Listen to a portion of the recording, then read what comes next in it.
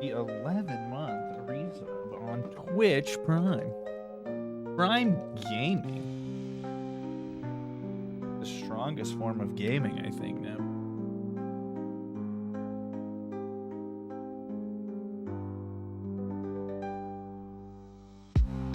You are the Prime Gamer. The one and only Prime Gamer. That's crazy. Did you guys know that we have Prime Gamer in chat right now? Fucking crazy, really.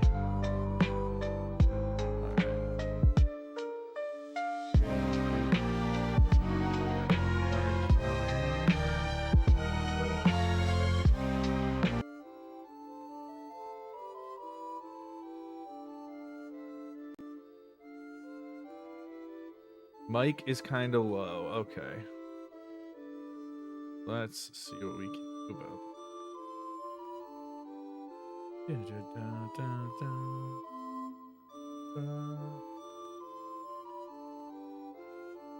What if I do that? How's that? How's this sound? Is this reasonable or is it too loud?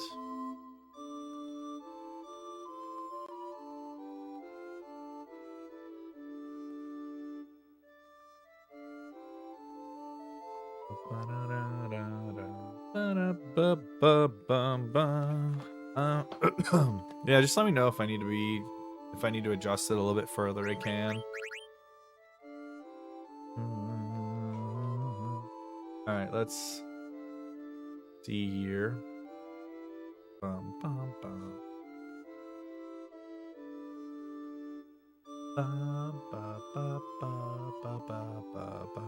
It's better now? Okay.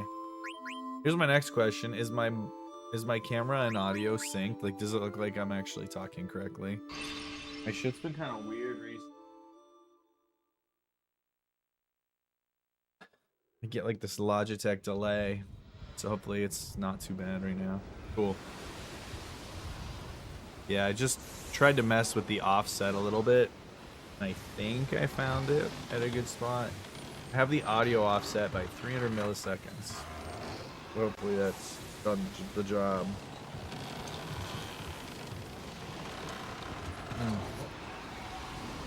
How are you guys all doing today? I should make another coffee. I've only had one coffee today, which is, you know, a fucking problem for me. Dude. Like Final Fantasy IV? The fuck is this, dude?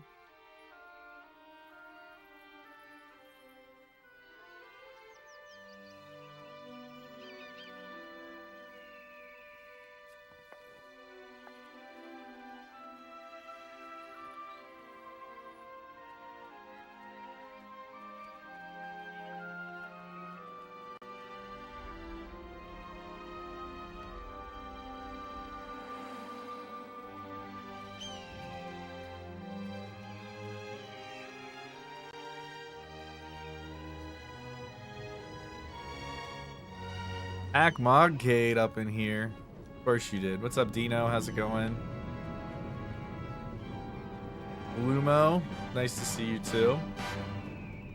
How's it going? How's it going?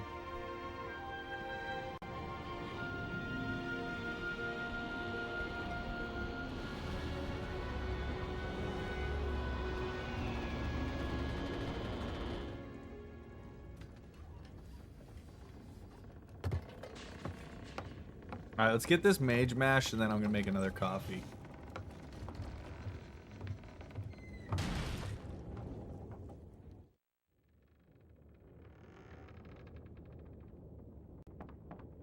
That's the best take I've heard in a long time, Dina. Hope your work is going well today and that you have a nice, easy... Today's Friday, right? I hope you have a nice, easy Friday. You guys got anything coming up for the weekend? Anybody?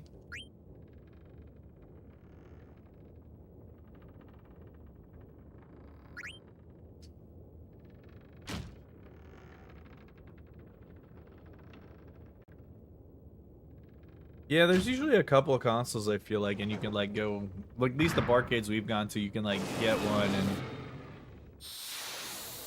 The worst take is when I gave FF4 a 2.5 out of 5. I'm willing to play. I need to play the Pixel remaster. I'm gonna play it again.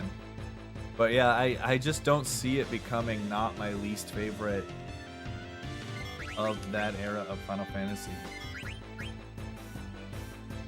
Like I understand like having a nostalgia for it, but for the things that I like in Final Fantasy games and RPGs, I just don't think of it being any better than 5 or 6 in anything I really care about.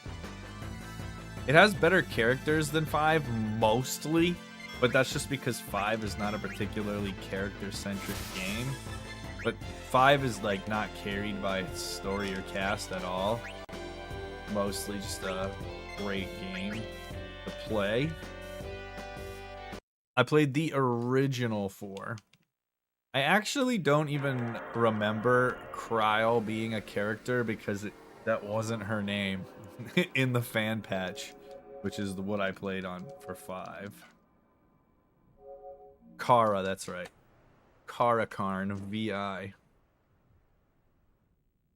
4 was really like the first genuinely story-based Final Fantasy game. That is correct. I like it. It's one of those things where I recognize 4 as being one of the most important games in the entire franchise of my favorite franchise.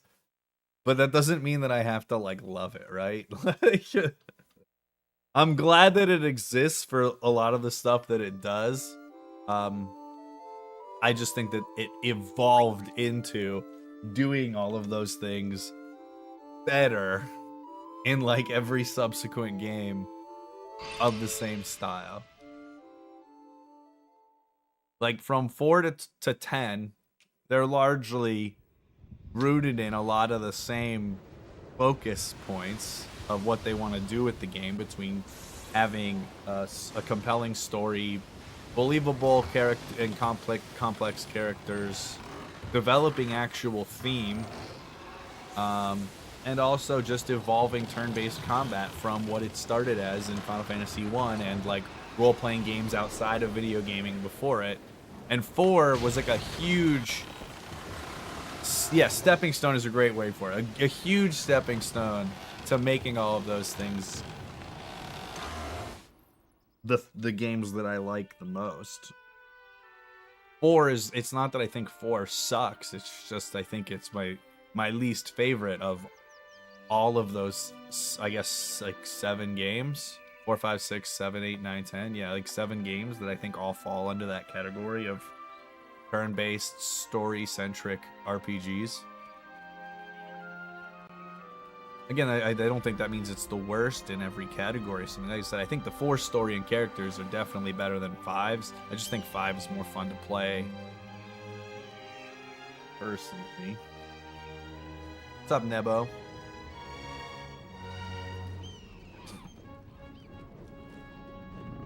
Or also, I believe 4 is the first one that actually used active time combat for its turn-based turn order, rather than pure taking turns. 5 introduced the ATB bar visual, which is a huge step, but I do believe 4 is the game of the series that actually first uses ATB combat.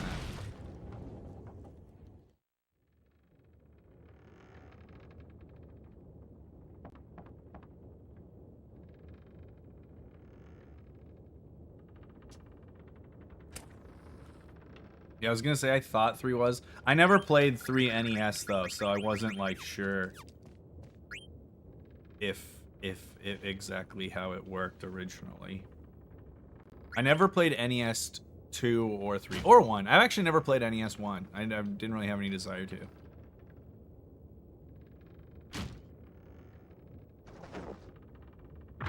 Hey, the ATB bar is one of my favorite features of 5, 6, 7, 8, and 9. So don't knock it, all right?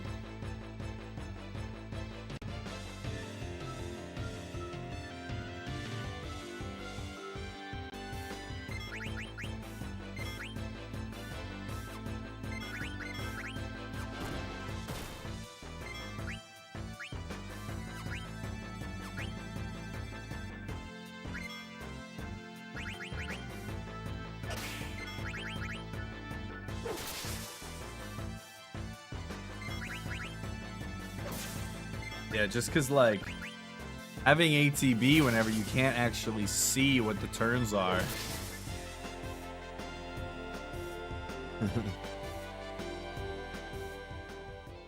You played 1 on your iPod Touch? That actually, it goes really hard. I played the 4. I played 4 on my, my first iPad. I didn't finish that one though. That was like, I think it's like the DS port, I believe, that they just threw on iOS.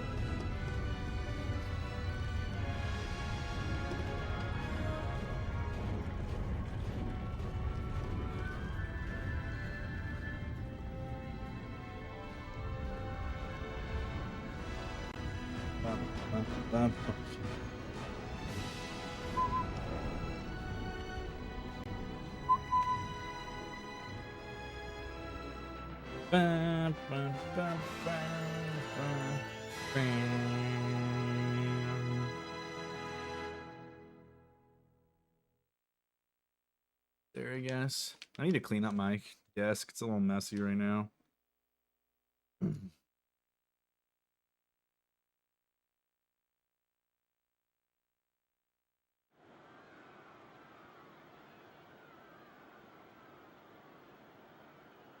Hey, Moo.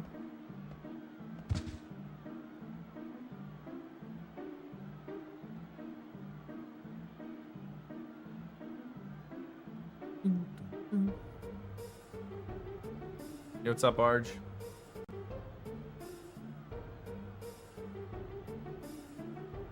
Moo's thirsty. She's gonna drink.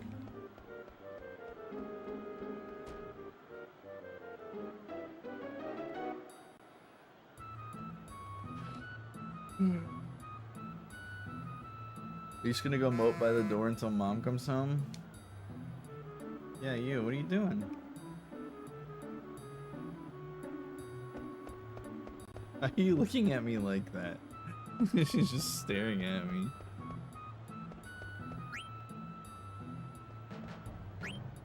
Two per customer is based as fuck.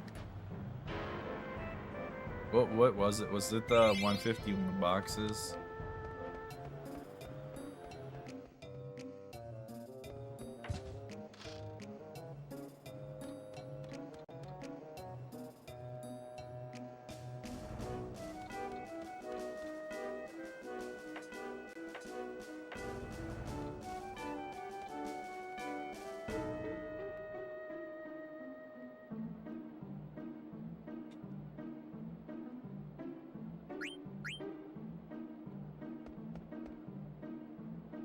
Nice.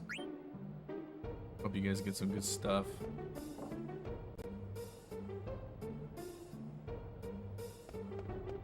When does the bassoon not go hard, you know? Gotta get that real deep, guttural woodwind.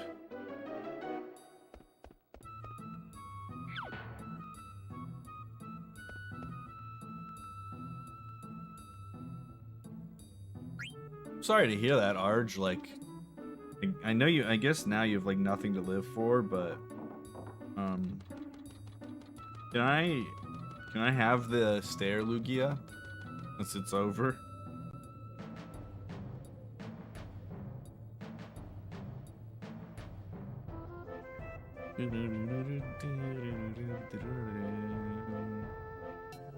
Thank you.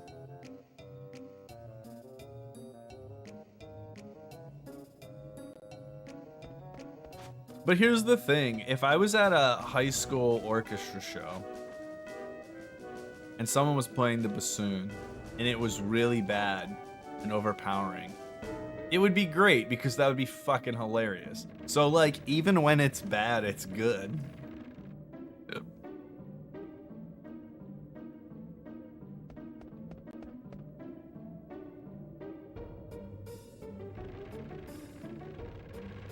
I have one prismatic ETB, which I am gonna open with Emma when she gets home from work.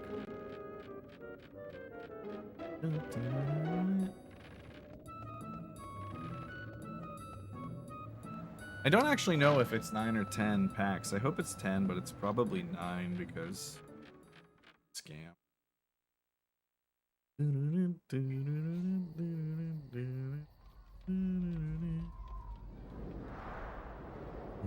They have 9, yeah.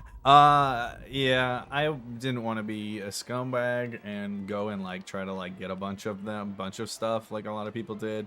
The store that I play at basically promised, not like promised, but more or less made it so that the regular players would all get one item of their choice. So I just chose an ETB, and I didn't actually go anywhere else to look for them. I just took my one ETB and was like, that's good enough for me. Wasn't gonna try to be scummy and buy a bunch of stuff. It's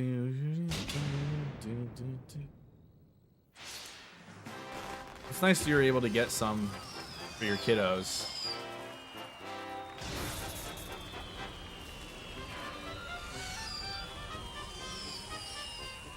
Oh yeah, no. I didn't mean like that because you bought more than one item you're a scumbag.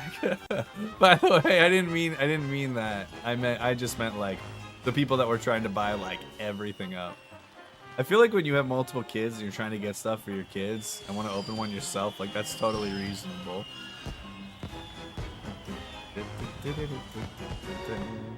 I would like to get one ETB to keep sealed, but I'll worry about that when the reprint comes out. Just because I like to keep one of the nicer sets sealed. But yeah, this one we're gonna for sure.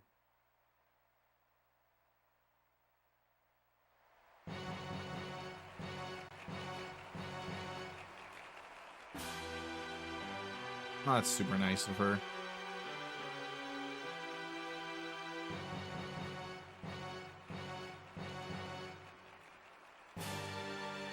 Oh, that'd be awesome.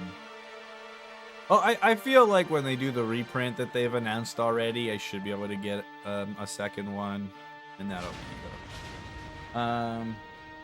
It would be nice to get to open some more, but I'm not like gonna lose sleep over it if I don't get to. All the playables that I want out of it are probably gonna be mostly cheap. Like the Badoos are going for like $2 right now, so there's that.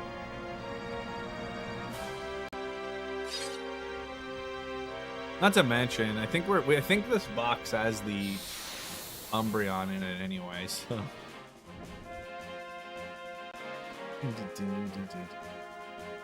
Yeah, I appreciate that, Grimace. It's super nice of you.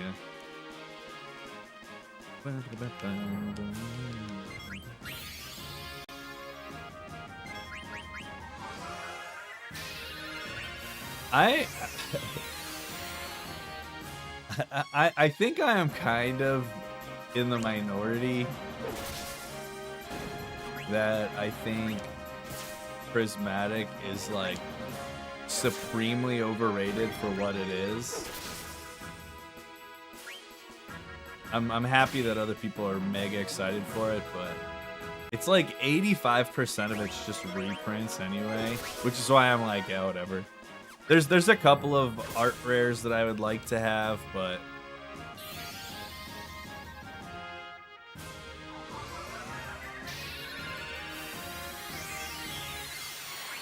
the only card that I like really want is I want the Iron Hands EX.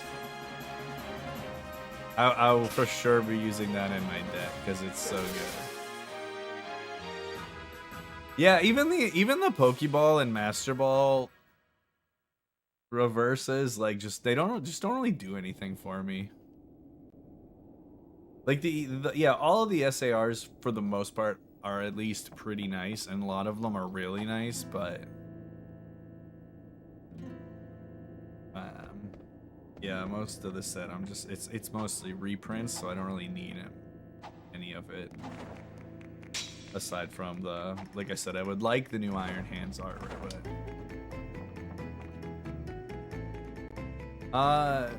no, you can have my deck lists. I don't care.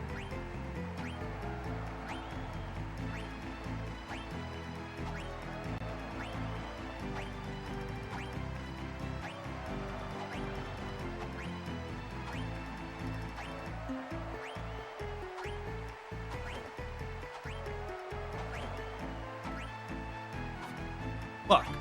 I actually fucked up. I fucked up my D-pad.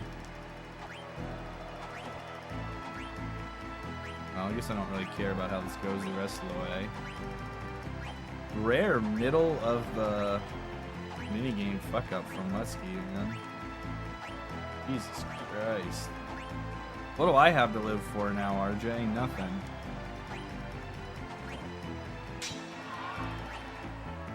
Nothing.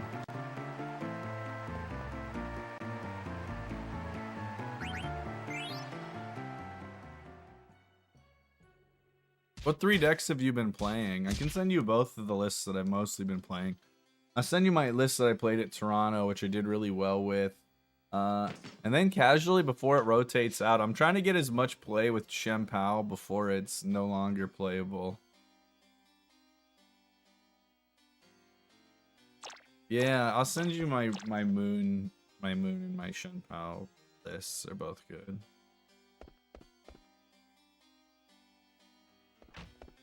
Yeah, well, it depends where you make the mistake. If you make it really early, because it matters how many you get in a row. So if you miss it in the middle, your longest streak is obviously at most half. And I got it like pretty close to the it was probably like 60% of the way in. Yo, Gumbo, thanks for the 8-month resub. Yeah, send me ping me on Discord. I'll just post them. I think we have a TC. Is there a TCG one? Yeah, Pokemon TCG. I'll post them in there. Hang on, let me get them real quick. So I'll post the Moon one first because it's like actually good. Shen Pao is also good, but it's not as good as it was 3 months ago. Oh no, it's okay. It's so easy to export with TCG Live, so it'll take 10 seconds to do. I just have to open the app. I have ADHD. I'm like the best multitasker I can be. Like, this is great for me. Zorn and Thorn are going, and I'm over here just exporting my deck lists. Alright, here you go. So this one is the one that I went 9-0 at the League Cup with. I guess technically I did lose 1 game in the last one, and I won 2. So I went 11-1 overall, but 9-0 in matches. That's the one I played there. And then this is the Shen Pao deck that I'm playing a lot until it's unplayable because Irida rotates out. So those are the 2 big ones that I've been playing. And then if you want another one that's like fun and interesting until Dialga rotates out, Archaladon Dialga's good. And occasionally I will play this one at the bottom here, which is Greninja EX Frostlass damage spread deck, which is really fun if you play people that use a lot of abilities. I was using it mostly when people were playing a lot of Lost Box with the new Pikachu. I played Greninja Frostlass because it just like fucks all that shit up. What's up, Ames? I actually wanted to fight you today. But yeah, so those are all good and very viable decks in some order. What's up, Benzel? How's it going? But yeah, let me know if you mess with any of them, Rogan. They're all fun. I don't usually play like whatever I consider to be like the one or two best deck in the format. I just like to try to find stuff that I think is a little bit worse, but then just like learn how to pilot them better, if that makes sense. I've never actually played a Charizard EX in person. I've never played Raging Bolt in person. I've never played Drago in person. But I have played all of them online. I just never played any of them in person.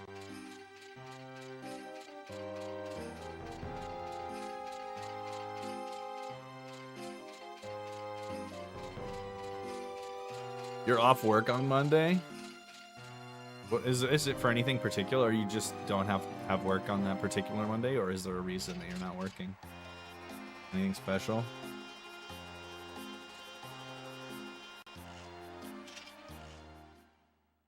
Oh, it's MLK Jr. Day. Duh, it's January, yeah. Hell yeah.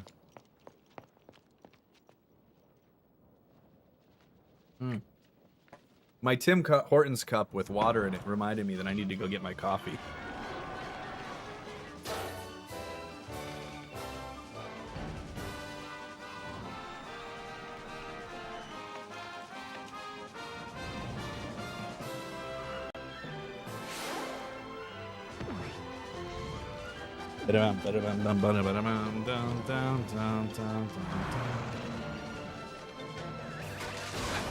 It wasn't actually ready yet, Dino, but it'll be ready soon.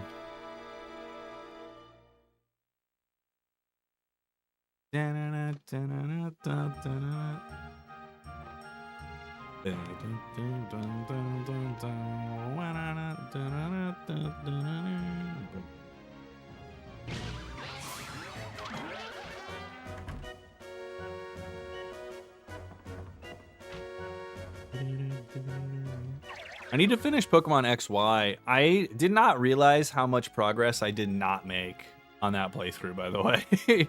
I was playing it again the last couple of nights for like at 30 minutes to an hour. I only had one fucking badge when I'd streamed it. I thought I had more than that. I got a second badge yesterday.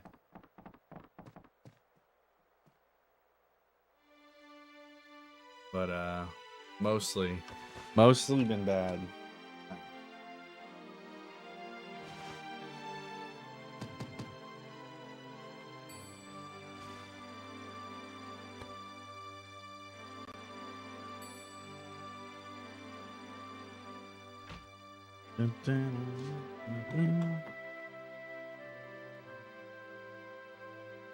Okay, honestly, can you do it in any order?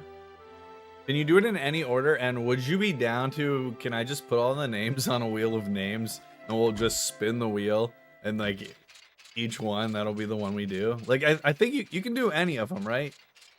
Or does like the first one you pick influence what you can do next? I don't know. Here's my other question, because I actually don't know. Like, let's say that there's characters, you know, A through H, right? If you pick character C to start, does anyone know, if you play Octopath, if you pick like character C to start, is it any more or less difficult to move from character C to then B, or from C to A, or C to F, etc., etc.? You get what I mean? Like, is it more annoying if you want to do a specific route of characters, or does it matter?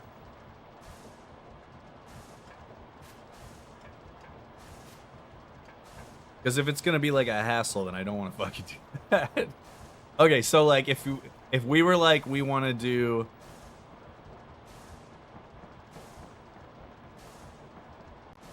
I'm trying to remember the characters' names.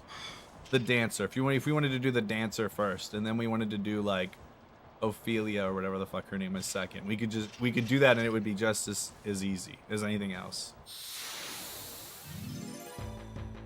Alright, yeah, let's fucking wheel of names it. I'll put it up here.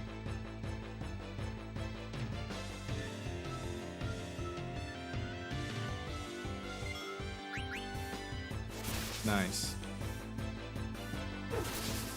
Yeah, that works.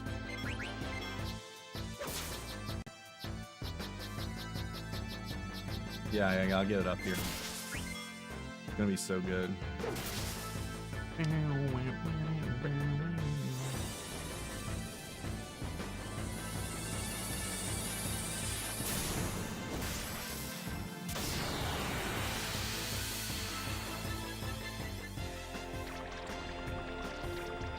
Oh, it even has their last names. That's nice. Okay. So we've got Ophelia, Iris, Tressa. She's the merchant. Ulberic, aka Jesse. Eisenberg.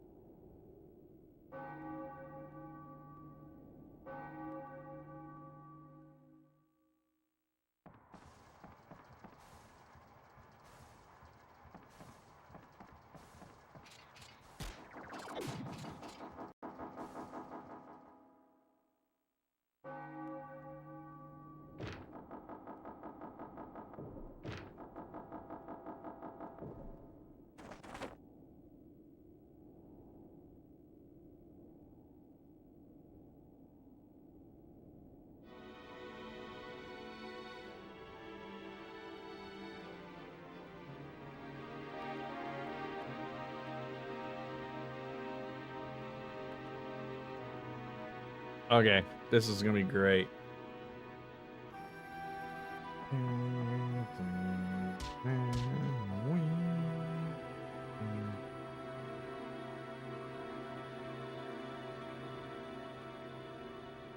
Whoop. Whoop. Whoop.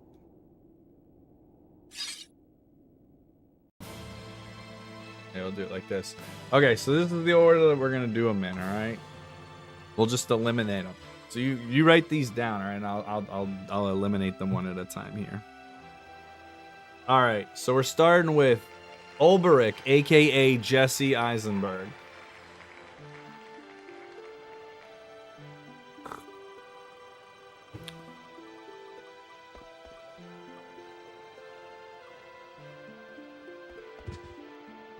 And then we're doing Cyrus, the best friend of Frog and Chrono Trigger, Albright.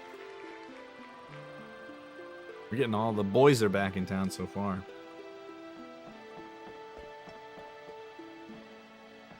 Then we're doing Alphin, smoking that green grass. These are their canon last names, by the way. I made up the middle names. I don't know if you guys picked up on that, but the last names are legit. All right, Primrose, a.k.a. Everdeen Azelhart. I believe she's the dancer, I think. I think that's one of the ones I did. All right, then we're busting on our speedrun strats with Tressa. Delicious Calzone.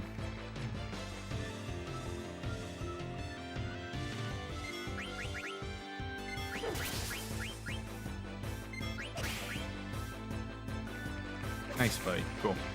And then Ophelia.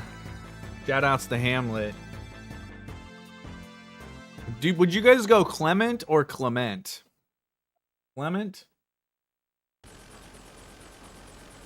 And then Hanit. The hunter / huntress. I didn't actually look. Oh, I don't even know why I spun it this time. Tyrion, no last name.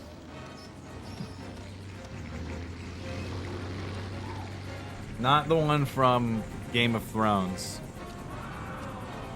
Not Lannister. Alright, there you have it. There's the Wheel of Names. There you go. So get that down. Perfect. Perfect. Will you post this somewhere in Discord or send it to me on Discord so I have the list to refer to? Are we carefully playing this? Very carefully, RJ. No, not casually. Very carefully. Yeah, we're casually playing it. We've both started it before, but neither of us. I didn't even come close to finishing it. I think Annie got a little bit further than I did, but neither of us have ever finished it. So we're starting it. We've been talking about doing this for fucking 2 months now, But we're committing. We're committing. It's 2025. New year, new us. We're actually going to do it. We're going to play all of Octopath Traveler as our next casual game.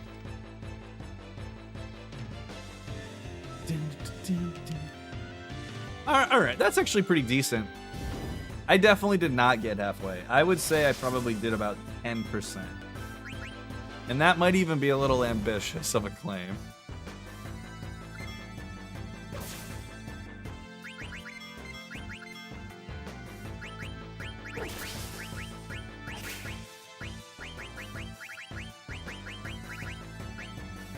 It's not like we need to play a fuckload either. Like, you know, usually when I'm playing casual games, I like to stream like 2 solid days of gaming for it a week. On average, I would say. Usually between like, I don't know, 5 and 9 hours each time. So I'll probably play like between 10 and 15 hours a week of it. Which I feel like, you know, would be a solid month or so to get through it. That was kind of a skip. Yeah, it skips a Steiner turn.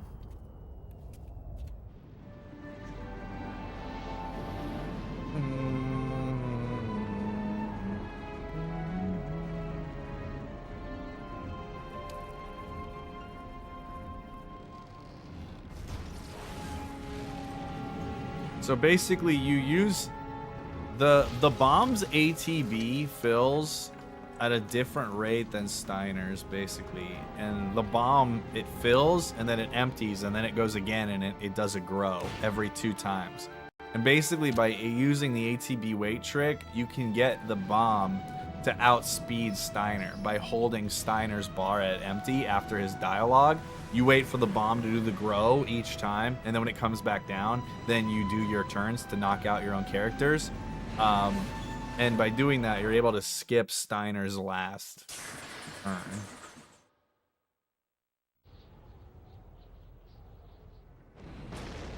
I got Octopath Traveler 1 I got from Prime Loot. Prime Loot was going to sell a lot of his Switch stuff, and he was like, if you want any of this, you can just have it. And him and Hollow came up and visited for a couple days, so he just brought them.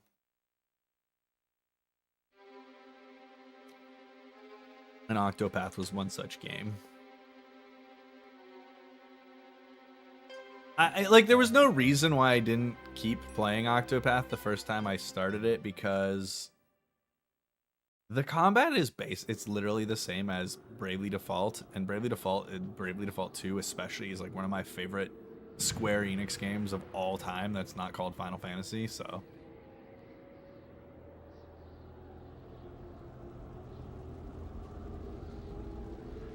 Shoutouts to Prime Loot, right?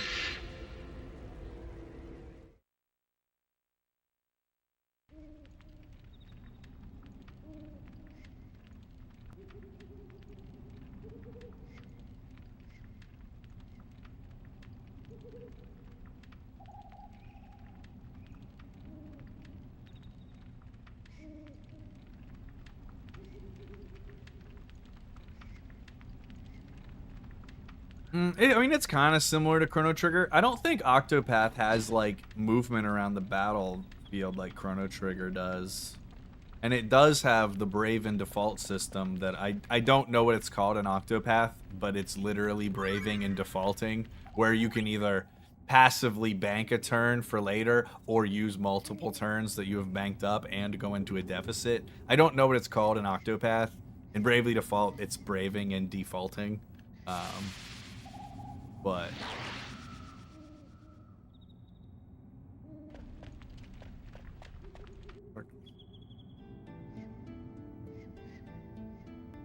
speaking of Chrono Trigger, I bought the Chrono Trigger PC version. I think I'm gonna consider 2025. I think I'm gonna relearn the Chrono Trigger speedrun, but I'm gonna do the PC version, I think.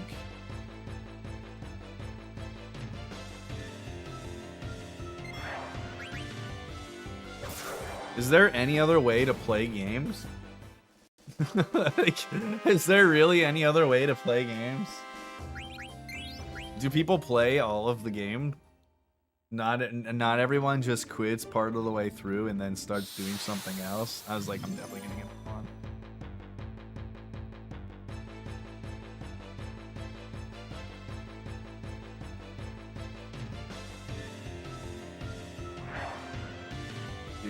let me out of this hellhole.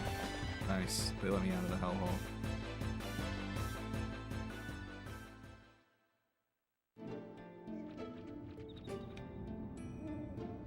I learned no LSS for Chrono Trigger way back when.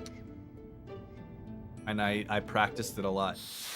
It is now that I have actually done multiple speedruns of Final Fantasy VI, Final Fantasy VI is no longer the game that I invested the most practice time in without doing a full run of it. Because now it's Chrono Trigger. It was FF6 for a long time though.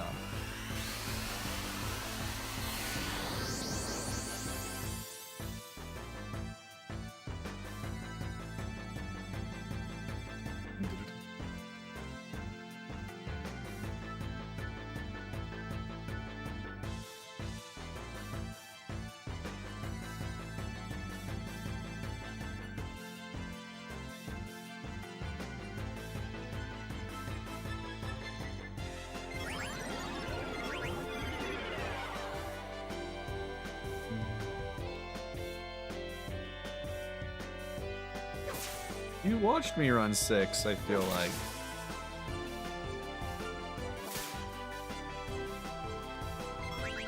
You also probably watched me die a lot in 6. That fucking air raid sequence is horrible. It's horribly difficult.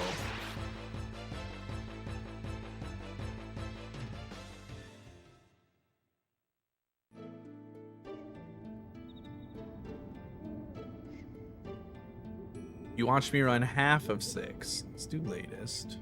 Latest and great.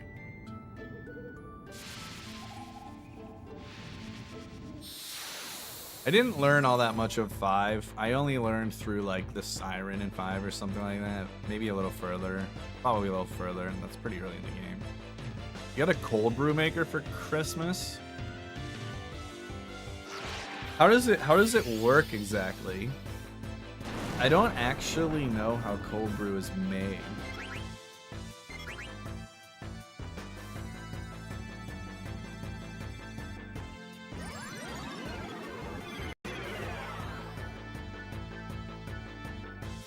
I figured it took like overnight.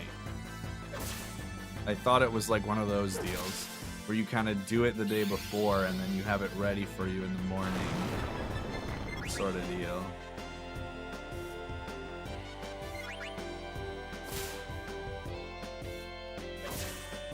Let's make espresso and put it over ice.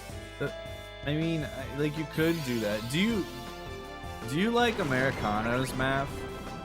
Like that's like my go-to espresso drink. That's really nice.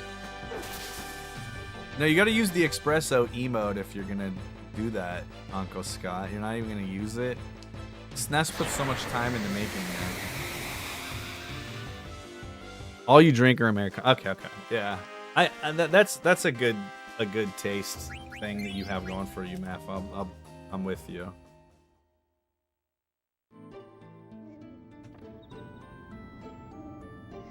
It's like a great 5-calorie get me going in the morning kind of deal. It's got a okay place to hold the ground.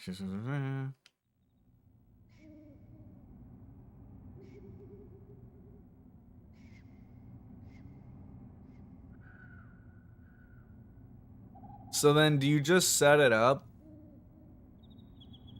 and then you just store it for until it's done, and then wake up in the morning and you can have it?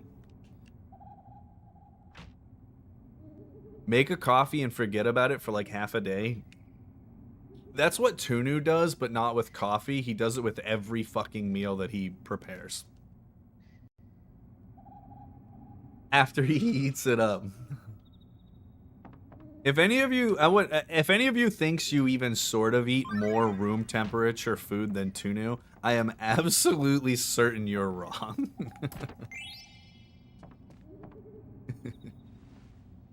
What's up, Tunu? Thanks for the good luck, Cayenne.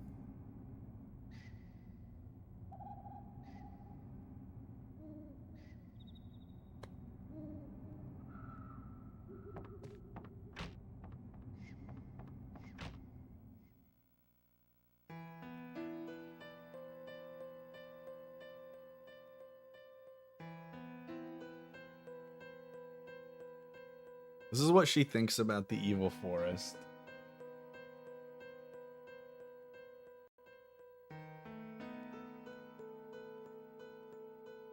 Fucking goober.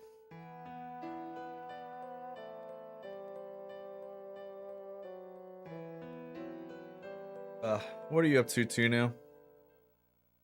You working or anything today?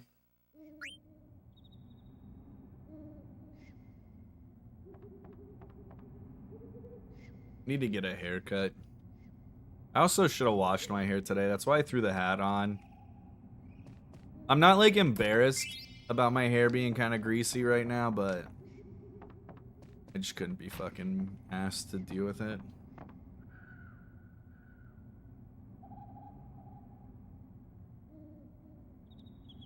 Yo, what's up, Durs? So good luck.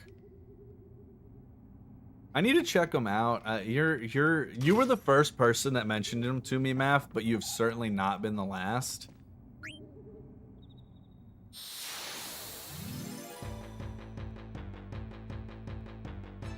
The thing is, right now where we're at, even small appliances, we just don't really have space for. We don't have space for fucking anything.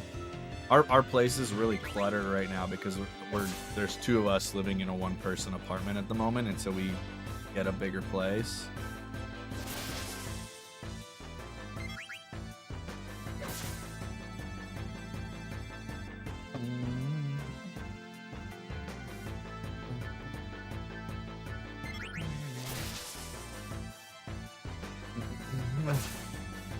I would like an espresso maker at some point,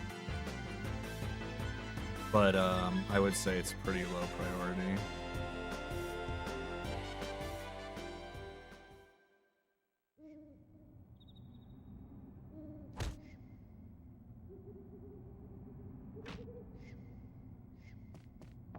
By the way, I saw a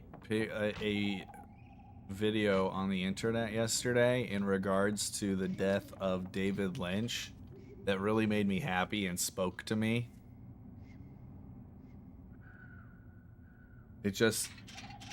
All it said was, to all the pretentious know-it-alls out there, you lost a real one. And it just really spoke to me about film.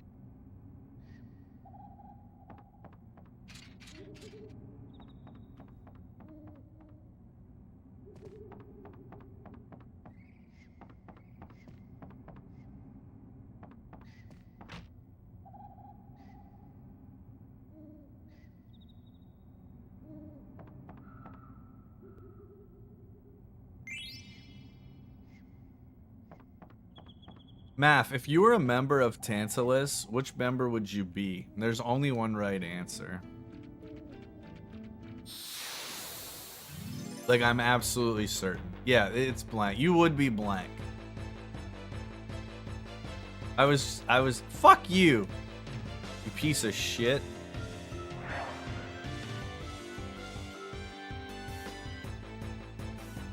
I would be Gennaro, okay? Marcus coded? Fuck that.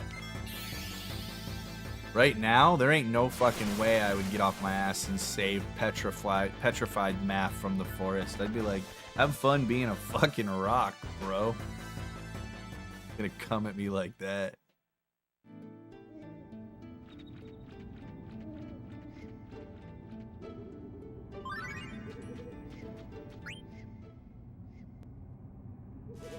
Guys, it's Rufus! It's Rufus, guys!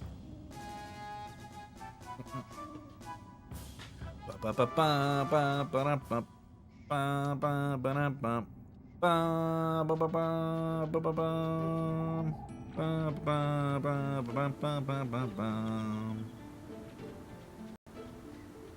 think I could live with Marcus. I would rather be not Marcus or Cinna, to be honest. Anyone else is cool. I'm gonna put this on the table as someone that lived in the South for 10 years. Can I be Ruby? I also love theater and productions. I don't have like an annoying accent, but I'm sure plenty of people think I'm just normal, fucking normal annoying, you know?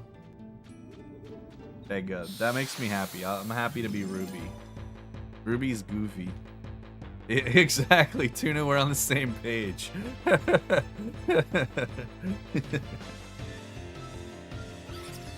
Tuna thought he was gonna make fun of me and didn't realize that I was gonna beat him to the punch.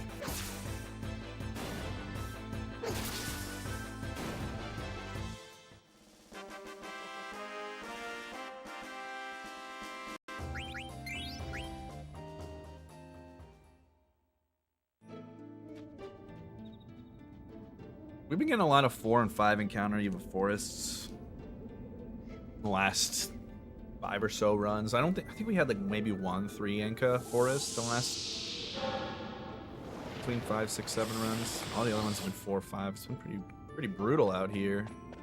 Yeah, that's my girl Olivia. God, it's brutal out here.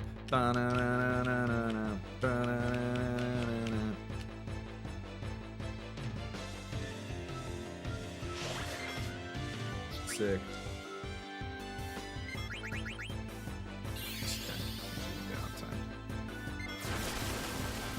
I don't really want to reset, but like I'm kind of leaning towards just popping one in. We'll see how Ice Cave goes, I suppose. You guys know how I feel about resetting.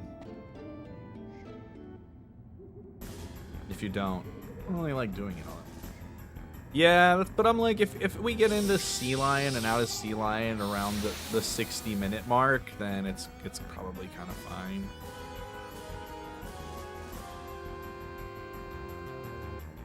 Like, it's not like we're completely cooked yet. Like, I got this 850 with a 60-minute and 30-second Sea Lion. We just gotta win this coin flip on Z first. Because we're definitely going Z. Oh my god, Z fucked it up. He had one job. Yo, what's up, Bacon? I actually don't even know why I didn't register. What did you say? If he wasn't petrified, he'd be the fastest. That's true. He actually is statistically the fastest, excluding Zidane, as far as in-game battle speed goes. He is legitimately the quickest one. Marcus is not quite as good. He's a little bit slower. Marcus is actually, I believe, the slowest. Him and Cinna might be tied as the slowest.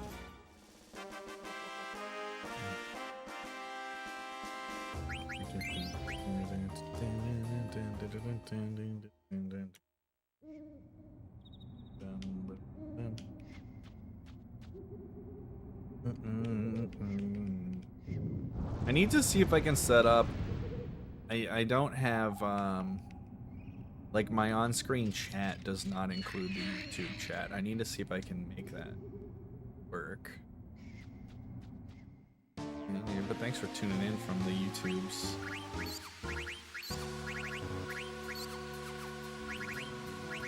Might just start streaming on TikTok, because once it gets banned for all you fucks in America, I'm gonna be like a top 1% TikTok streamer by default. What's up, Cal Show? Hey, Lobby.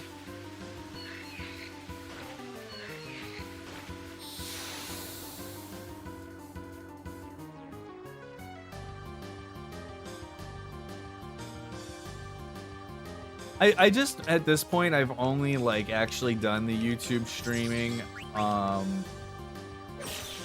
when I do full runs of stuff. I've kind of not done it for other things.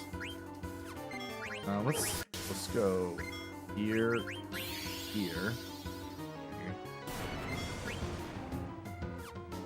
I actually don't care if Steiner lives here, to be honest, because we're gonna get level 3 either way, so it doesn't matter.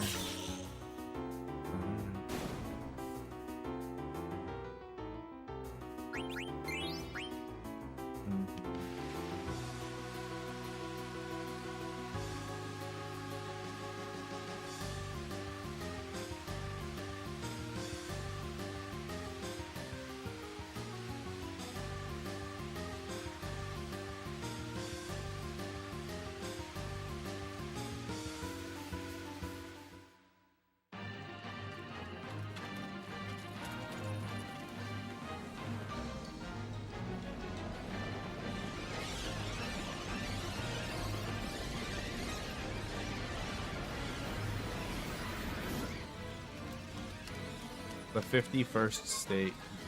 Canada as one state would actually be insane.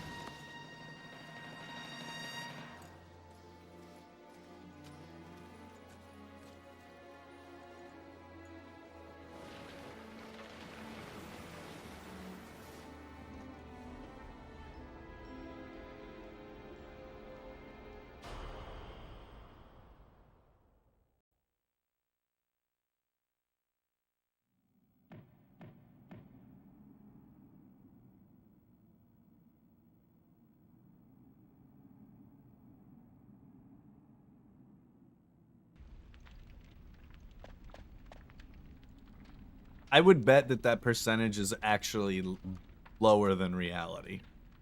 I bet you it's like 95%. Well, Scott, I think we looked it up before. What percentage of people live in Southern Ontario and or like the border part of BC? Because even if we concede Alberta in its entirety, I still think that that's like the smallest percentage of people.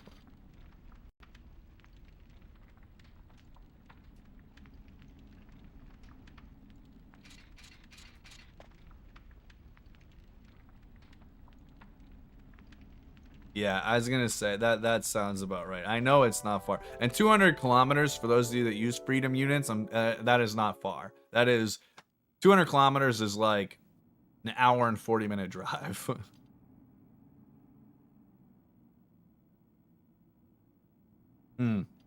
Yeah, that is probably correct. It's like everybody's like basically. I would actually be interested. I'll give you an interesting one, Bacon. I would be interested in knowing what percentage of Canadians live south of a United States border that is not Alaska.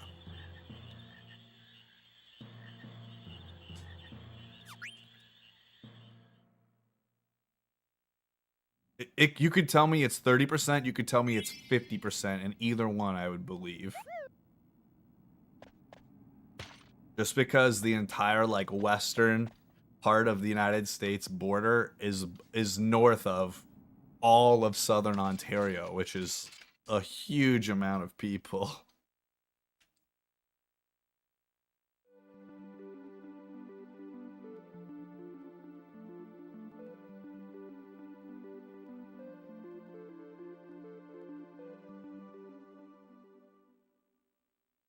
Yeah, Toronto is not more north than the whole like western. Like I imagine Seattle is further north than Toronto. 60 to 70% of Canadians live below the that's hilarious. Like I said, I was thinking about half, and I thought I was playing it a little bit safe.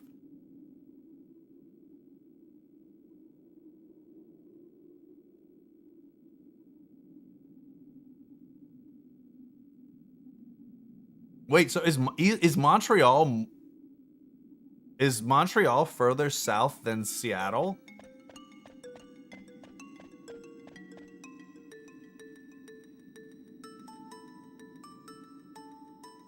That I would not have guessed. Jesus. That's crazy. Yeah, there you go. For those of you that are interested in geography, there you go. Like, a lot of Canada is way less northern than you might think relative to the US.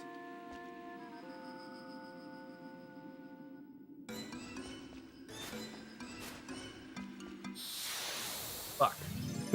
Yeah, I knew you meant QC.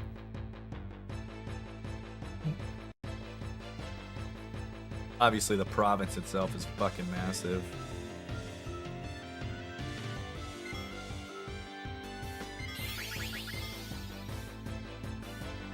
I am actually American. I live in Canada now. My wife is Canadian.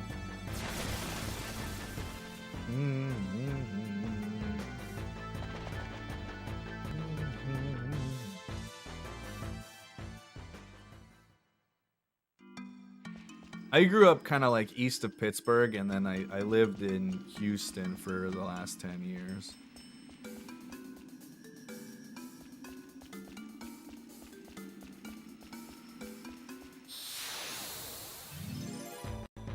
Not looking good, Tuna.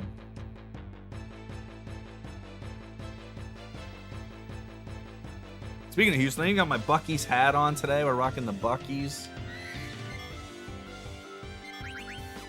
You know what? Let's kill him because I can.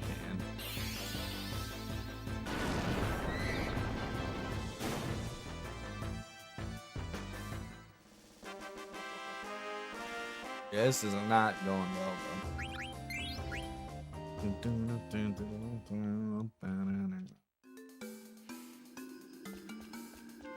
I think that's probably what it's gonna be. Whenever that is, like later, I think it's like later this year or something.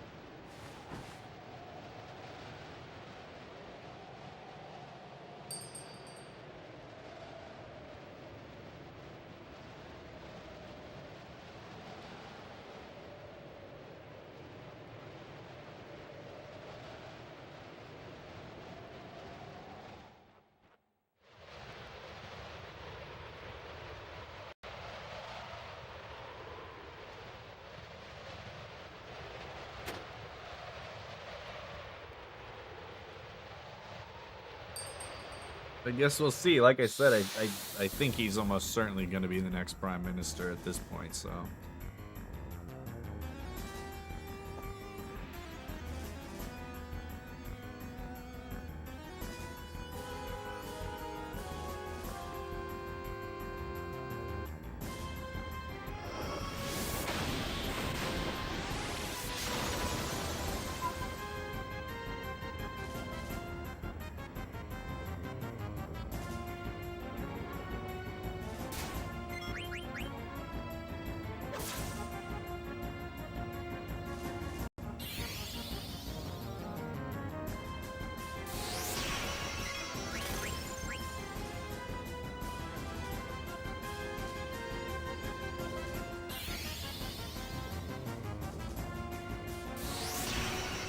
Killing the sea lion first? How does that even go? How does that work?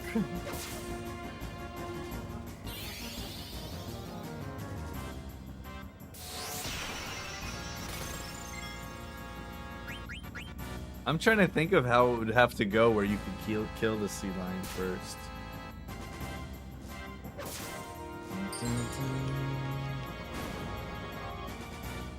The mage gives extra dialogue. How much does he heal per turn? Like, does he just not heal enough that you can outrace the damage that he heals?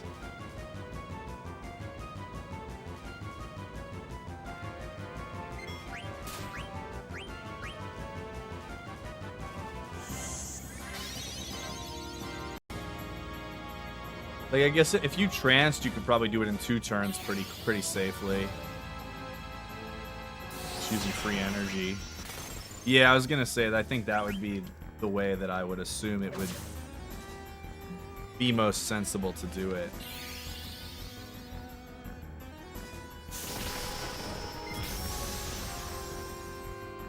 Can you not max blizz me here? Can you not? 32. Okay. He's giving me a shot. There's no reason not to YOLO this. So, we're gonna YOLO this.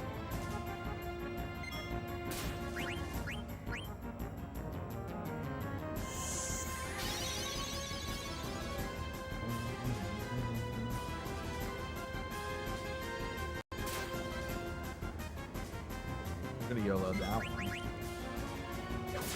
Maybe we can get away without healing now to finish. You got that miss. If he wings again, we'll definitely be able to. If he blizzes, it's gonna come down. No, we're good. We're good. We're good. 79. That was a lovely tidal wave. We in there.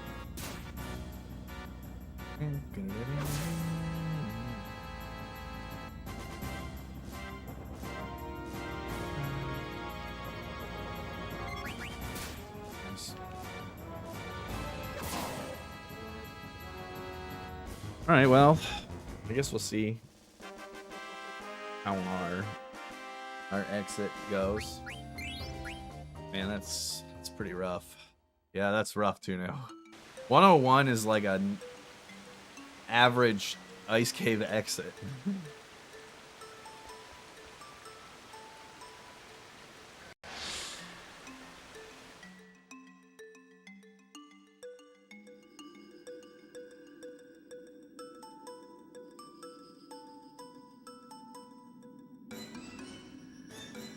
No, I'm not gonna heal Z either. We're just going for it. We playing like a 122 runner today? We might as well be. 122 Black Waltz 2 runner.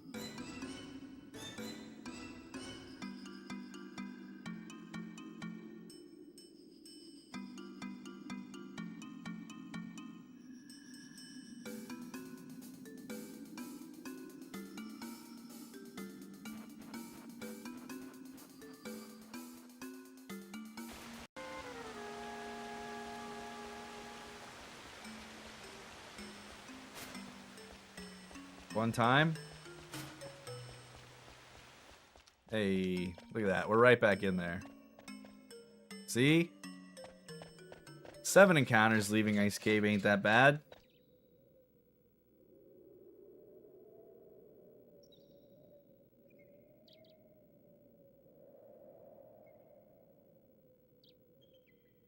Who's the real winner? Better be Quina.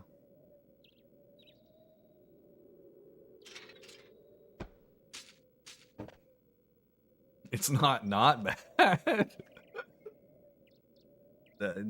Truer words have never been spoken, Luke.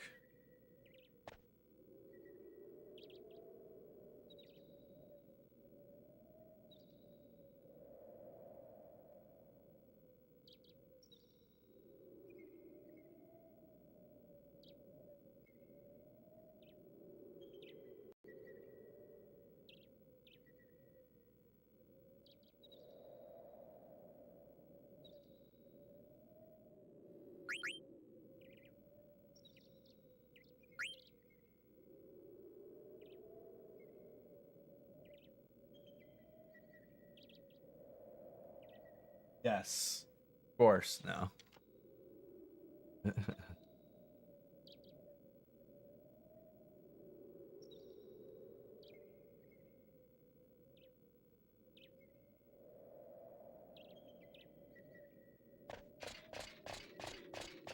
Match the hat. Yeah, it's also been there every day for like the last 3 months.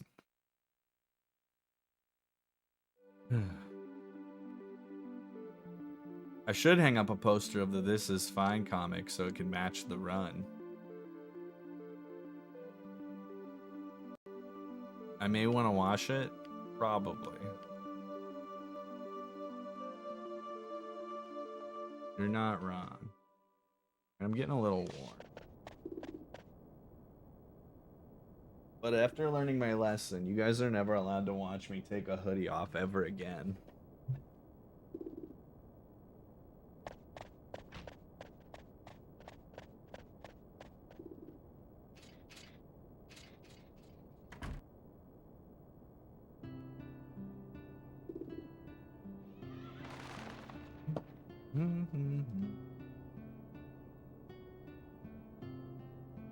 Thank you for sharing the link, Luke. I'm glad that everyone can watch the hoodie fail in their leisure time.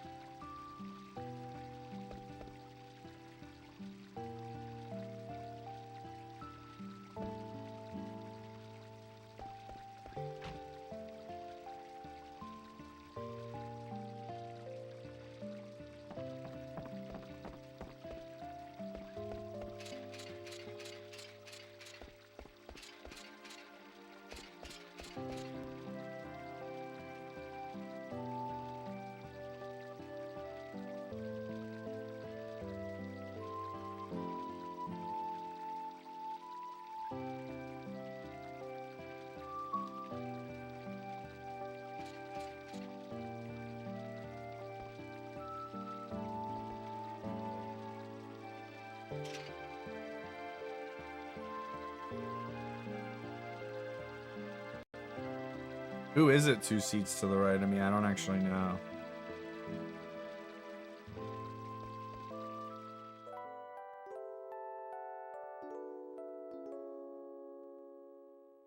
Oh, it's Toju?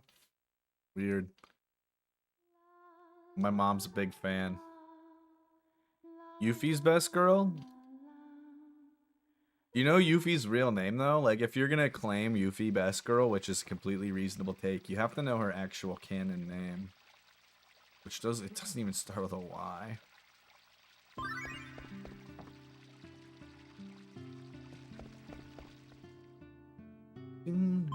What's up, Jack?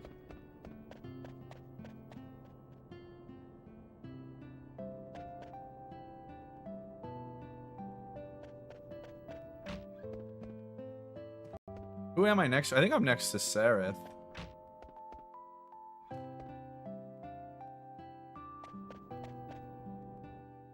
I don't know who else, but I think I'm next to Sareth. Because I remember Sareth looking at me very disappointingly.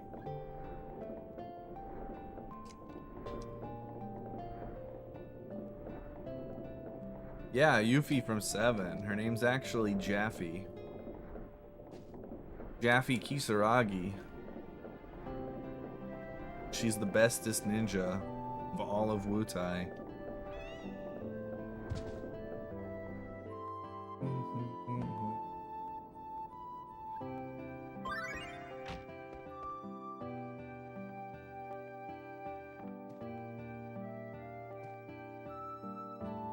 Remake and Rebirth are shit games because they don't even let you Yuffie warp. Busted games. Who's Sareth? Nobody really.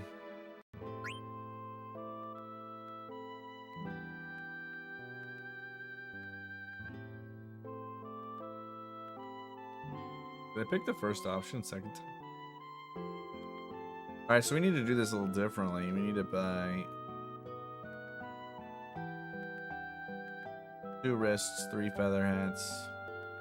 We should have a lot of money because we fought a lot of shit. We also ran away from things though too.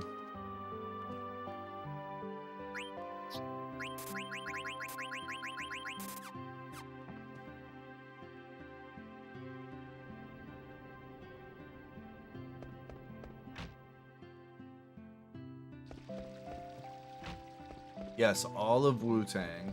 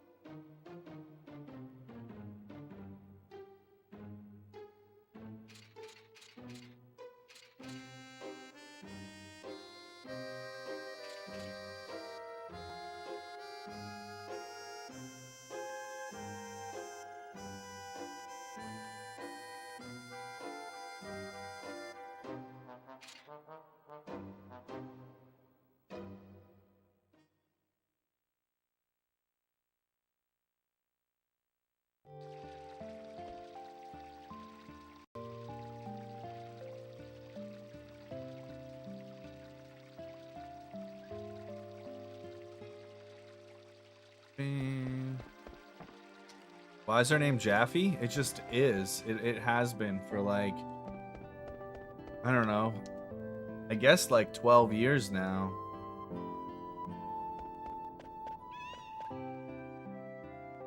It was Jaffe before they even announced the remake. That's the thing. Listen, this isn't coming from me. This is real.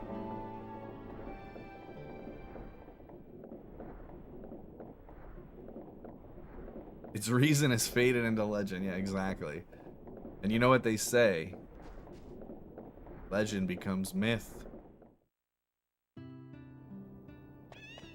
At least that's what Cate Blanchett told me at the beginning of Lord of the Rings, The Fellowship of the Ring, 2001.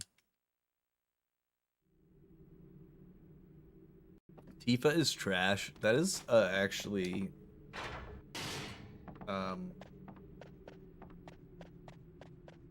Yeah, I mean, you're not wrong. It's definitely all about tuna. Spell it? It's J-A-F-F-I-E, Jaffe.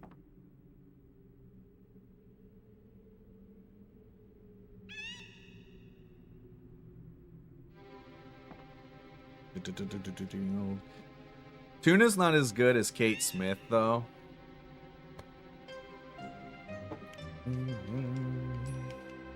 Jaffe, correct.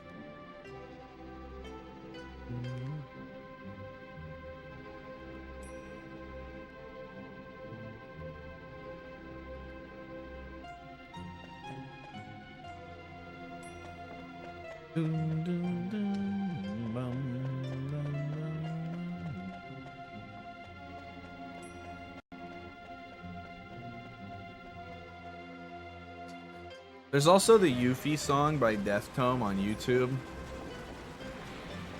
I wonder...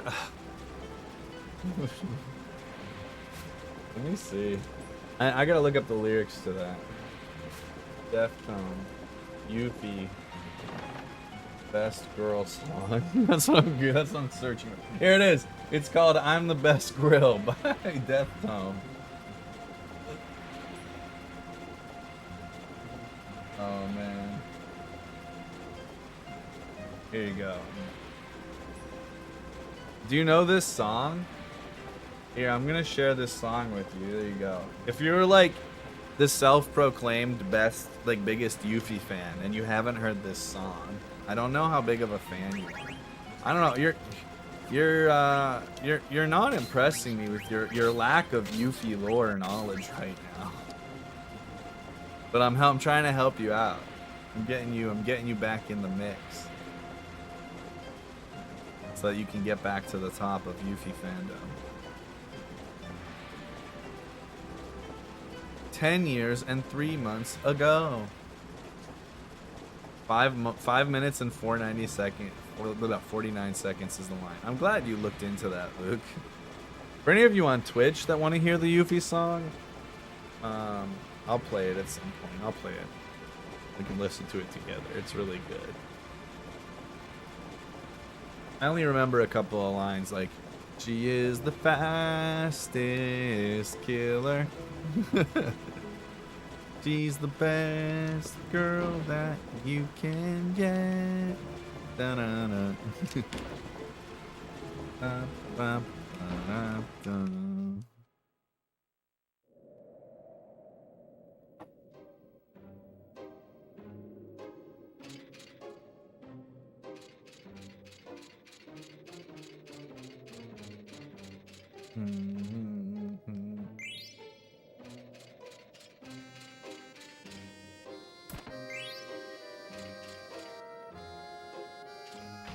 Luke, when do you want to watch all the Lord of the Rings in a day? We really need to pick a Lord of the Rings marathon Discord day.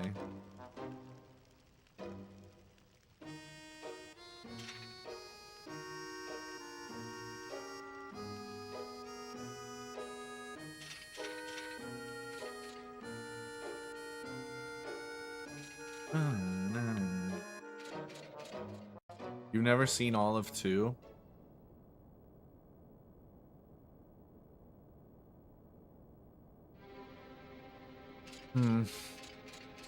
I don't actually know how I would like describe 2 and 3 in their entirety. Like 2 has one of the greatest practical sets ever designed in any film ever made, with the Helm's Deep design and like actual set piece and practical effects. There's obviously like the armies are largely CGI'd in the battlefield, but the practical effects are incredible, and it's legitimately like a crazy cool thing.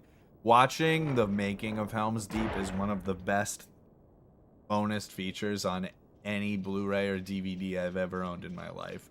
Like, watching the filming and making of Helm's Deep is as good as watching that part of the film itself.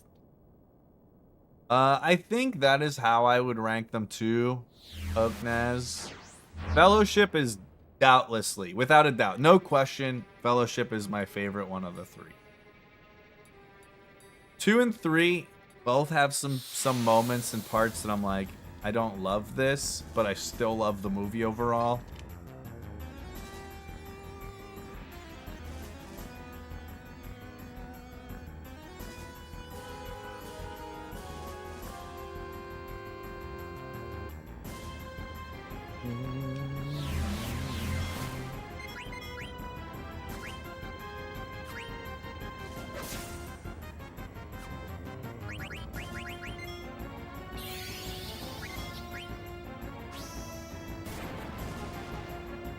Yeah, the thing is that the problem they ran into with Return of the King's ending is that they were like, what if we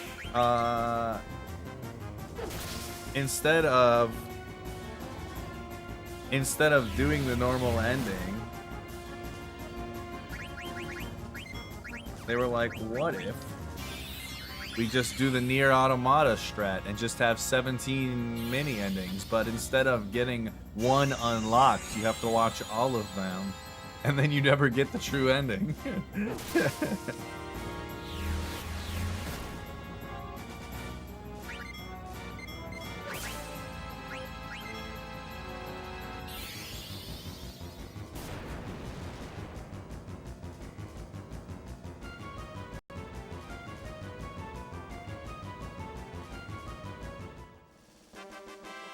Alright, we're back in there, guys. We're clawing our way back.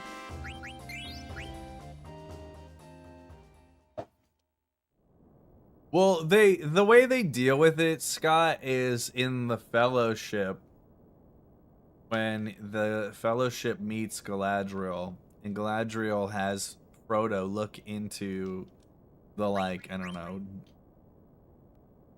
pizza dish that she pours magic water into and lets him look into, like the well. When he sees the future of all the hobbits, you know, trapped and stuff. And, like, imprisoned, enslaved by baddies. They kind of at least give you that imagery at that point, rather than having it in the actual ending of Return of the King.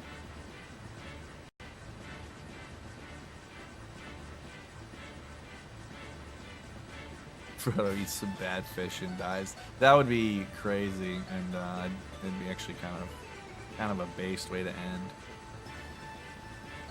They just roll the credits.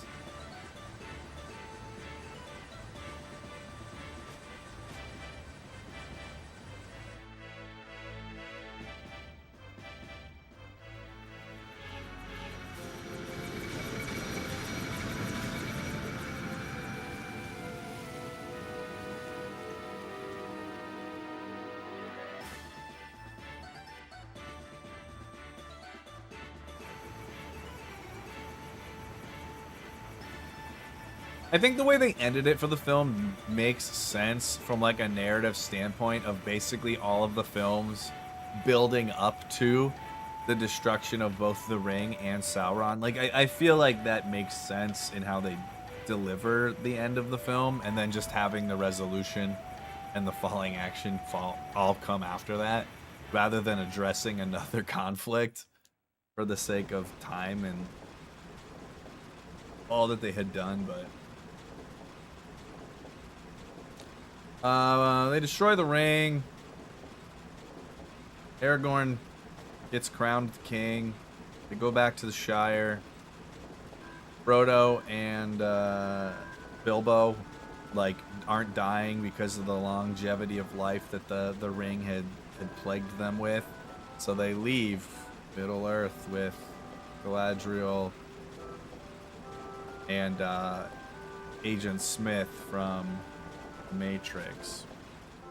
And then Sam cries after Frodo gives him the book that he had finished. Yeah, they do get on a boat and they sail to the west. That's correct.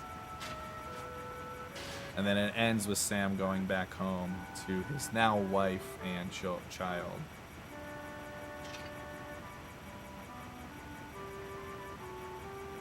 Who's Elrond? I only know Agent Smith and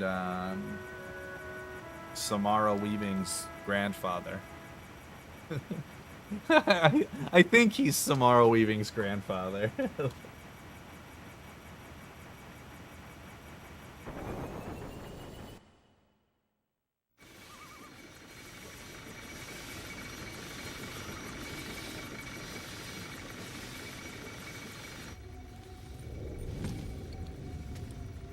Oh, it's her uncle.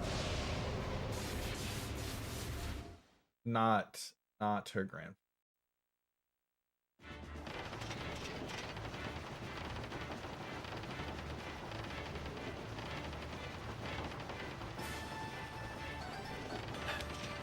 Here's my hot take about Lord of the Rings being overrated. I don't think the Lord of the Rings film trilogy can possibly be overrated, because it is actually that good.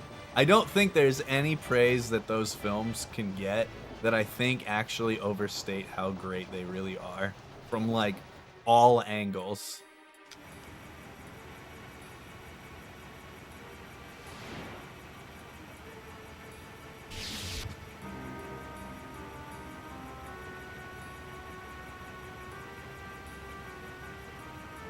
The way that they take a essentially split non-linear narrative and make it completely believably linear is really, really, really impressive. Like, I would love to have watched the storyboarding for how they wanted to set up the three films with just how they take the books, which any of you that have read them are aware, basically like have, you know, a multitude of narratives happening with the different groups of members of the Fellowship after it breaks up, and they kind of have to figure out approximately when stuff is happening concurrently with other things with the other groups. I think that in and of itself was really, really impressive.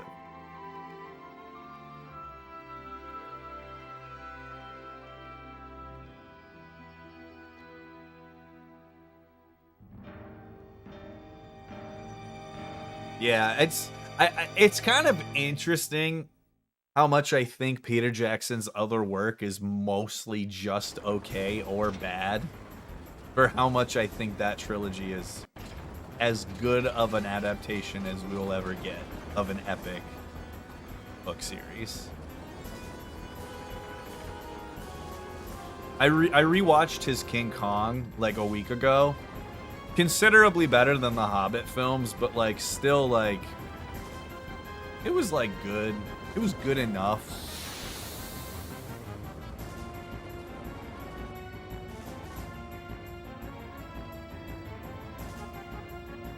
I actually recently, my most recent watch of the Lord of the Rings trilogy, I did something that I hadn't done in a long time. I watched the theatrical releases again for the first time in like fucking 15 years probably.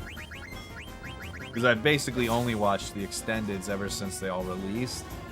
I went back and I was just like, I actually kind of wonder what the theatrical cuts look like, because I don't even remember what is and is not in them anymore. We get a Mutt 182 here, Vivi. Mutt 189.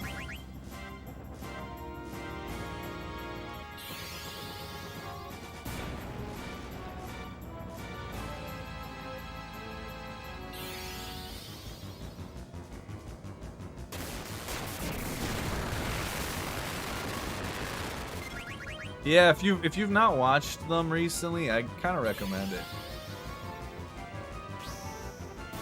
Yeah, they do average 175 and 189. Split the difference 7 each way. Beautiful. Beautiful. The mascot would be Moo. You would fucking love it.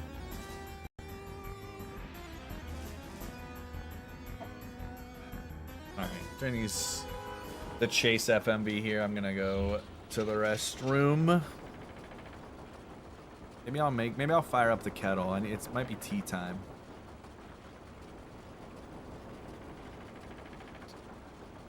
Yeah, and I really wanted him to work too, Grimace. I think like when you tell me that Jack Black is gonna play that role and that's the character type he's gonna play, I'm like, okay, I think I can get down with that. But then seeing it, I kind of felt the same way where I was like, nah.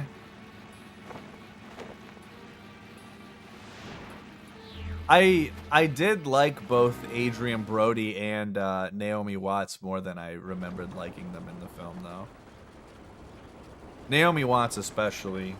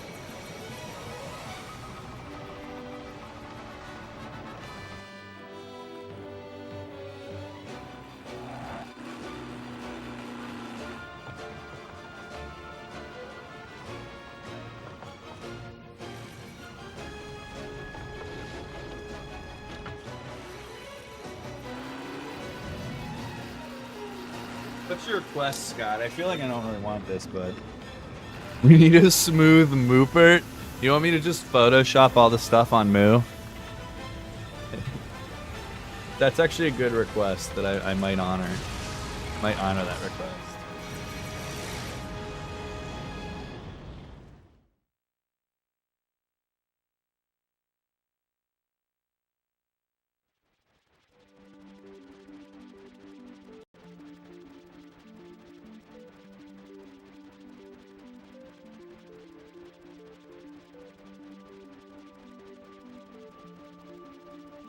You got another nice. Where'd you get them from?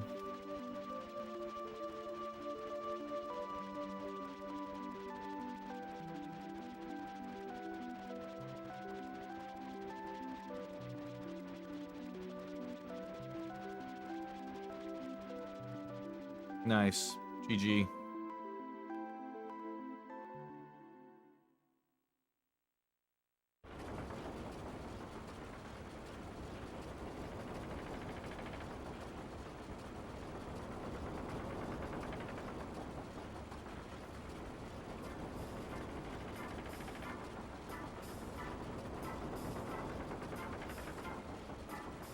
Did anyone try to fight you? And if not, I don't think you were trying hard enough.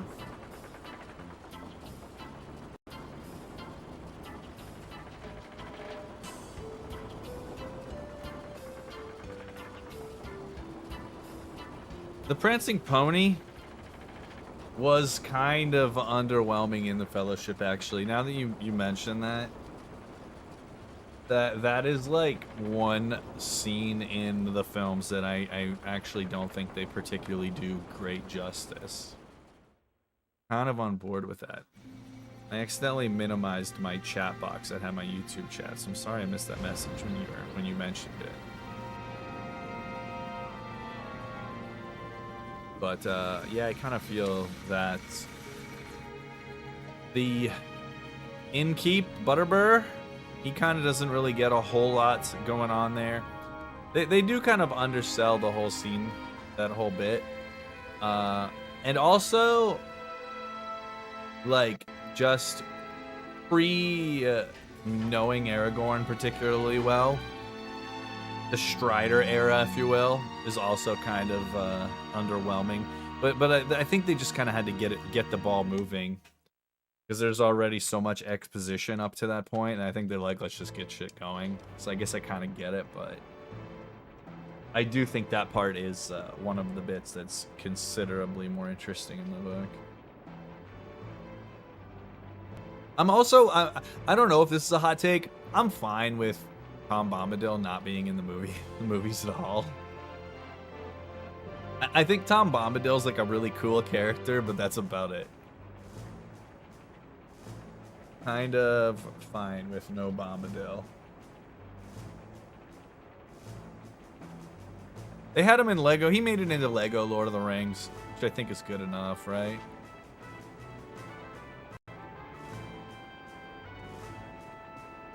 Alright, I'm gonna try to make a cup of tea while I do these scenes here. Get to the elevator. I don't know what kind of tea I want.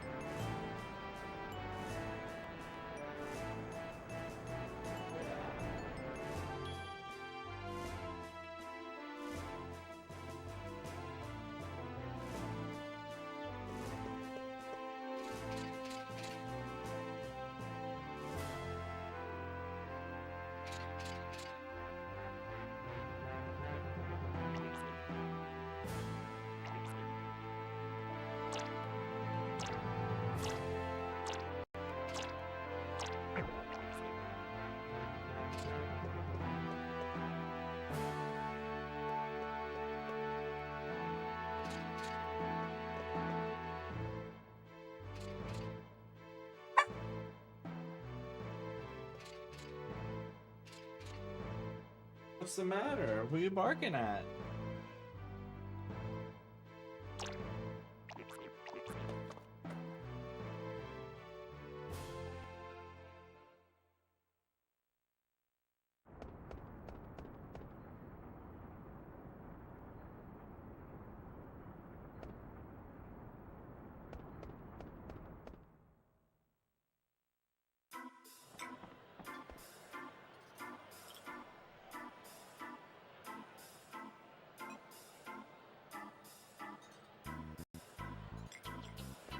Yeah, I hope this isn't anybody in here that I'm gonna offend now that I see what both of you have said in regards to my Bombadil take.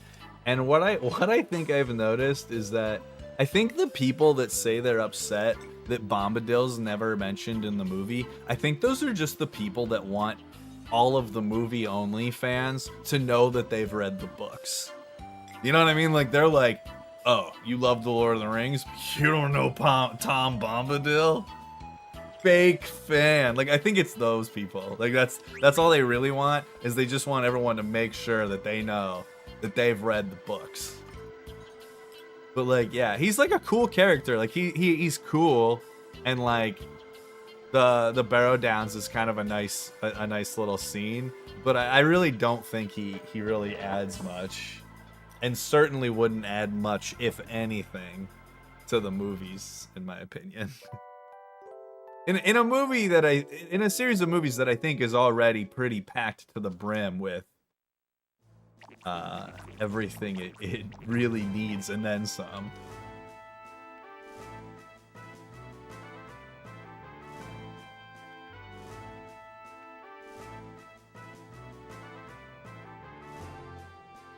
Yeah, exactly. That's a great way to put it, Shred. It is a nice little diversion, and kind of like first little mini conflict and addressing the power of the ring, very briefly.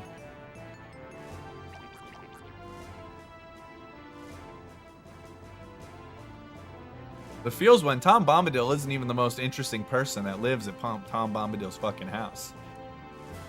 Imagine being the second most interesting person in Tom Bombadil's home.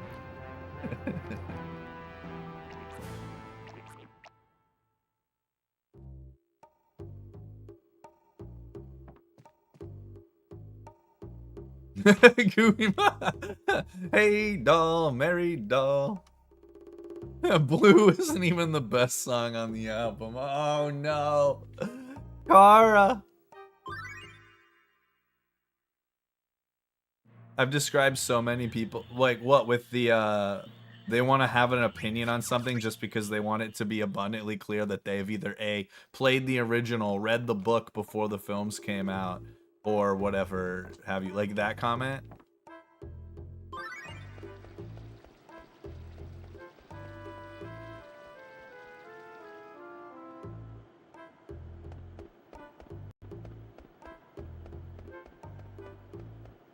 Yeah, I mean, I don't think that that's a majority of fans, but I do think those fans exist in basically everything, right?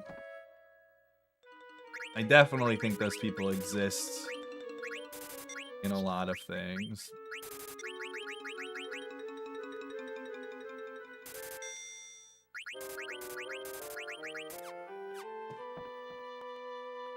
He isn't, though. That wasn't even trolling.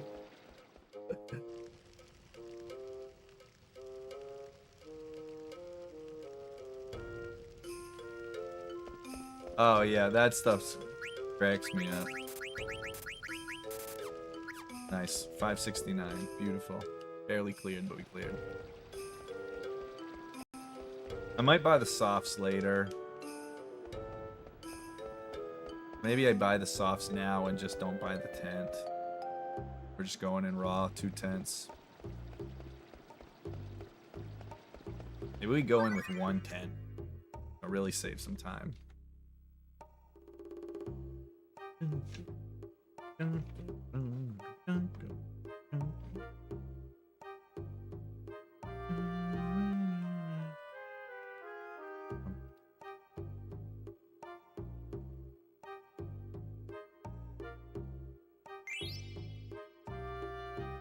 You know what I actually didn't mention, which started the whole Lord of the Rings conversation when I talked about the beginning of the Fellowship film and Cate Blanchett's Galadriel, like, voiceover? The way they get you up to speed on what the fuck you need to know to strap in for the next 3 movies, and they do it in like 7 or 8 minutes. That opening of the Fellowship is actually really well done. Like, I feel like you can sit someone down that knows fuck all about the Middle Earth, have them watch the beginning of Fellowship, and pretty much kind of get what's at stake immediately.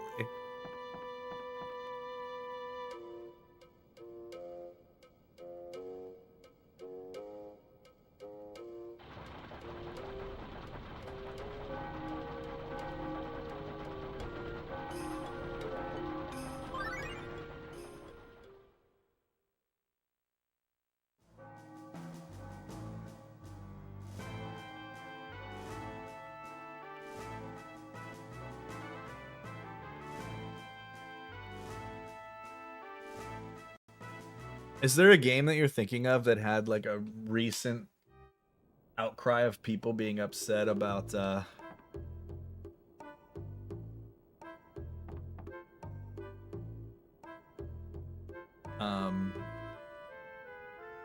on like the localization of a game you've played recently or anything?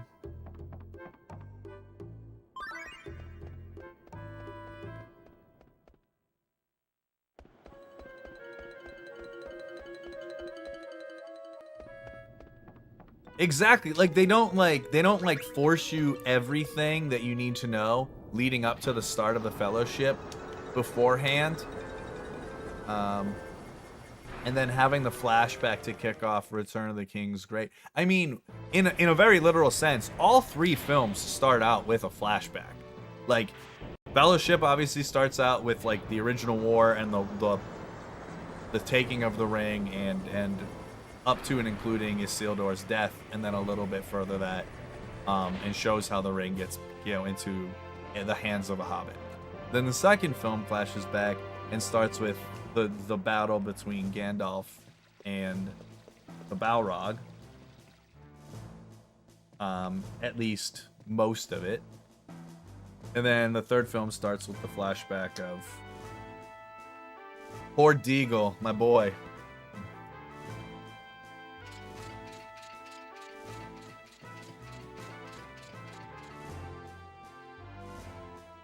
Are people upset about Xenoblade's localization or anything? I don't actually know much about Xenoblade X. It's the Xenoblade game I have played the least and know by far the least about.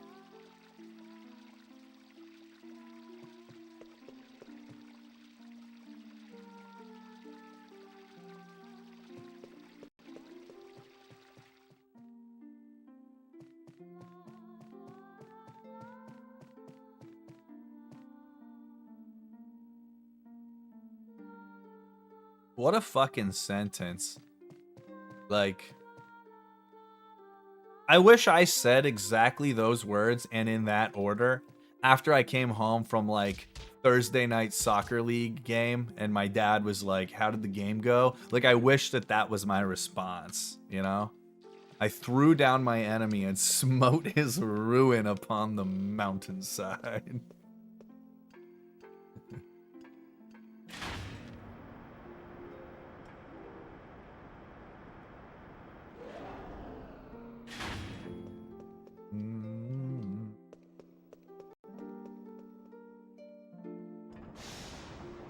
Weird discourse regarding a minor character in a JRPG. I can't say that I've heard of any such problem before, Shred. This sounds completely new. God, dude, people. Can't. I can't.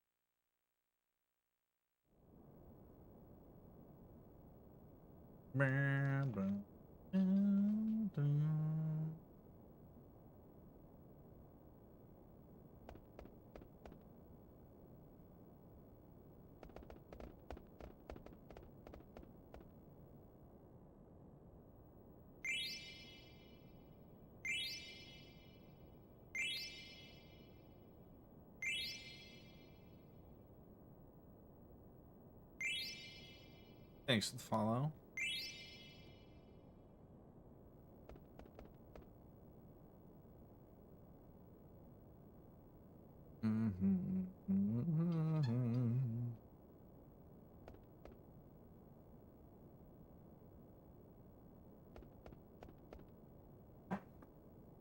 So this tea is it's a blueberry lemon white tea. Hang on, I'm gonna throw my tea bag out real quick.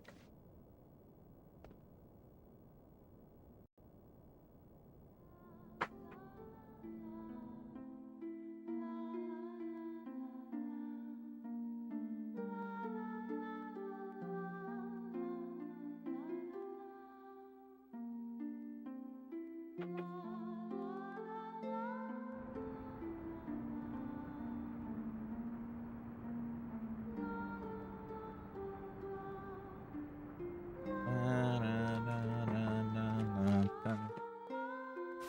right, I grabbed some Pokemon cookies, Scott. I figured they would go well with the tea. I got one of each. We'll see.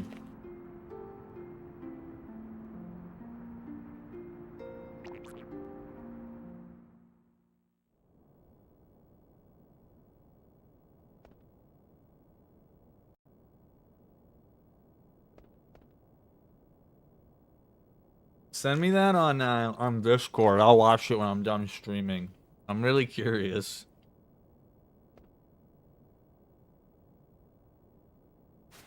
Ma'am.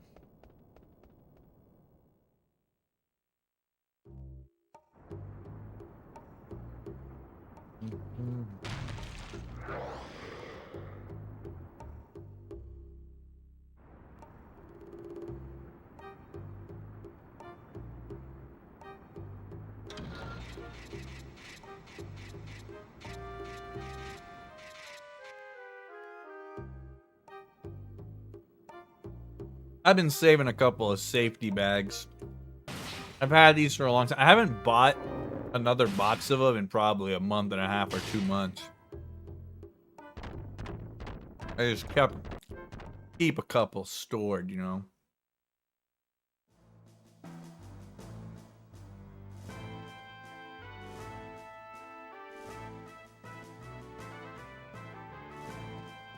Why does Sam eat the lembas bread?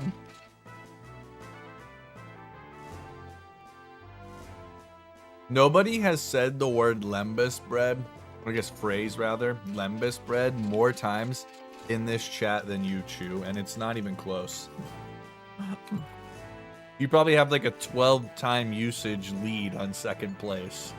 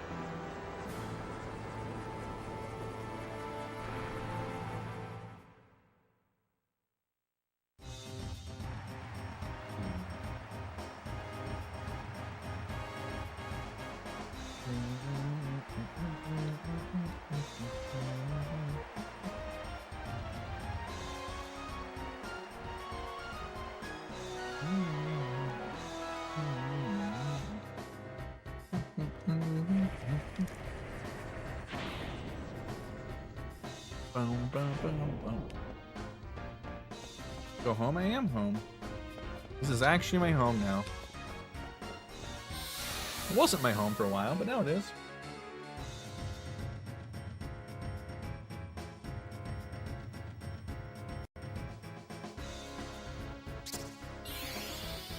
Ooh, can we get stoned to death? Damn. You can actually get one-shotted there if you're fleeing in level 3. So, oh, can't.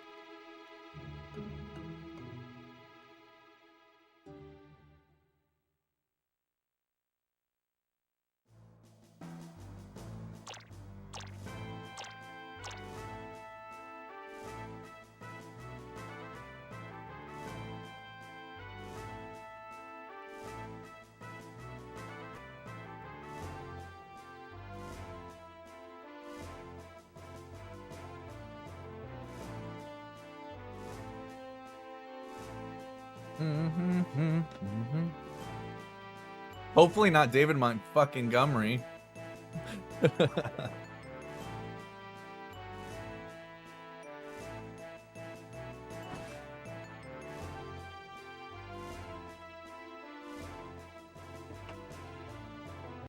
Who knows? Maybe me tonight, you know? What were your two picks?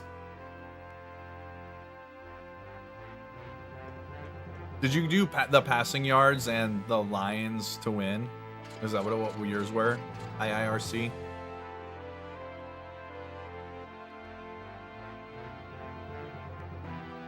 I have a college basketball over tonight at 9 p.m.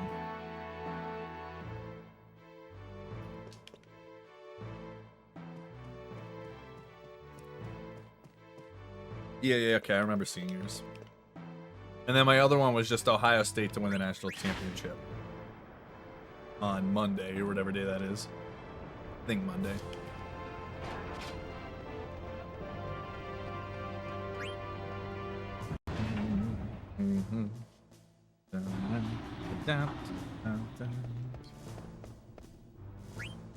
Okay, sell all this shit. Do I have another? I should have. I thought I would have one left over. I do. There it is. I was like, where is it? Okay. So we're going to do like this, and we're going to do that. No tent. We're going to pick up this tent. And hopefully we're just good the rest of the game, you know? And if we die to Giza, well, maybe I'll do a Zelda run. And if I die in Zelda, maybe we'll fire up Octopath Traveler finally.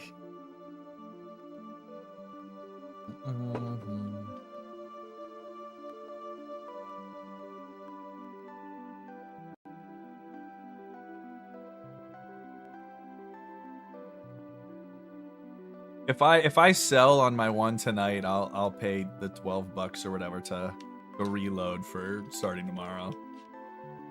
I haven't sold on my first pick yet, I don't think, but I would feel bad if I did it today and mine was the only one that was going today.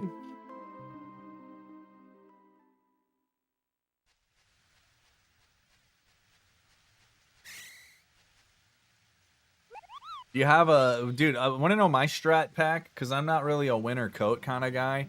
I go with hoodie. I wear a hoodie, and then I throw like a light coat on it over top. I have like a... It's not a North Face. It's like a Columbia or something, but like a light North Face type hoodie or jacket. I do have a winter coat. I just don't ever fucking wear it. I find them to be too bulky, and I don't like that.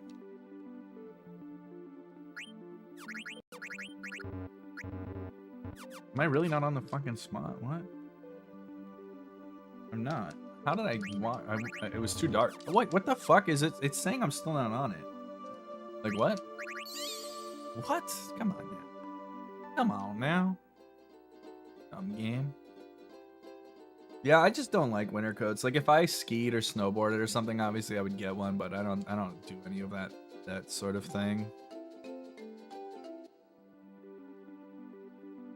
I like doing outdoorsy stuff, but I don't like doing like outdoors winter activities. Not my thing.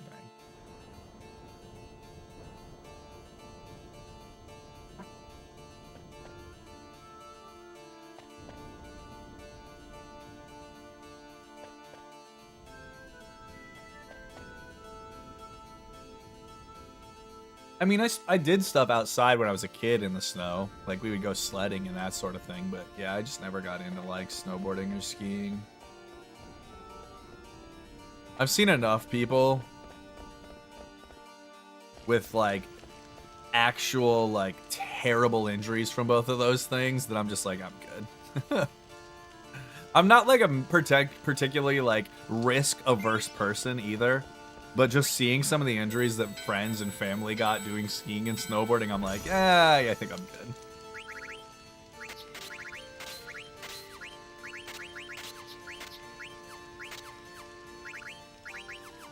Level 2 Freya, nice. Whew. Our levels are really low for 7 encounters right now, not gonna lie. But we'll fight. Both of these guys here should help us get back on pace with our XP.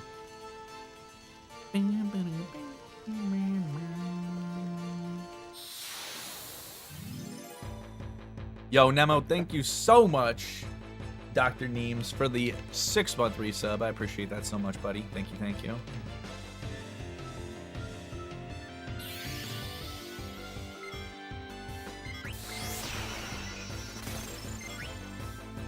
Gonna hope that Z gets his turn in here. Nice. Oh my fucking god, that's bad. Oh god. Oh no.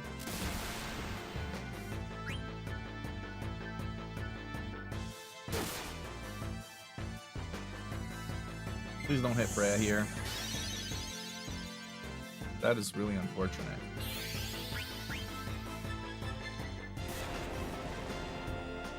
That's really unfortunate.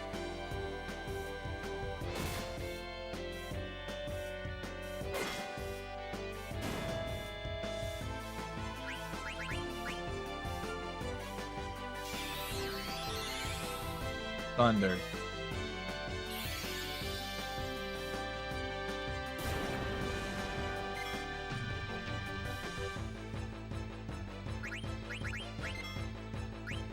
Selling all the prismatic. Oh my god. You scumbag.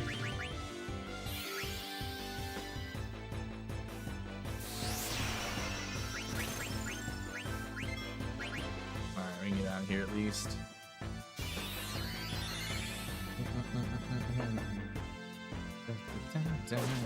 How did it go? What all did you sell off? I bought one ETB from the place that I play at. They were nice enough to basically set it up that people that played it regularly could get one. No, I know. No, don't worry. I 100% know. And I was just trolling.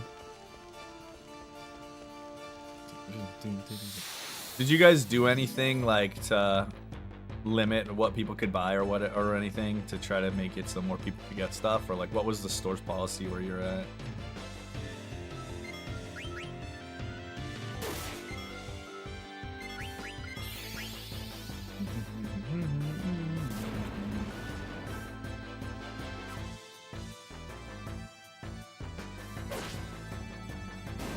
Word. Ours just did one item. You could get one item. And they basically gave priority to the people that play every week. To make sure they could all get one thing that they wanted. Cool. Yeah, they just did one item. You got your pick. One of each item seems completely reasonable. I was happy with my one ETB.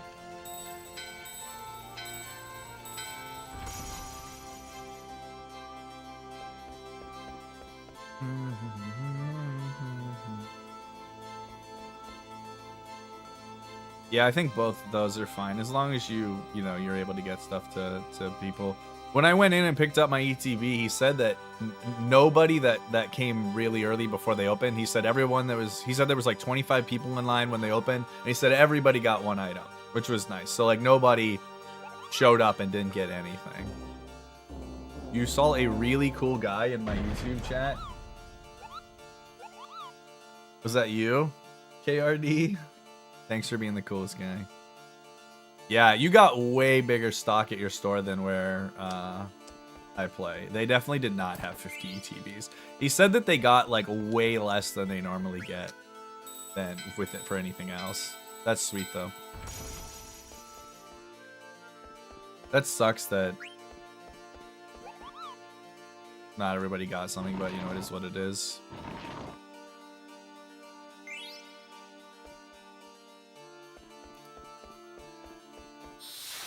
FOMO was so real.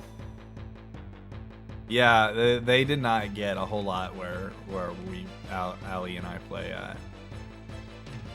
Like when I went and picked up my ETB, I saw all the ETBs already bagged for the people that had ordered them to pick up, and it was not It didn't even cover their table, and it's not like the table is big.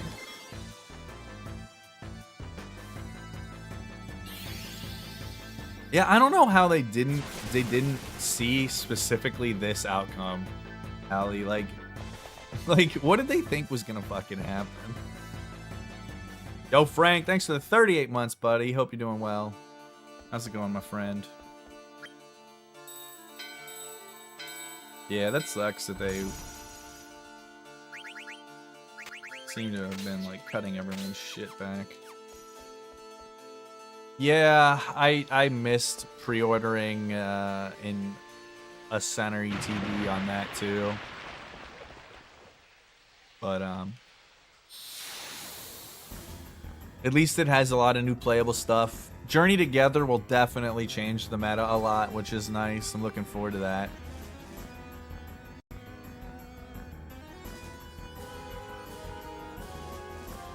I think that, like, it's just getting way, way, way more popular now.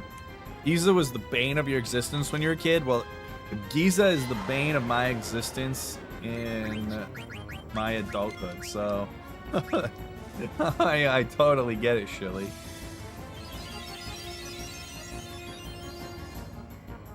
Yeah, I'm glad that they posted their thing for their reprint.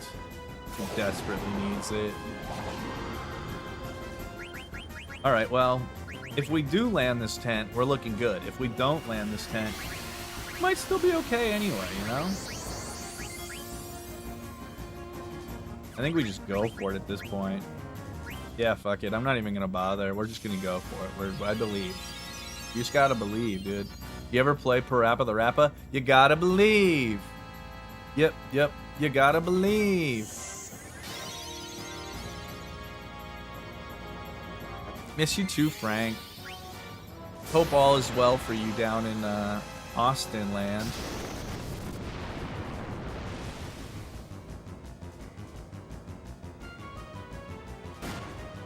Amart fucking gets it. You gotta believe. Nice, this is really good. Might go for this here, actually. Let's just go for an attack. And just assume that he's not gonna double counter and hit both. You know? Boom. We actually did enough. I was like, it's gonna be tight, but let's go for it. That was a great Giza fight, honestly.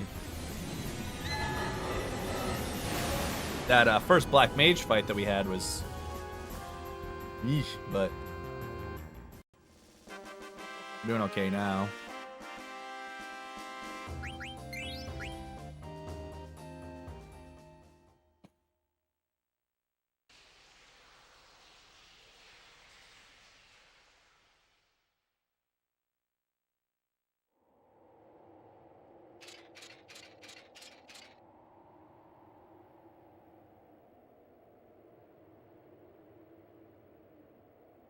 Yeah, it's hard to say what it'll look like.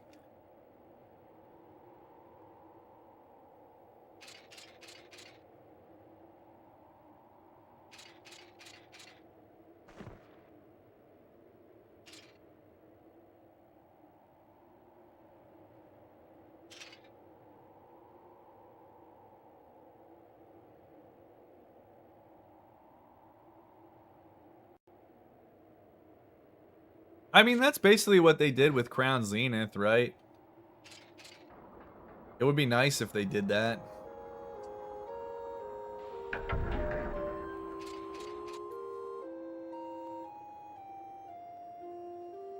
I don't know how much Paldean Fates was printed, but Paldean Fates was like a surprisingly not popular set, really.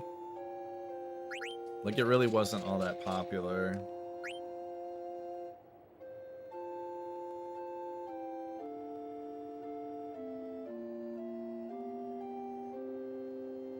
Not that it was like unpopular, but it just felt like it wasn't as popular as it could have been, especially with like a chase Charizard in it. What's up, Snack?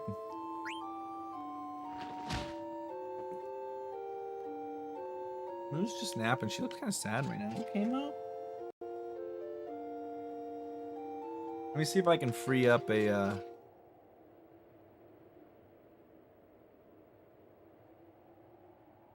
The Mew has been blowing up. That's true. I'm glad I got my bubble Mew when I did. Yeah, that is certainly one of the things with Prismatic is the amount of secret illustration rares that they put into it. Fucking bad, man.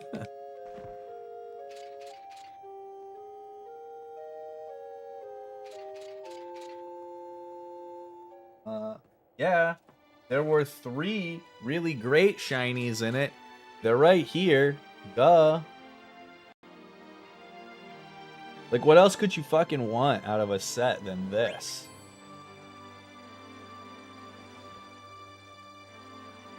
Why do I just have that on hand right here? You know, because I fucking like them, you know?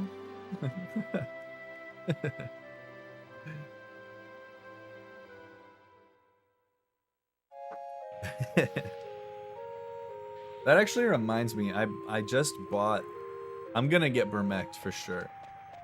I bought the Guardy from someone yesterday. Luca bought it for me, and then I just paid Luca for it. He got me a PSA 9 Guardy. I didn't actually give a shit that it was graded at all, but the 9s go for like approximately the same price as raw cards, so it was like fine.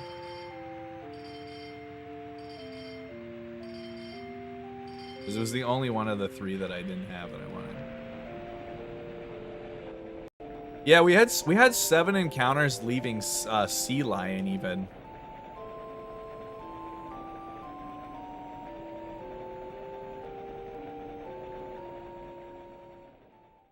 It's actually pretty impressive. We only have 8 at the moment.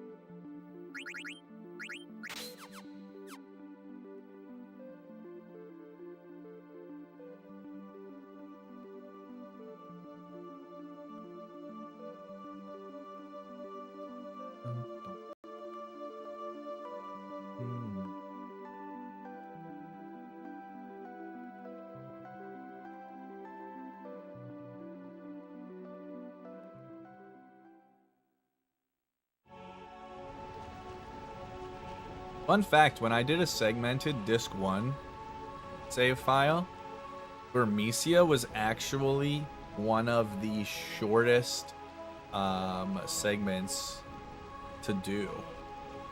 Because I just got insanely lucky really, really quickly.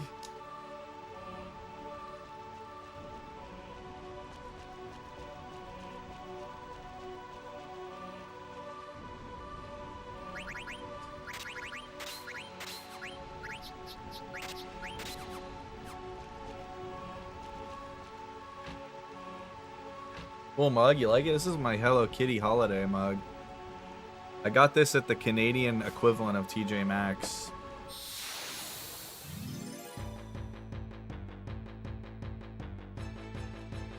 I have a Halloween one. It's like every season they put out like a Hello Kitty mug for like $5, and I'm like, yeah, fuck yeah, I want that. I'm feeling festive. What even is a TJ Maxx? It's a Winners, but I don't know which one's better. They're pretty much the fucking same, honestly. They are as similar as it gets, Scotty.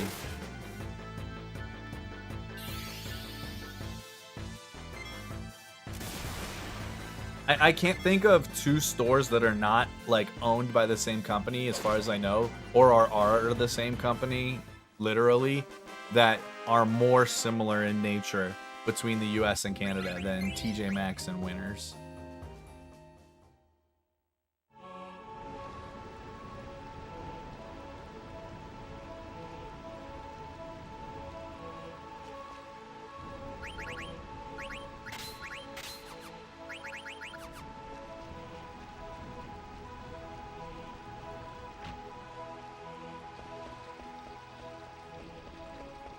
I buy all my socks and underwear at Winners, and we what the fuck?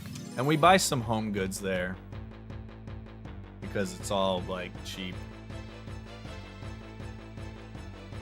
We also like to shop there because you can take dogs. You can have your dog in Winners, and it's right next to the PetSmart.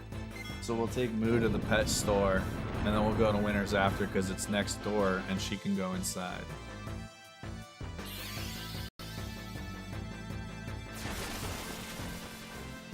If your establishment lets me have my small dog with me, the chances of me going to your establishment become considerably higher.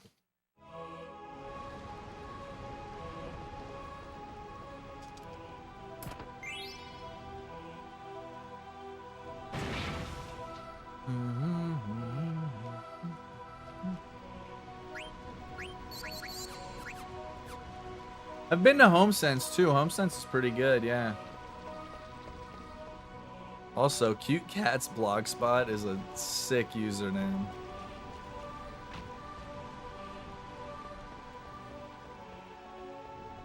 Way better than Uncle Scott II or whatever the hell his is. Uncle Scottle.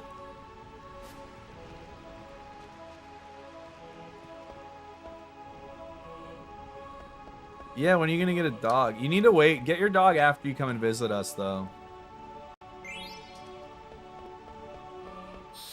Can I help you name your dog, Tunu?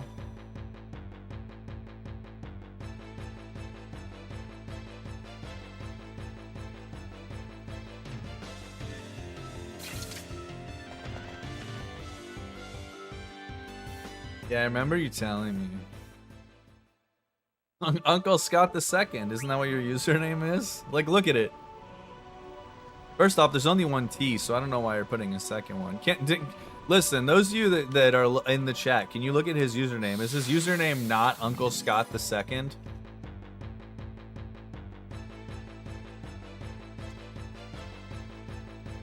Listen, I've read enough Shakespeare history plays to know how Roman numerals work, my guy.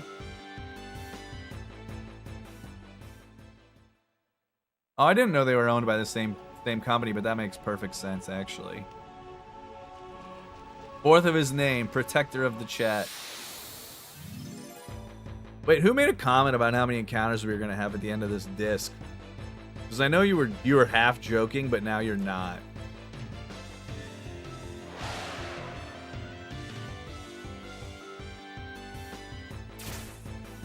You have a gas leak? Yeah, okay. Go stay safe. What play has the 2 in it? Rocky 2? And before you tell me that's a movie, it was a screenplay first?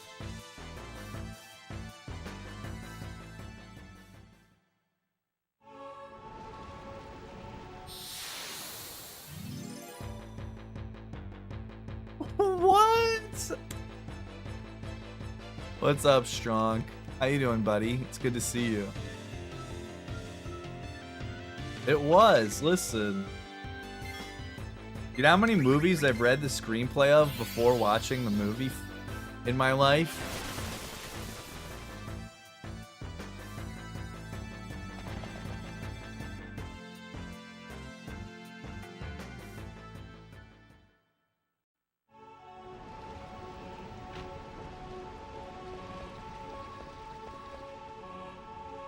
Is the answer greater than 1? The answer is greater than 1.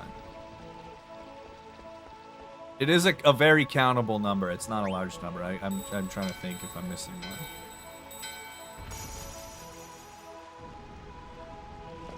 Yeah, I know the answer. I definitively know the answer. It is a single-digit number.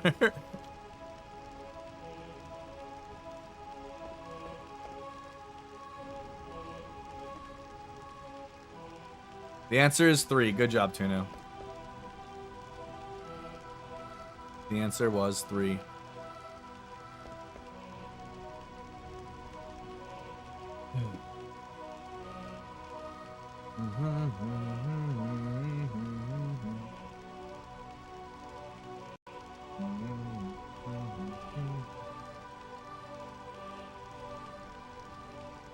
I mean, I've read quite a few screenplays now, but a lot of them are were ones that I read after the fact. I lied. The answer's 4. I'm sorry, Tunu. I fucking lied right to your face. It's 4. I did forget one.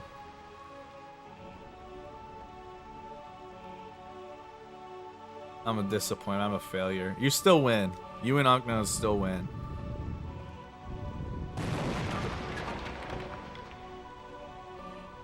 They are in some order. I don't remember the order I read them in, but these are the 4 I read before I saw the film.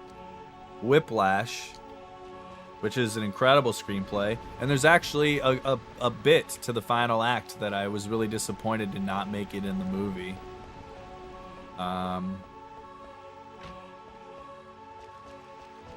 Her, which is, as far as I remember, exactly like the movie. I don't remember any big changes from the Her screenplay to the film. Grand Budapest Hotel, which was also exactly like the film. I think Wes Anderson pretty much fucking figured out what he wanted the film to do. Fuck, I don't want to talk to her again. In the original screenplay, he develops a drug problem in Whiplash. Yeah, he starts doing drugs, and when the car crash scene in the script, the car crash was caused by him trying to look over and grab his drugs out of the passenger seat, and then when he looked up, he fucked up, crashed his car. Obviously, in the film, they just did like a car crash with him, like, I think he's like fumbling around for sheet music, his music or something like that.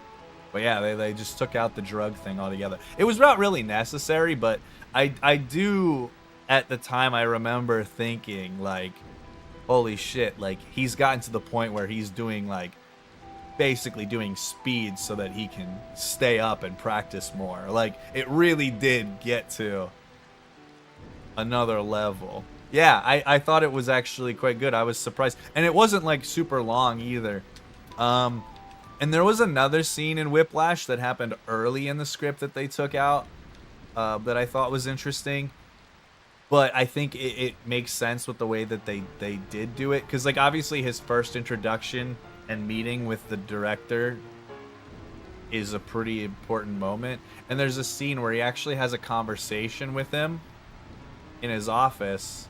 And basically the director talks about this chess prodigy and how, like, the person that was teaching them how to play chess basically, like, pushed them to the absolute physical brink of sanity to make them a chess grandmaster. And it, like, basically sets up the whole, like, Frankenstein's monster story that Whiplash is between him and Miles Teller. Like, it's like, you know, it just kind of is like a foreshadow and preamble to what he's about to do to this fucking kid, right?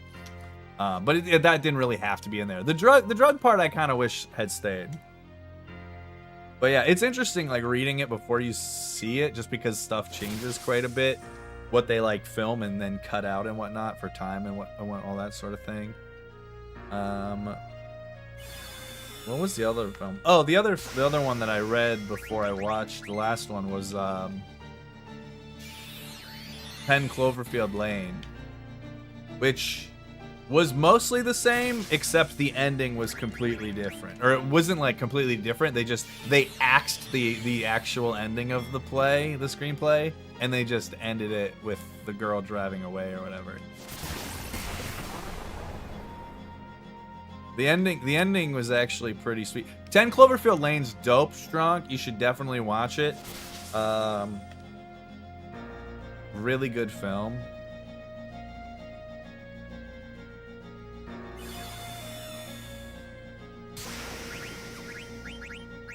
I know, me too, Chew.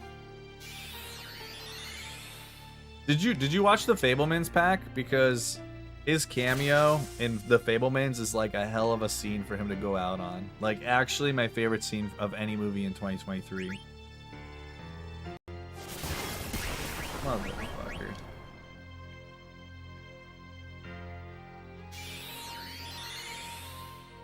Do we have like a 2% chance of dying here? Not actually. It's probably like 20%. This hits Freya. Oh no, we're okay. We're good. We're good.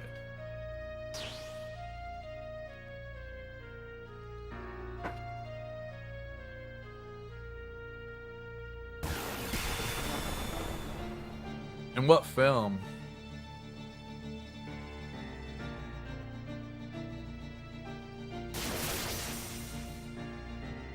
Oh, it's okay. I have a couple of Bradley Coopers that I pull from the bag sometimes.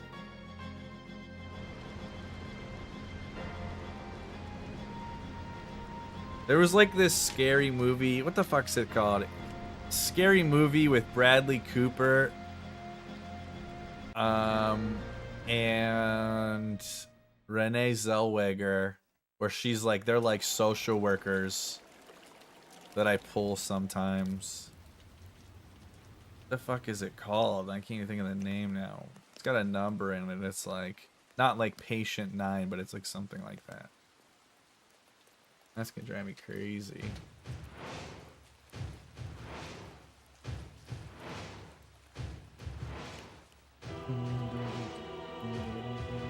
Case 39. I knew it was something like Patient 9. Case 39.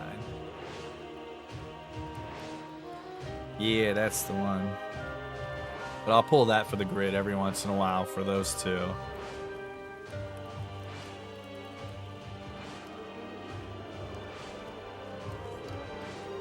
Alright, well, we're sitting on another 222, which unfortunately means I don't think I'm going to continue this run for the sake of my own sanity. Ugh. I think we're gonna lose my mind a little bit more with some Zelda. Let's do another Zelda. I have not been having particularly great time with disc 1 of FF9. Pretty rough. The words of my girl Olivia Rodrigo. Fucking brutal out.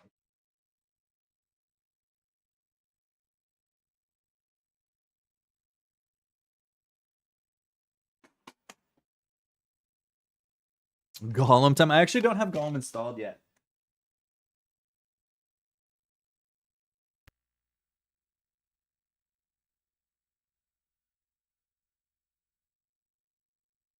All right, let's see if my rubber band contraption still works. Oh, I need to adjust it. Oh, the rubber band's not even holding it up. There we go. I think we're Gucci now.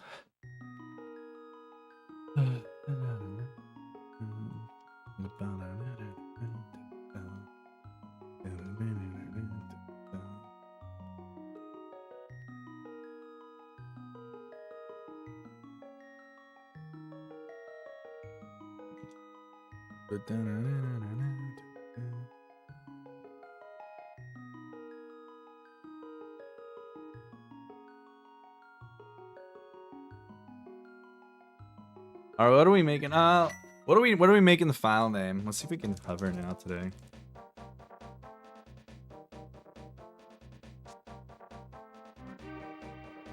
I just don't know. I need to practice more. There we go. Okay, we can do it. We could probably do it. We could do Moo. We could do it with 2 characters of Japanese. We can do Moo.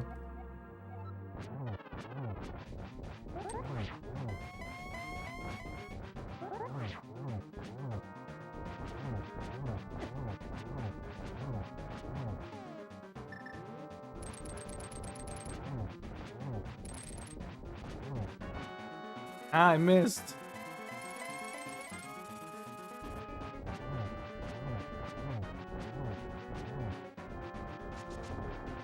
Okay. I feel great. This is gonna be great. Nothing could go wrong. And we got Smooth Rupert. Okay. So we'll go with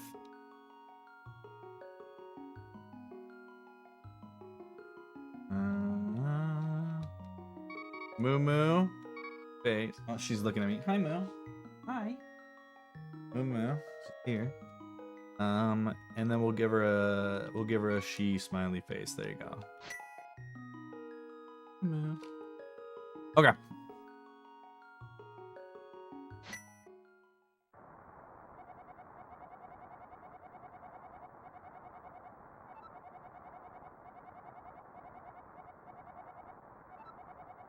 How much tea we have up? We're running low on tea, but I think we'll have enough to last me this run. At least.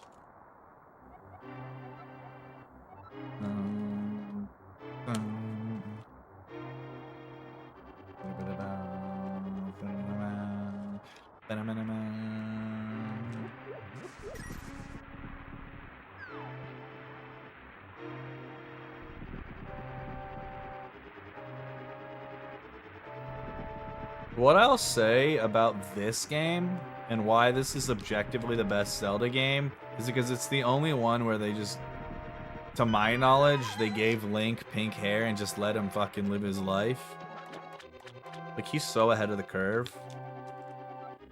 It's just a good look.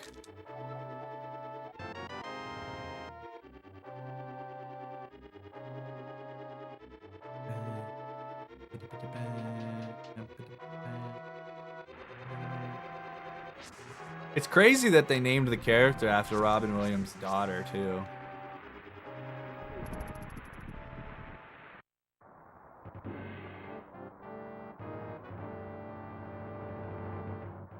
Shit.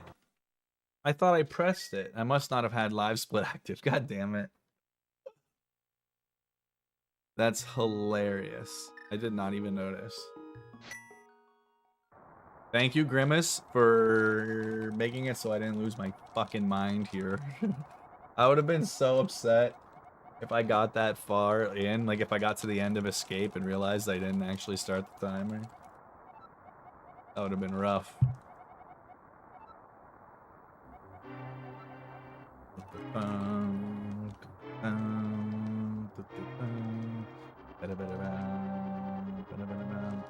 Have you played Golem, by the way, Tunu, or did you just buy it for me to troll?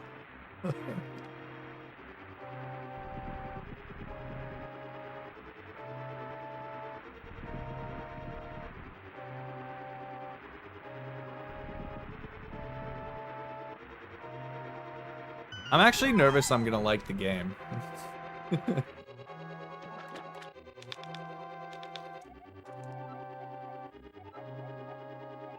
Knowing how I felt about Final Fantasy 13 versus the popular common opinion when it came out, and how I feel about Dirge of Cerberus when it came out, I'm like, dude, what if I just fucking really like Golem, you know?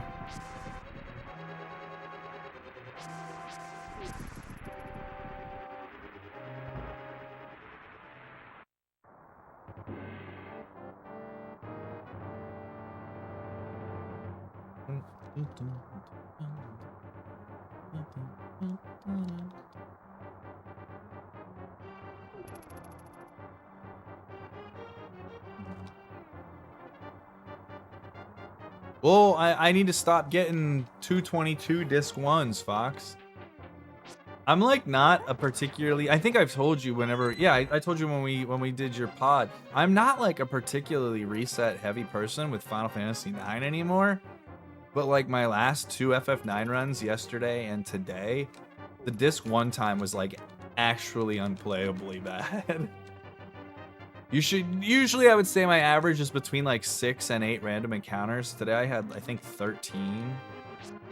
Each one is like a 40-second minimum.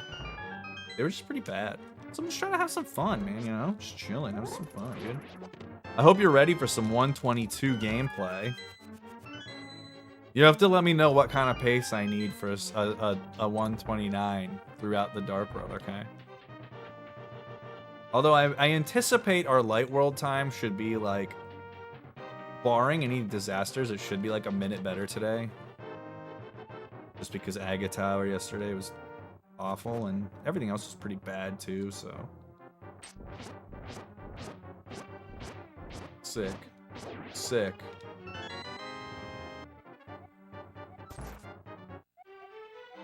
But I hope you're doing well, buddy.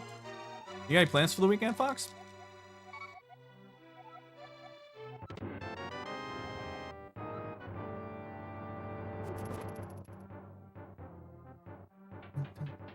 fuck is texting?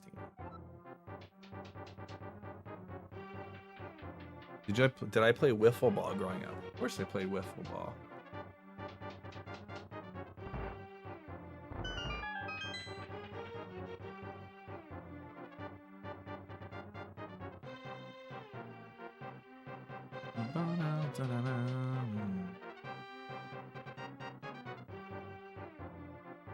A Danish town?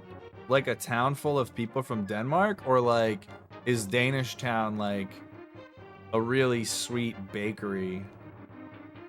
Like, what is it? Like, just like a small town of Danes? Is it where Hamlet fled to?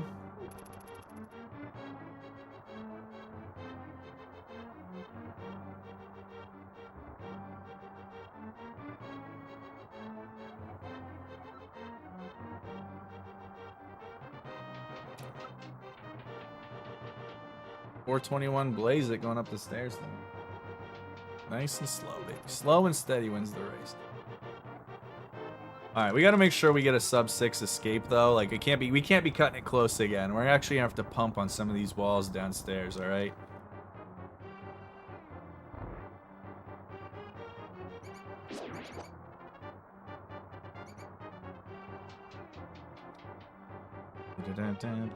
Are you gonna go check out this town?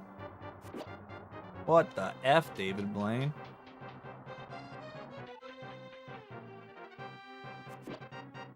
Oh my god, dude. We're getting cock-blocked at every turn right now.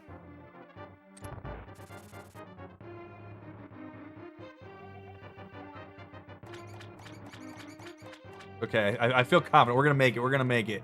557, alright? We're gonna get a friendly key rat. And it's all gonna be okay. Just kidding. Oh god. And I'm bad.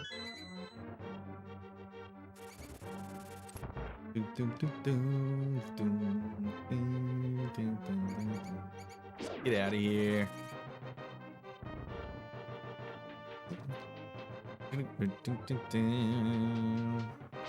I thought about not slashing there and just risking it for the biscuit and shoulda.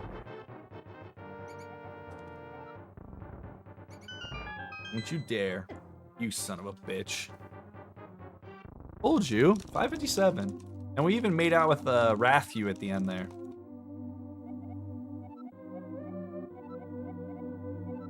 There's actually not a terrible basement time considering how much shit I boomeranged. And that I got the northwest key rat, which I don't remember how to do offhand.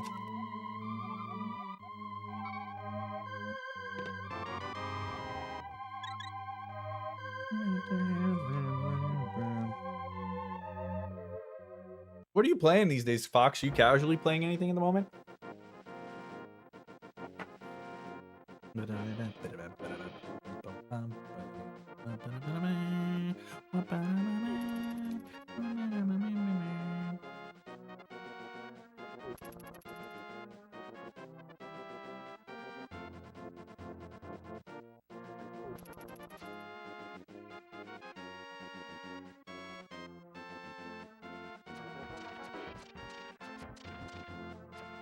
Oh my god, I should have just slashed him. I thought he was going to stop at some point. Should have known better.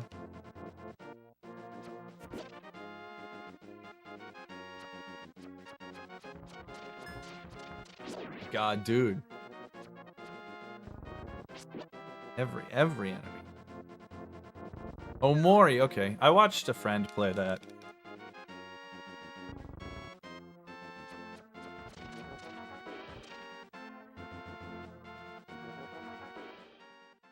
Watching someone else play it was enough for me, I think. I don't think I'm going to play it. But I did watch most of his playthrough.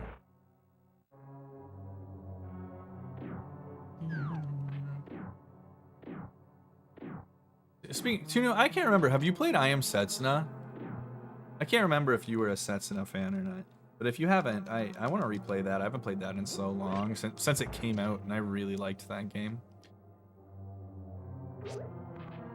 I should have watched someone's VOD before this. I already know I don't remember. Fuck. Yeah, I really don't remember. Spawn. Oh my god. Oh god. Can we never talk about that ever again? I really don't remember where the box is. Like, at all. I just know it's in that quadrant of the room. I have not played Lost Sphere. Do you think it's worth playing? Oh, what the fuck? That was not where I wasn't actually trying to go there. I just wobbled down on the controller, I guess.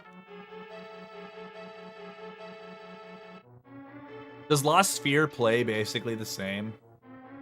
Or is it like considerably or noticeably different in any way?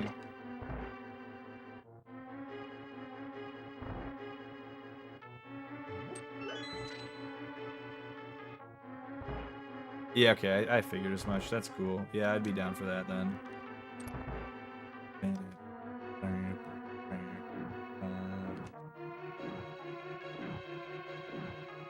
Zidane is unfortunately on the last disc that we did very poorly on. What's up, Mikeness? So I am on to doing a little quick little mini Zelda run to wrap up speedrunning today. Maybe I'll start my casual play of Octopath today.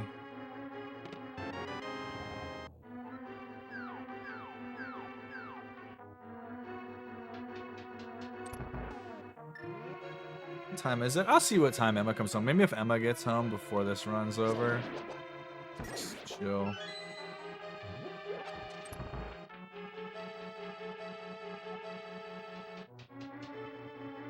Wait, have you played it yet?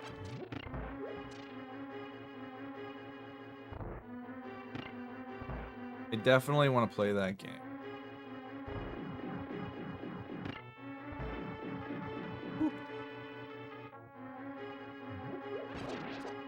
Shit. Oh, you're okay, okay. I couldn't remember if you still need. What the fuck, Kevin? Oh my god. That's right. We're dropping the full name on that one. Holy hell. That is embarrassing.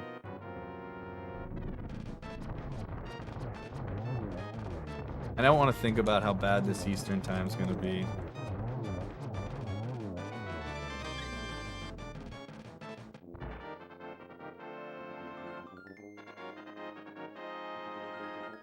I felt confident I was going to have a better time leaving every single one of these palaces today than yesterday, but here we are. A relay of FF9?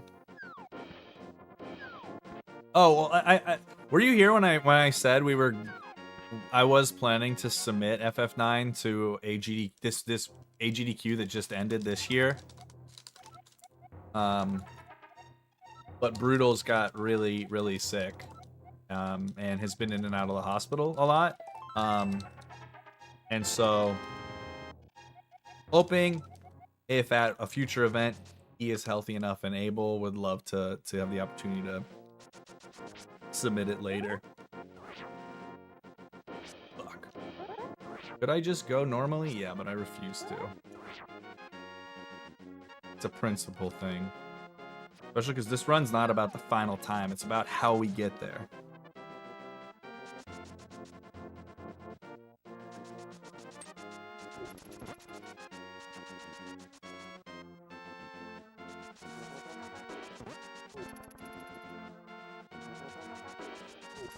He has streamed a little bit. But when I last spoke to him, he said it was pretty rough.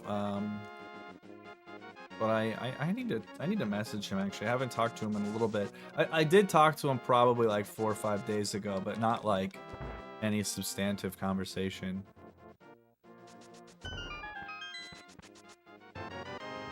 Hey, what is up, Mafunian? Hey, shoutouts to the original Mafula. I don't actually know how do you do this screen without the spin speed? I have no fucking idea. I really don't know how you're supposed to do that screen. That's funny.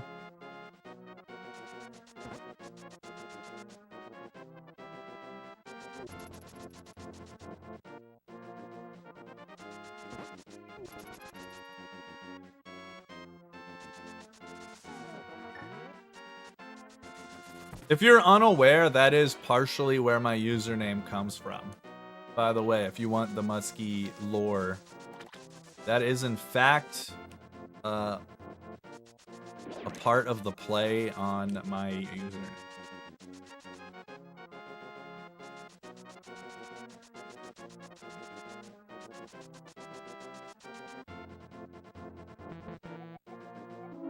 It's also not my favorite song on that album either, but it is one of my two favorite. That's not even my favorite album. I think Takeoff is still a better album overall, but.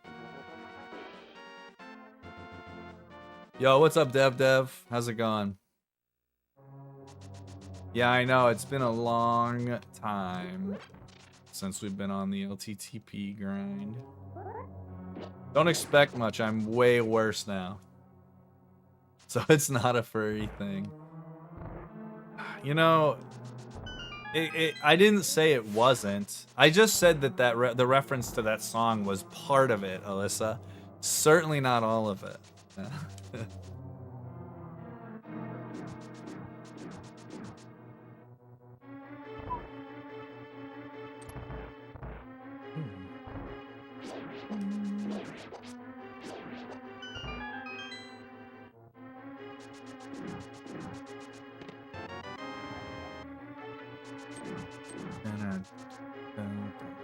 Thanks for the good luck too, Dev. It's good to see you.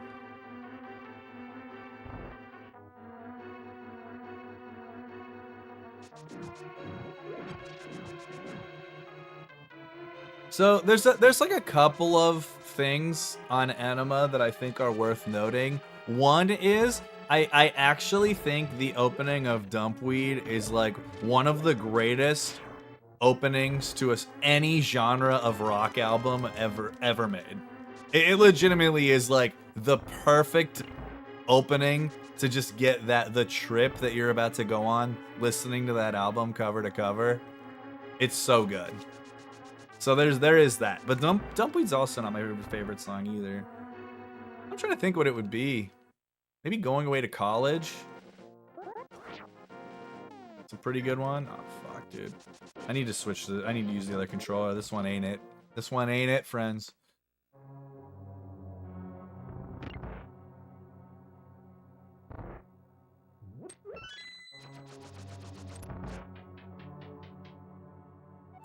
I really like the back half of Anthem, especially.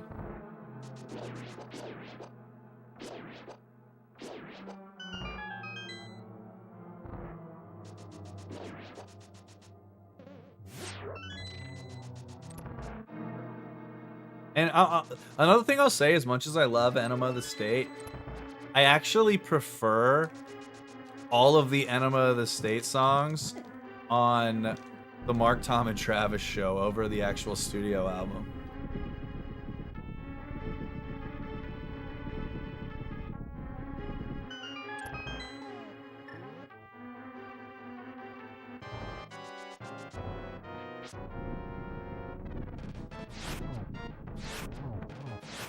Fucking short hopping son, or left hopping son of a bitch.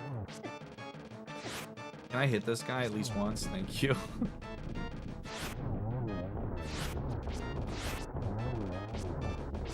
Oh my god, this one needs like a billion fucking hits. Oh my god, and I missed. I could have cleaned up on that one. I could have had an easy kill there. Nice, okay. Oof. Oof.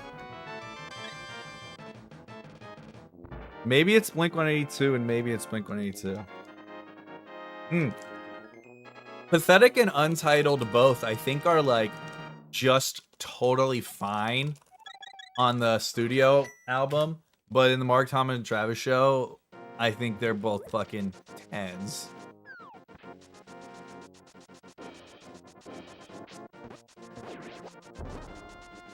We killed Enter the Sandman there.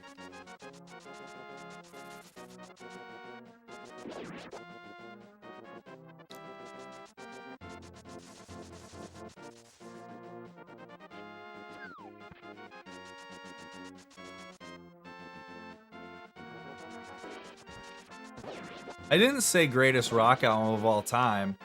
I said the greatest intro to a rock album.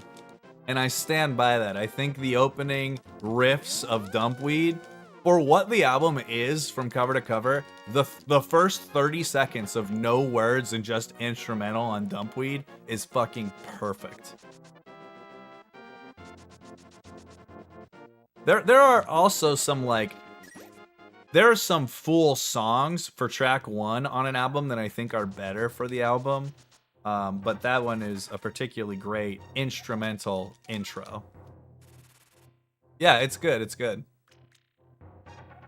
Like, I think overall, I actually think, like, for instance, just to name one, I think The End, which is the first song on The Black Parade, is a better opening track to that album than Dumpweed is as a track overall.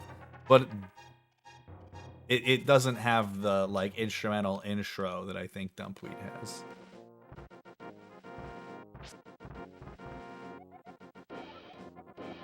And I actually hated The Black Parade when it came out. I did not like the song. I did not like the album. I can't think of an album that has grown on me more in my lifetime than The Black Parade. Fuck. Oh my god. No! Speedrun!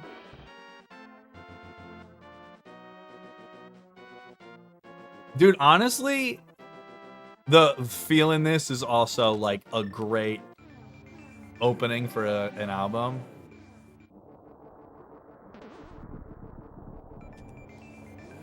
There's a lot of really good songs on the Black Parade, honestly. Are you? Do I just take a death here? Did you just say Dumpweed was like the theme song to Friends? Because if that's your take, I think we're about to not be those.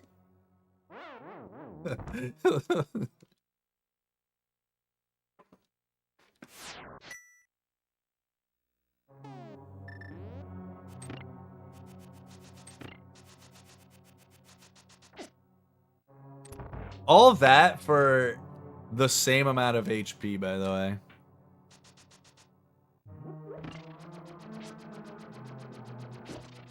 We can't do it 3 times in a row, right? That would just be crazy. No, we certainly can't.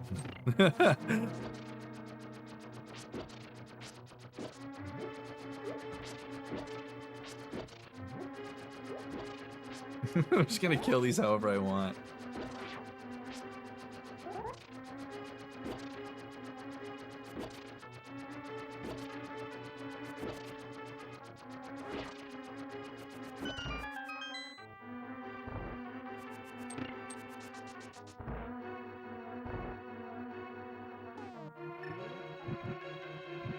Oh my! Oh, what? How many torches does it take? We're just gonna set the whole floor on fire. Good thing they didn't have carpet. Been fucking rude. I like how you spelled Nawa, by the way. Tom would approve.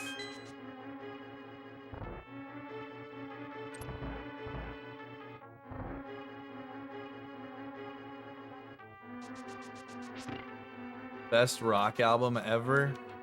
I don't even know what I would say I think the best rock album is ever. I feel like that's just, for all parties involved, an unwinnable debate and conversation.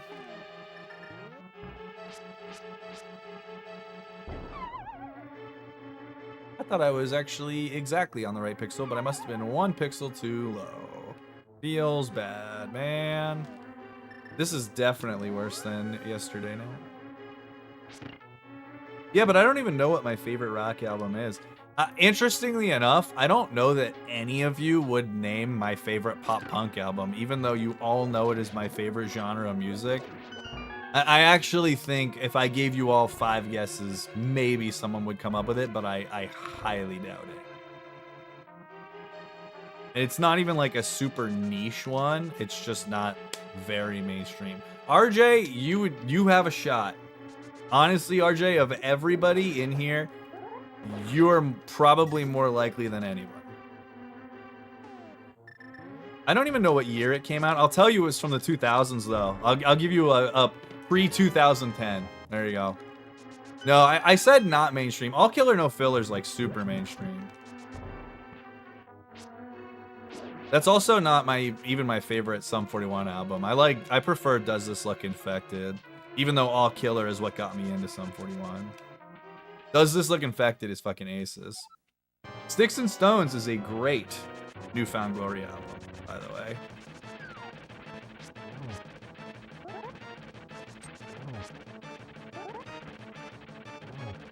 I was so wrong that this was gonna be a Better Light World, by the way. Is there any chance you would get it? I would say you are more likely to not have heard of the band. RJ, I feel confident, knows the band, may have even owned the album in his life. For a couple of reasons.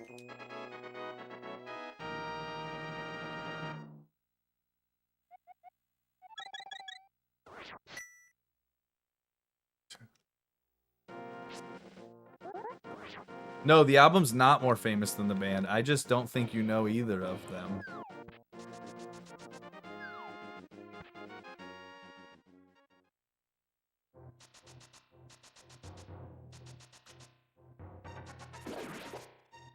Tunu, I actually don't know if you like this band or not, but I feel like you probably have listened to them.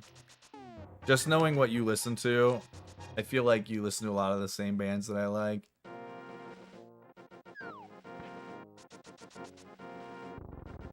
I believe it was released on Drive-Thru Records, if that helps you with your guesses at all, RJ. I think it was a Drive-Thru Records album.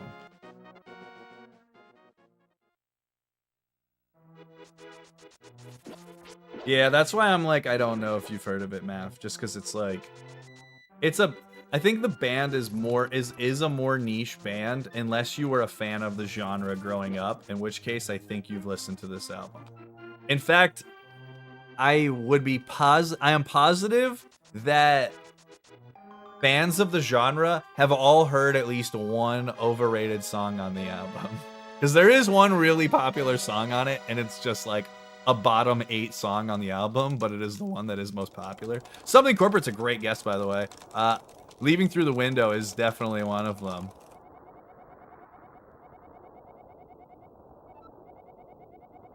All's Well That Ends Well is a dope album, too. Dude, Tunu, you never disappoint me, Tunu. Do you know the name of the album?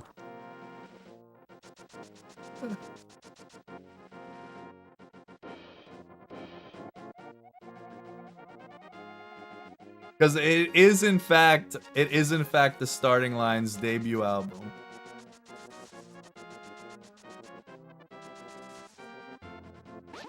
That's the overrated song, The Best of Me, that everybody knows typically.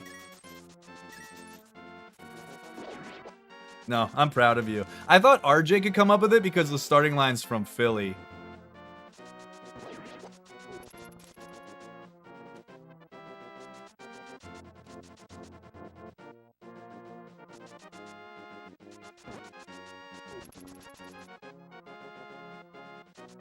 Yeah, so Say It Like You Mean It is my favorite pop punk album of all time by the Starting Line. Like I said, like Tunu named, the most famous song on it is called The Best of Me, which is like a good song, but it's definitely like supremely overrated. Yeah, story so far, Under Soil and Dirt came out in like 2013. That's why I said it was kind of an obscure one, RJ, that I was like, even people that know my taste in music, I was like, I feel like it would be really hard to guess album. Because it's not like something I bring up all the time.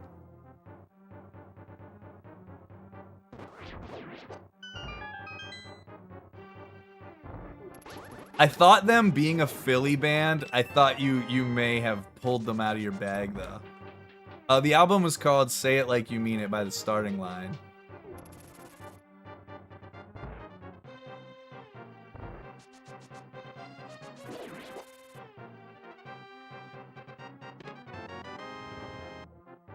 It is definitely one of those I will listen to every single song on it every time I play it songs sort of deals.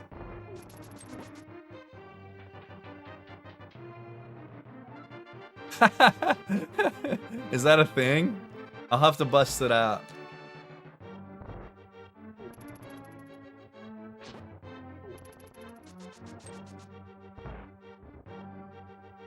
Is the Wonder Years your favorite Philly band?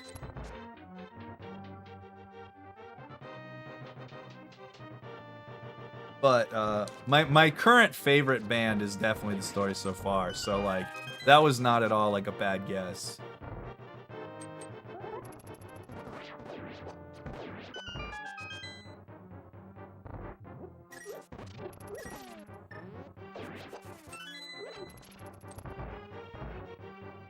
Yeah, okay, I figured they were. I just wasn't 100% sure, but gun to my head, I would have guessed that they were your favorite local band.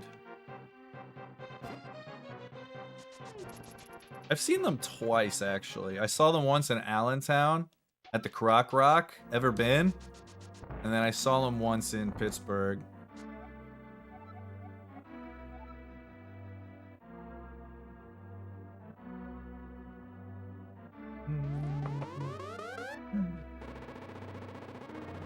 The Croc Rock Allentown show was actually pretty loaded. It was the Wonder Years. It was the Wonder Years, 4 Year Strong, A Day to Remember, and then Newfound Glory headlined. It was actually a pretty busted show, like in hindsight, because this was like 2008. So like A Day to Remember hadn't even released Homesick yet.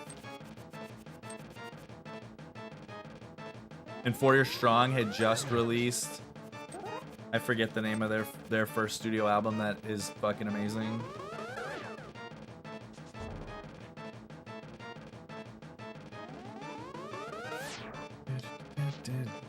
Yeah, dude.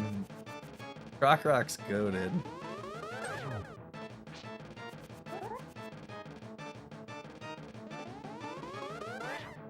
Fuck. Don't troll me, buddy. Out of here.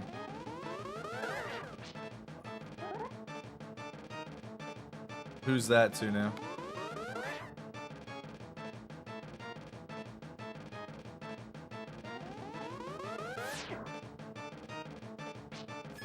I don't really love them. I tried to get into them a couple times. They just don't. Not my thing. I don't think they're bad or anything. They're just not for me.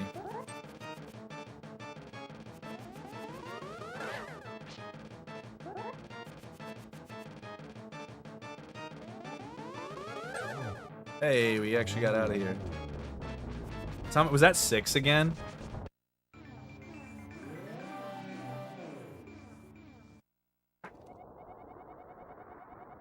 You did it. A considerably worse Light World than yesterday. Alright, what kind of pace do we need? Fox? Like a 119? Dark World?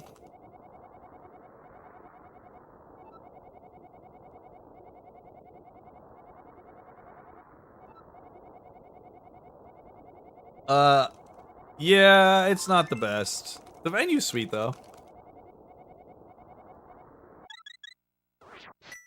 Exactly, the venue is nice.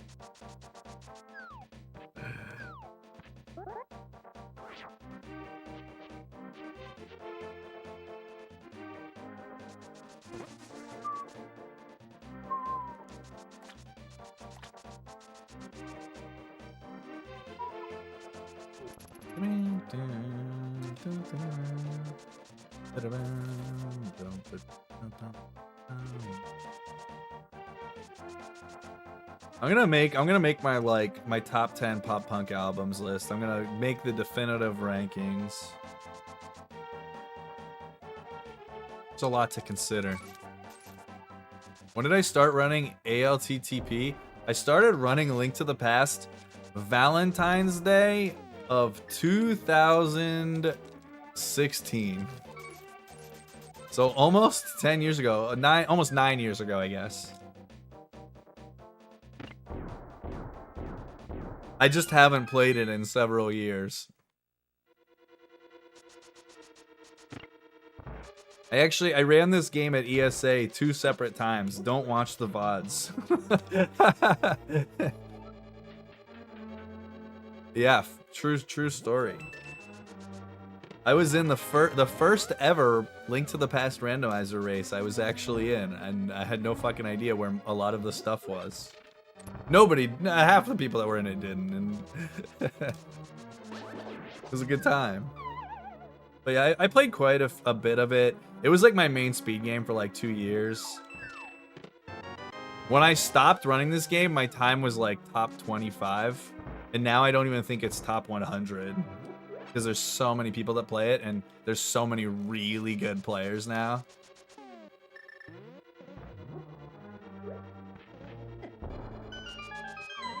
Oh yeah, I didn't change my title. I was speedrunning Final Fantasy IX. I just, I quit at the end of Disc 1 because my time was really dog shit. I'm sorry. Are these streams of the runs available anywhere? What, the ESA ones? They sure are. But like I said, I wouldn't recommend them. Maybe the original NMG one's definitely worth a watch. Yeah, I've mostly been running FF7 and FF9 recently, but yeah, my Disc 1 time for FF9 was really bad today, and I just didn't feel like committing to the rest of the run. Am I going for number 1? I'm not even trying to PB in this game. I will be completely satisfied never PBing in Zelda ever again. That looked right. I'm not positive because I'm been a minute, but we'll see what happens. Okay. Boom. Easy.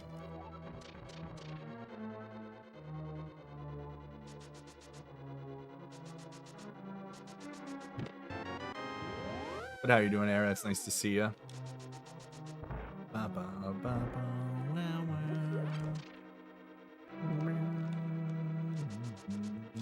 Oh, dude, Knight, I went into, I was watching, P-Town yesterday, and obviously had to fuck with him. I went in, I forget what I said exactly, but I led with something like, I'm here to see some serious streaming, or serious gaming, or something like that. Oops.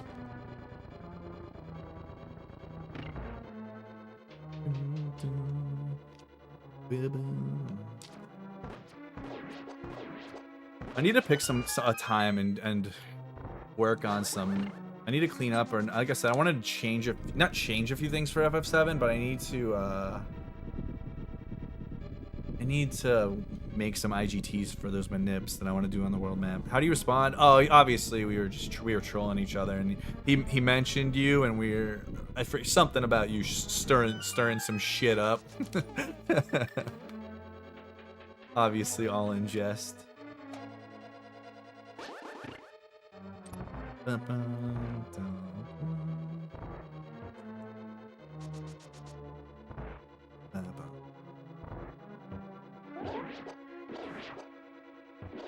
Right.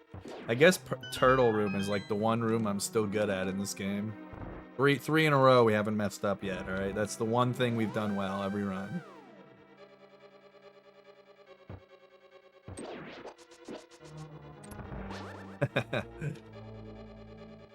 No shame, alright?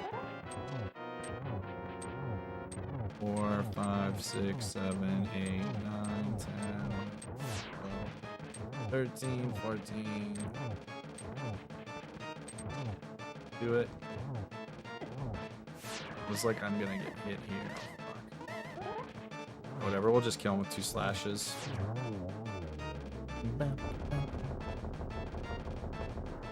I feel like Pod actually didn't go all that poorly today. Did I ever listen to a Valencia? Of course. I did not know they were from Philly, though. RJ, can you remember? Standing by my side. On the bank of... You know what? On the bank of the Delaware River makes way more sense now that you tell me that they're a Philly band. It makes sense now. Joyce Manor, that's a nice one to pull from the bag.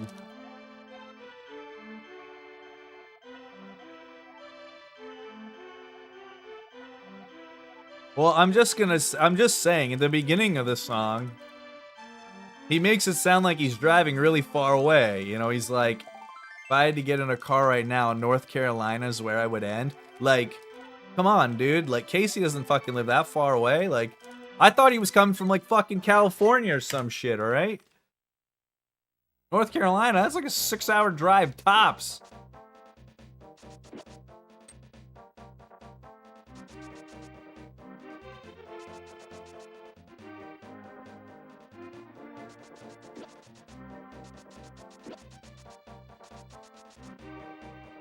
Exactly, Tuna. That's nothing, man.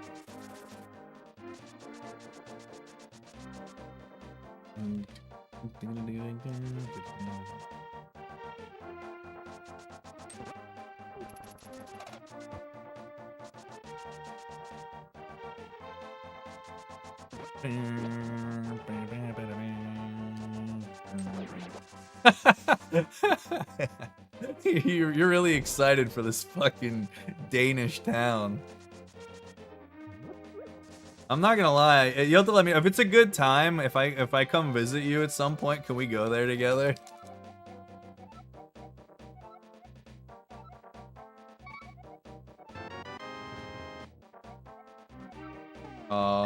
Okay, well, can you go whenever I come? That looked like a quick warp.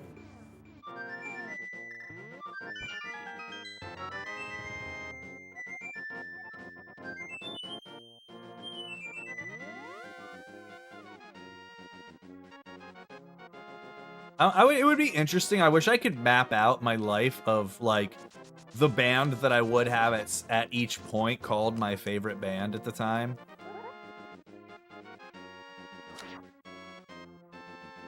And I also wonder if Blink-182 would appear more than one time. You know what I mean? Like, Blink-182 into, like, Sum 41, but then, like, some other stuff happens, and then back to Blink-182 in, like, 2000 or something, like, at 2004 or something. Because interestingly, as much as I said that Starting Line album is my favorite pop punk album of all time, I don't think I would have at any point in my life said Starting Line is my favorite band. Like, there were always bands I liked more than the Starting Line. I just think that that album is just immensely tight in terms of strong quality in every track.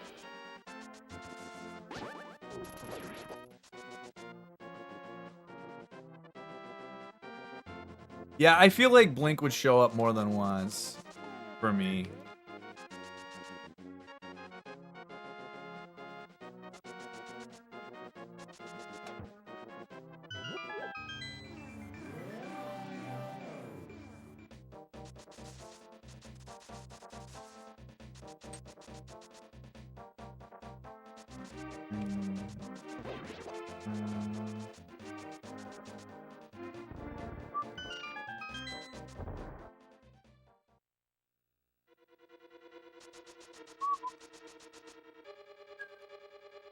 God. I was like, I don't want to jump on his head. Wait, why did I just dash there? Who knows?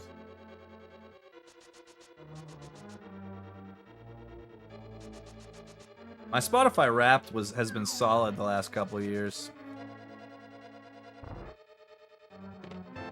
Lana Del Rey's cracked the top 3 the last 2 years. That's been good. I feel good about that. Although Olivia Rodrigo did not make the top 5 this year, but she was last year. Felt dirty that she didn't make it, but... Like your actual number 1? I'm curious.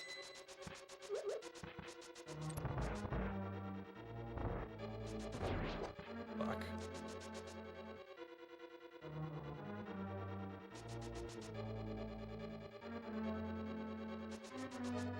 Dude.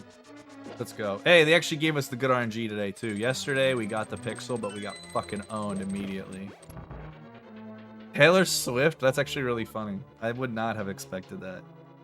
I didn't know you were a Swiftie. I, too, quite like Taylor Swift. I used to like Taylor Swift a lot more than I do now. I don't listen to her nearly as much.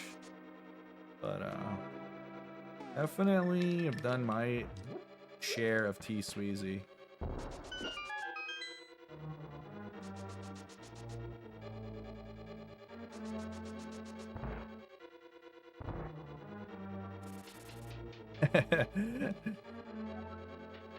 Silverstein's a legit #1.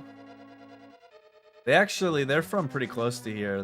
I think they're from Burlington, which is about an hour away from where I am now. Maybe a little more, hour 20. Although their singer moved to Windsor, which is like 2 hours the other way. And like right across the water from Detroit.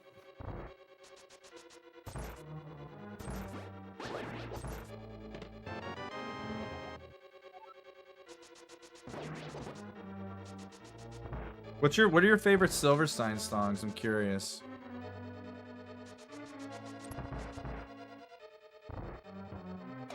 Oops. I was never super into Alexis on Fire.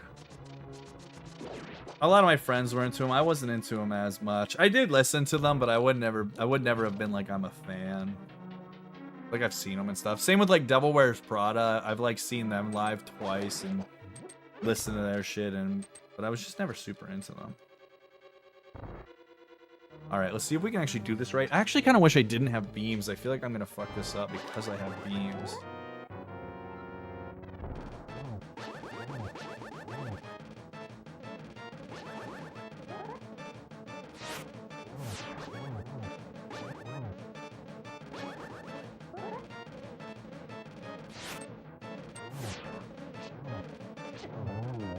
That could have been worse, right? Like, I guess that's the cleanest I've done in a while. Oh, wrong place.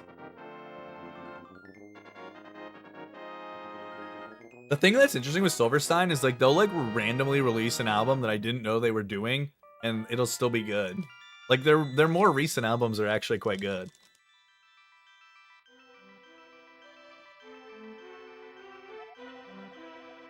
Yeah, I mostly listened to Alexis on Fire like in high school, so probably like the same era of songs.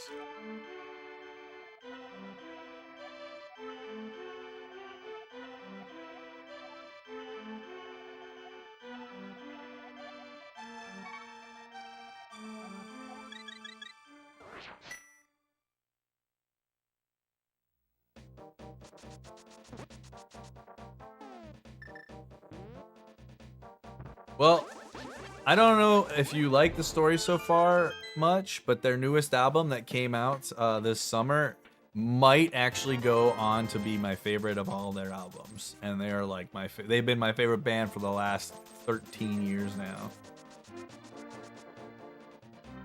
They were like pretty much done making music, and then they were like, all right, we're gonna do one more album.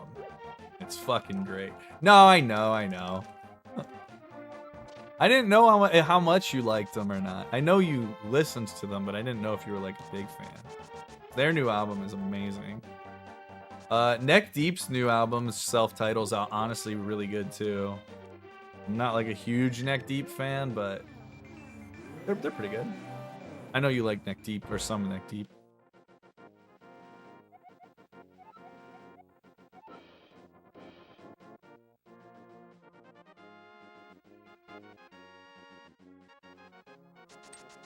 Yeah, that makes sense. At least that's like a cool way to discover some music that you would have maybe otherwise been unfamiliar with, and actually have like a relationship with people in it. That's cool.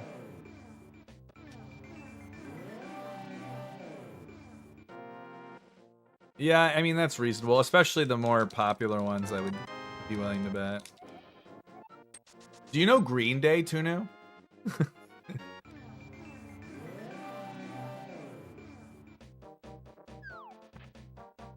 Have you heard of them? Oh, no, okay. No, not the Who. Green Day.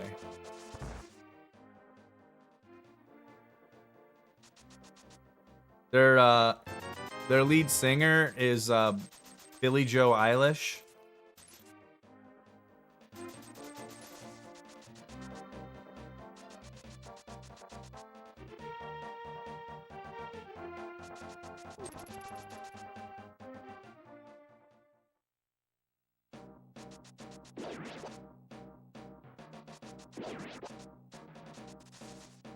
I tap down here.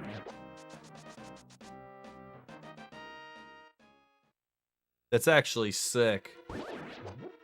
I hope that you got like the easiest A of all A's. Stay away! Dude, that zombie was really trying to make out. Oh god. Yeah, let's just not take that hit. Are they dookie?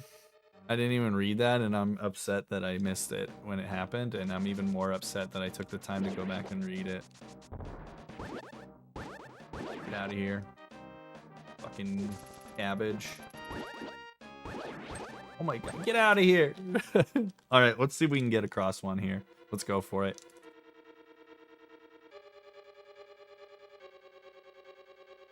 Oh yeah, baby, let's go, let's go. This is the run now. This is the run now, let's do it. Still got it. Alright, alright. Ouch. I think we're gonna do the same strat that I did yesterday in the Mummy Hellway, because I don't remember how to do any good ones. So, and what we did yesterday, it was definitely slow, but it worked out. Insane gameplay. You like that, Doom? We're coming home, dude. We're coming home way faster than the World Cup trophy is to England. That's the kind of coming home we're doing. The kind that actually happens. Right, Mo?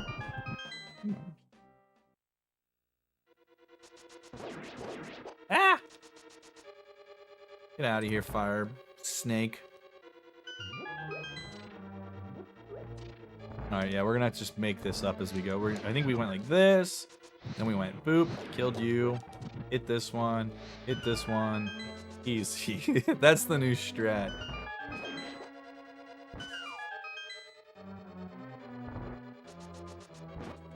Fuck! Get out of here. Ouch! Ouch!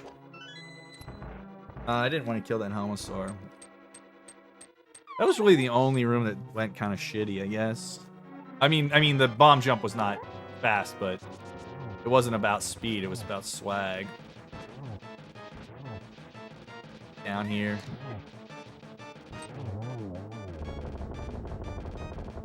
I'm out of tea. I lied. I thought that this tea would last me the rest of the run. It did not last me even sort of the rest of the run.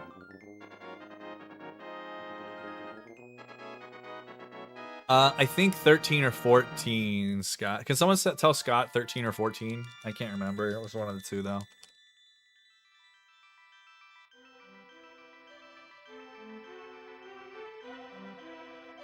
$69, yes.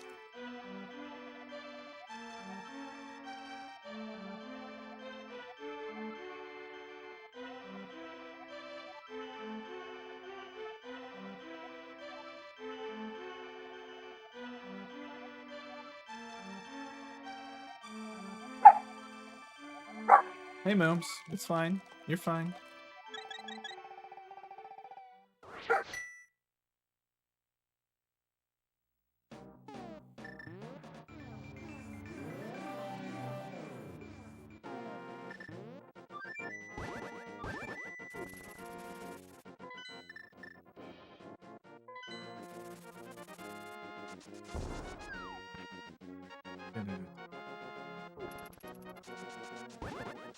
I think I was just fine to dash there, but I don't really remember. Not gonna lie. So I texted Emma and I asked her what the odds were if I sent her money digitally that she would come home with subs from Subway from work. She didn't text me back, so I'm starting to think that it's not gonna happen. I think the chances might be 0. I just thought you guys should know if you're like wondering about, you know, if you're going through some things, just know that like I am too.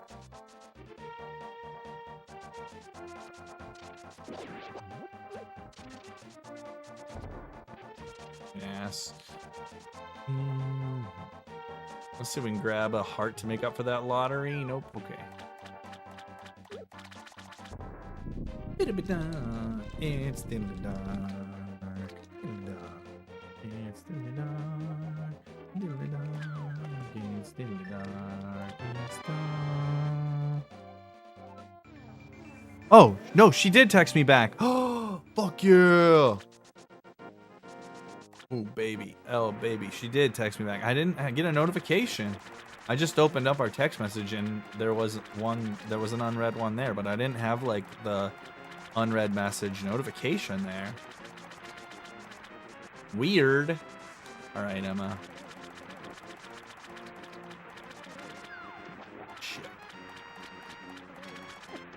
Shit. I'm fucking up because I'm thinking about fucking. Let's see if we do a voice chat here. No, you have to hold it? Fuck.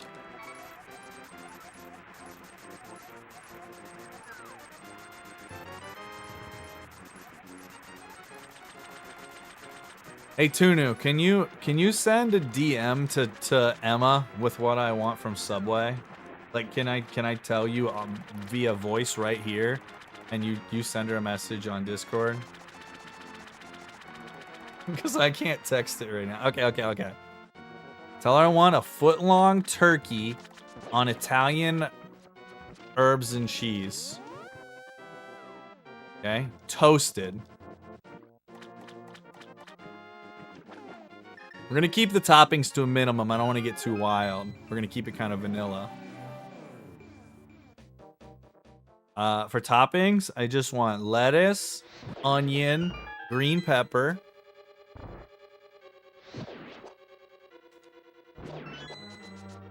Let's take this.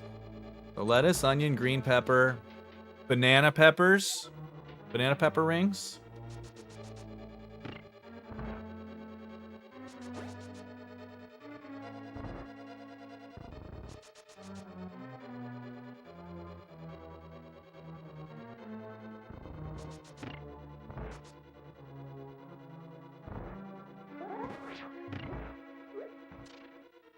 Black pepper and just sub sauce. Ouch.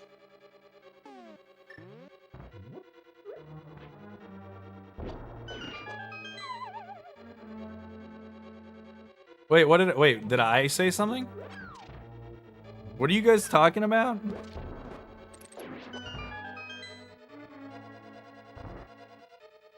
You don't know what banana peppers are?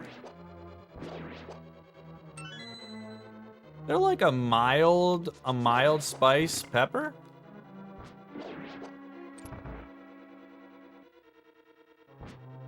I actually don't know how the Canada Post situation is. I like rarely use Canada Post for anything, so. Thinking about fucking I have no idea. What did I say before that? You even added the ouch, thank you.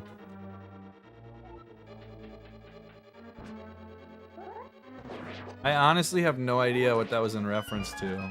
I have this. That's so funny. Listen, for those of you that, if you've ever questioned my ADHD, just know that you get to experience my life on a level that not everyone does. Because you got to experience me actually fucking black out what I was talking about as I was talking about it.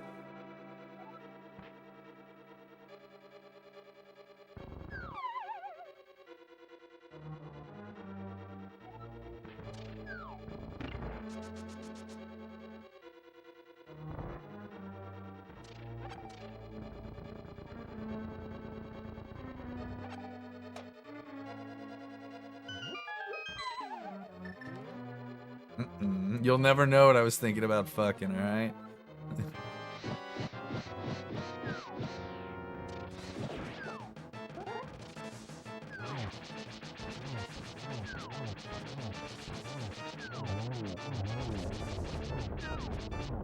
All right, not great, but a massive improvement from yesterday.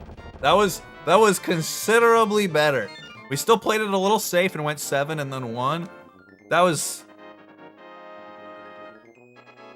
Look at us, dude. All right, I'm gonna send her a short text. I playing LTTP. Add Tunu.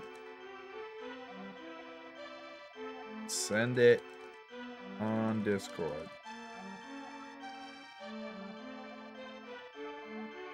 You the best. And I'll send a sticker with Moo's face on it. There you go.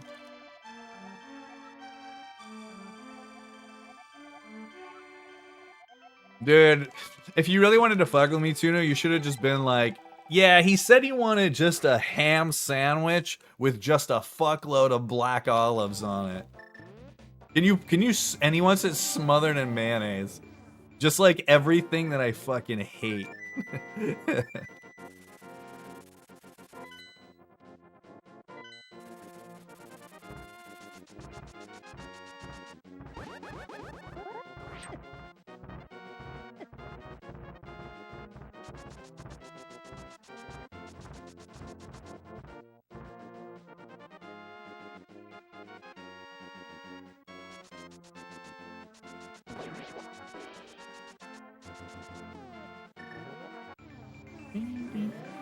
We get a fairy, maybe. I actually don't need it. That's why I'm doing this now. It doesn't matter. We would get the fairy. After I immediately decided I didn't need it because we're doing swamp first, or we're doing this before swamp.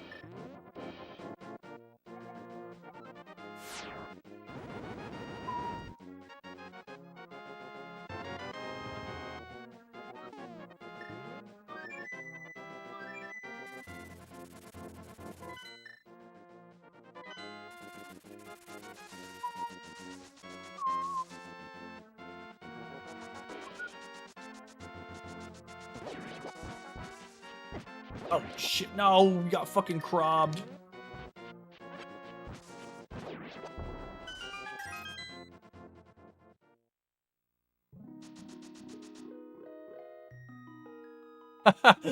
Send her the clip. Dude, you know what I think I'm getting if that's what you send her? She's coming home with 1 sub and it's the one that she fucking wanted.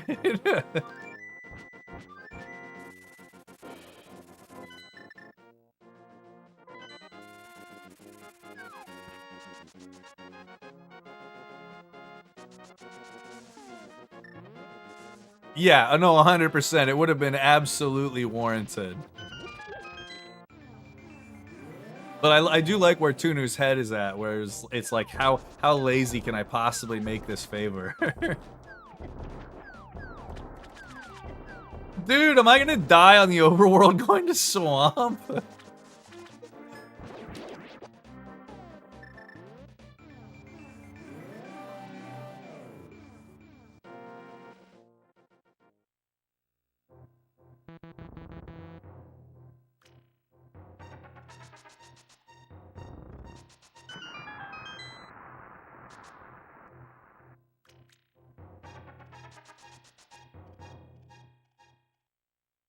I'm trying to think how much HP I think I reasonably need in this dungeon.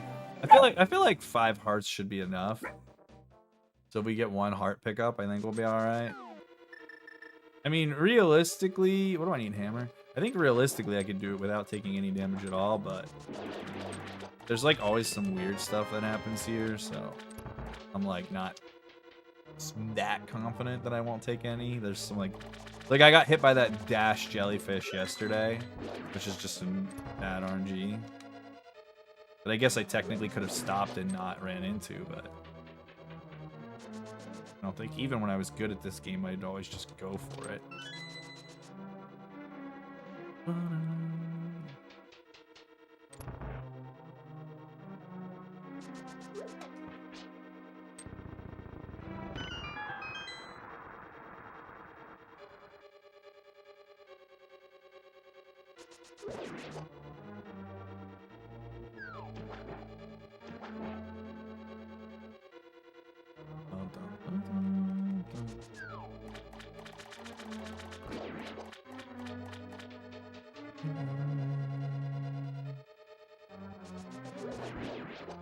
Oh, we get a heart here. Nice. Okay, that'll put us at 5.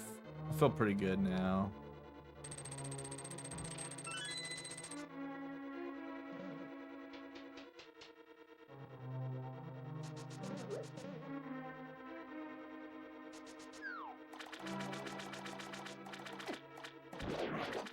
Like, that's the shit I'm talking about. Like, that's unfortunate.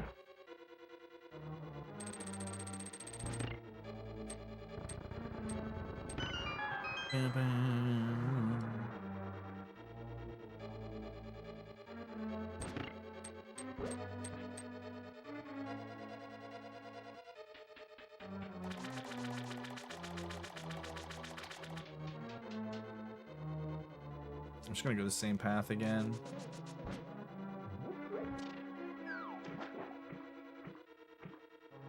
Oops. This is the jellyfish I got fucked by yesterday. Like that. I was like, surely it won't happen twice. Ouch.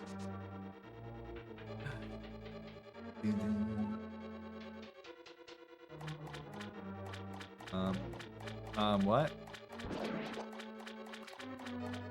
Gonna take this nice and slow. Fuck. I didn't want to get hit while I was falling. Dude, I'm gonna die in swamp of all fucking places.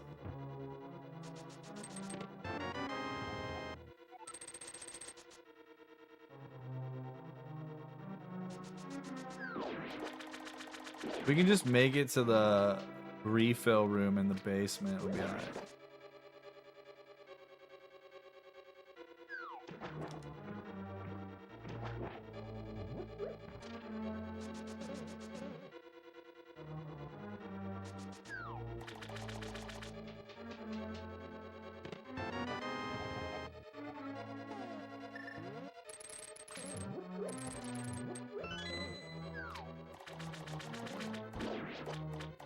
Careful, though.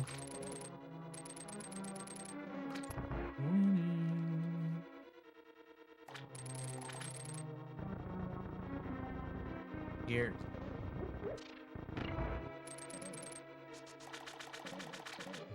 Yo, what's up, Scruffy? Thanks, buddy. I have all the arrows today. How you doing, pal? Hope you're ready for a nice weekend ahead. You got any plans for the weekend?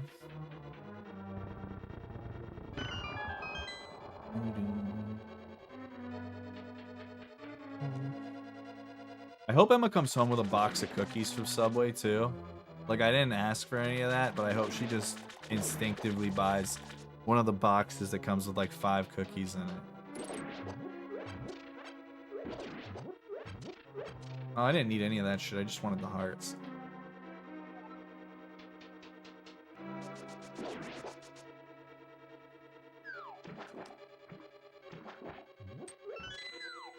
I'm gonna go around here.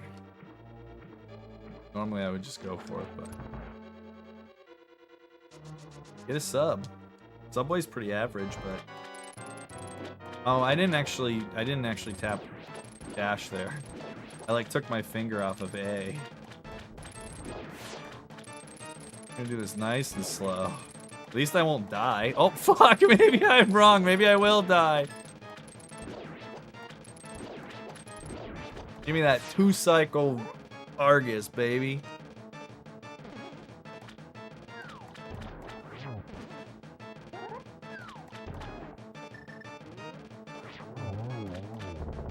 Ugh. Broke myself in the eye too. Oh, dude, I'm a big Jersey Mike's believer.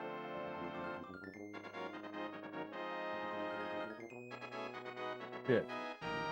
Jersey Mike's is really far from here though, but I do get it sometimes. It's like across the street from where I play Pokemon.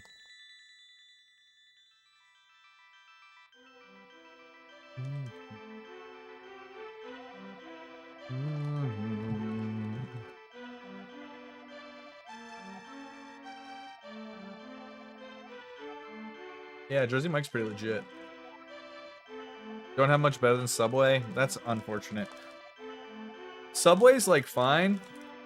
Subway would be like my like 6th choice for chain sub shop. Probably. Like it's definitely fine. It gets the job done, but it's definitely not one of my favorite ones. Jersey Mike's is a pretty big sub chain here in the States and in Canada.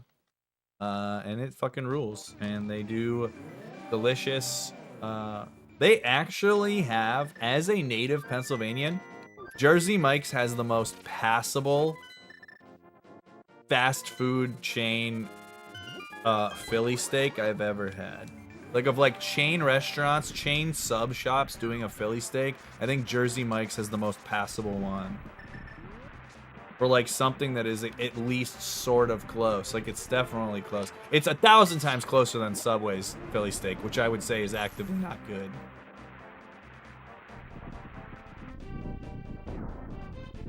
Jersey Mike's. Taking him with us.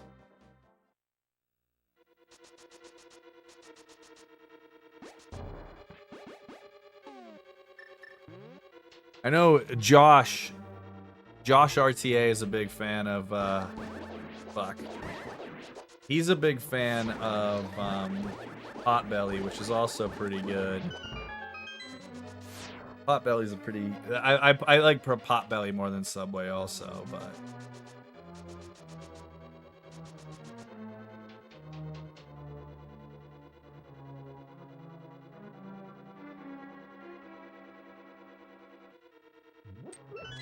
Prison Mike. I saw a TikTok today of a high school basketball player. He did the Michael Scott free throw routine and then shot the perfect free throw.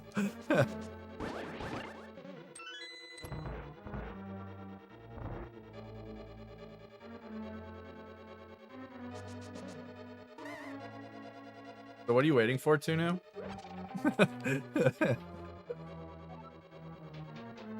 I'm confused why you haven't ordered the sub yet.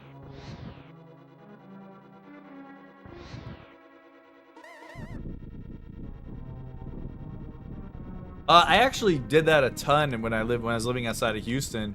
I'd just go to HEB, get one of those deli rolls, grab like, I would just get 3 slices of the deli meat I want, whether it was like chicken or turkey or whatever. Just get 3 slices or 4 slices of that in a 2.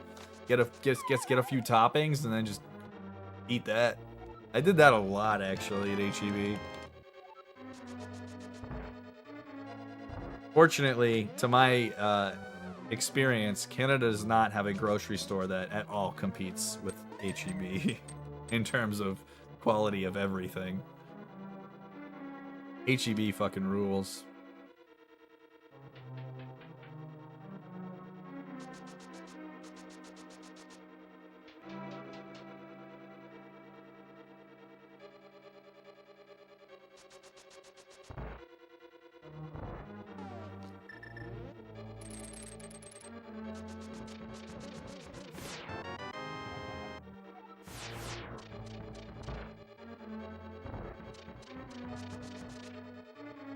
What are like 3 or so in particular that you're interested in trying, Jibs?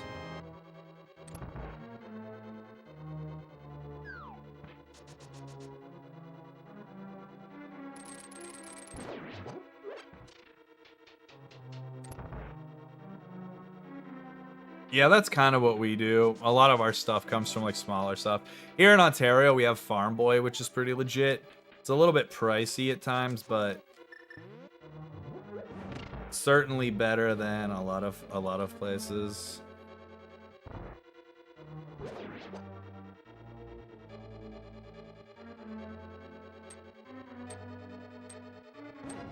I wonder if it's there. Is this it? No, that's not. Oh, I hit the thing. But I still don't think it was it. I don't think that was the right spot anyway, though.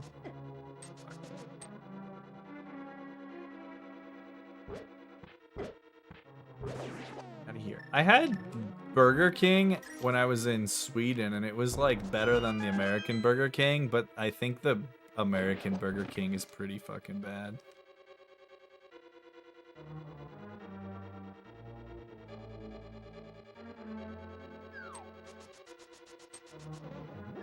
Like I basically never go to Burger King.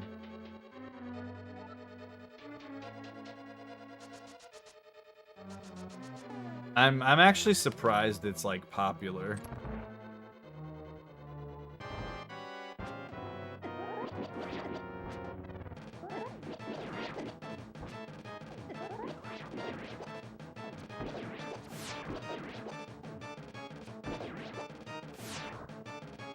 We would have finished with 2 hearts, so it would have been fine.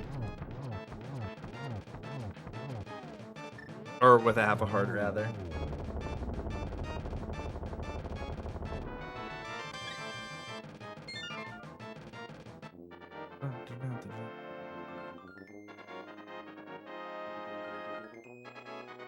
My dad is single-handedly keeping it in business. Oh, dude. That's hilarious. Dad. You know what I do like from Burger King, unironically? You know what? Emma and I actually went through a Burger King drive-thru in the last year. And I got one item. It was the Hershey Sundae chocolate pie. I do like that Burger King Hershey's pie.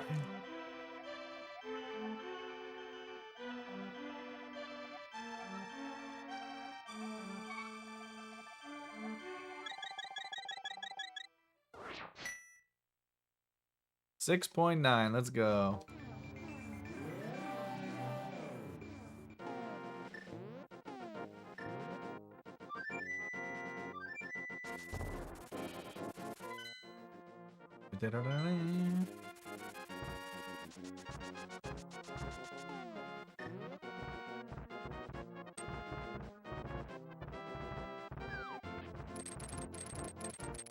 Can I fucking... Oh, God. I can't hit that rock. I'm like trying to hook to it. What's the best fast food dessert? That's a good question, because most of them are pretty fucking lackluster. Hershey Sundae Pie might actually be my pick. If we're just going with just the big ones and like staples that they've had a long time. McDonald's shake is unfuckable. I think McDonald's shakes are very mid. Have you had a good milkshake before, Jimin? Like, do you know what a good milkshake tastes like? Because it ain't a fucking McDonald's milkshake, my friend.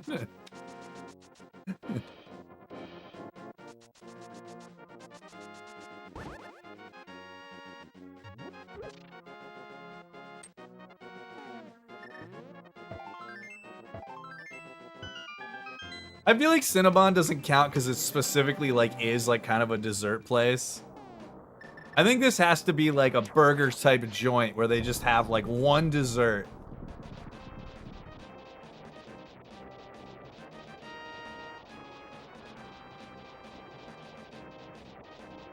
Five Guys is in like a tier above like the McDonald's of the world though too. Like I feel like everything at Five Guys is better than McDonald's, right? Like burgers, the fries, everything. It's all better.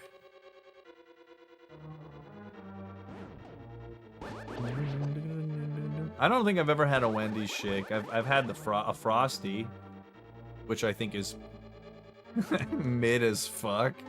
Actually, don't even know if I would say it's actually mid. It's like below mid.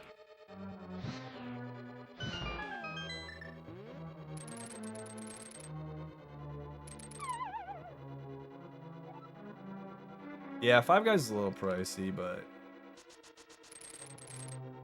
it's fine. I haven't had Five Guys in a long time, but I haven't had a Pizza Hut dessert pizza in fucking ages.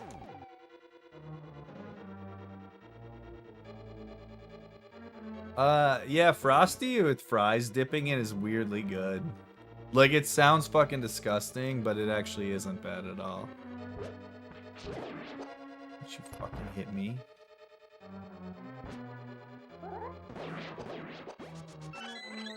Hey, we got every refill. Let's go.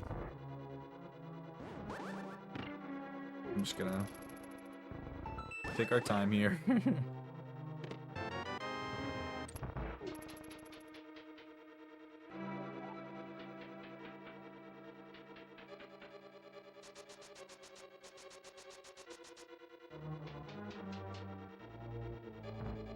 I don't think if there's anything else, any other dessert things that I really like. A fast food place.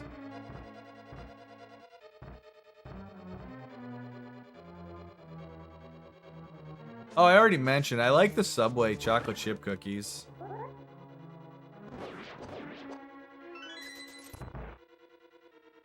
Something about how much butter they just throw in that fucking batter is just great.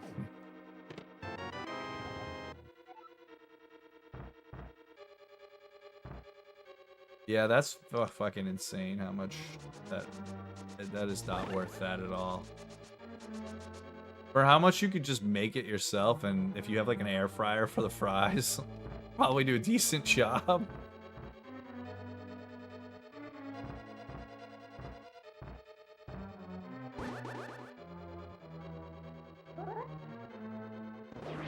I feel like this is not a good RNG for me on this run, yeah. I really wish I had my beams for the next room, because I don't know how to do this well without them. Not that I did it well with them last run, I guess. There's that.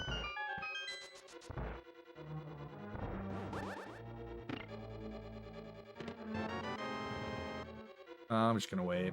I thought about doing it, and I'm like, you know what? What if that isn't how you do it? I've only been to Sonic a couple times. I didn't really like it. I had like a cherry limeade. I don't know. Didn't really do much for me. I know people really like their drinks though. Like in general, just all their like specialty drinks or their milkshakes or whatnot. I just never really got into them.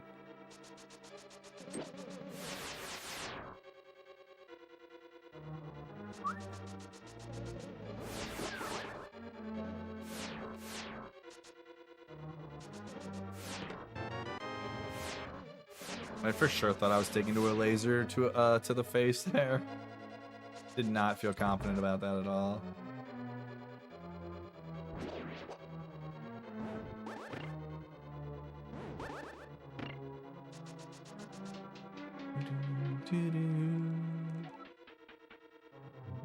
I couldn't remember which one was the magic.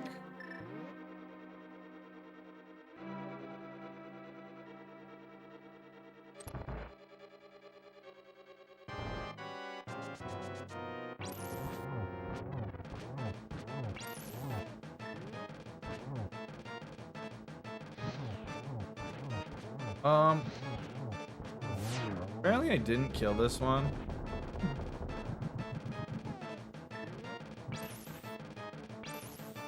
Fuck. Fuck! Am I gonna lose? Hey, we're okay. Dude, I could have swore I hit it 5 times, but whatever, game. It is what it do.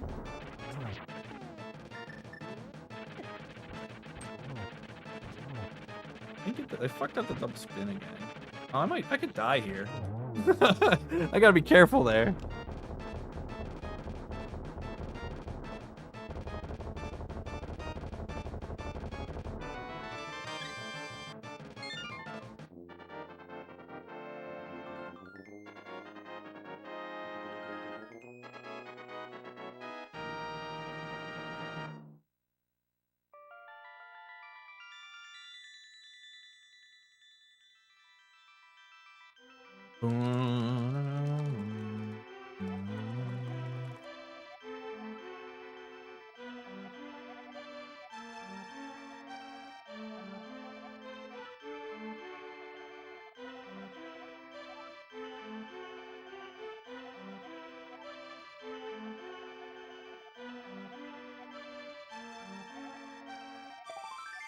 Alright, we're bringing it all back here in Ganon's tower.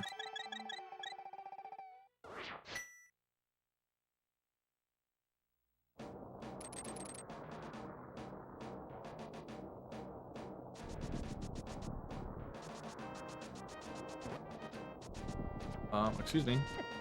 Oh, no! No!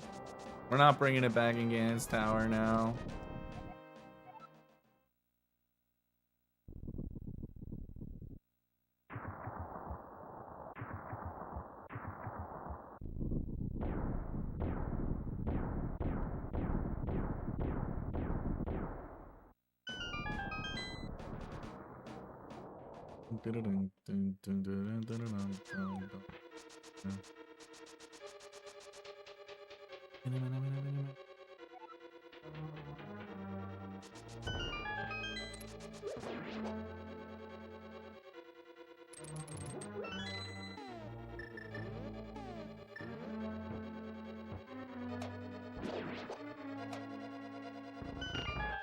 Can I hit that, please?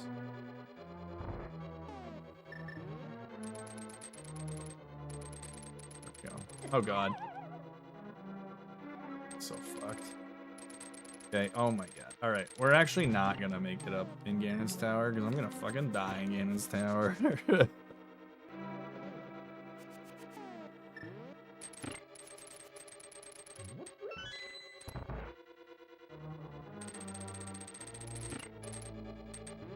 Take it easy. I'm gonna play with my dog after this, actually. Uh-oh.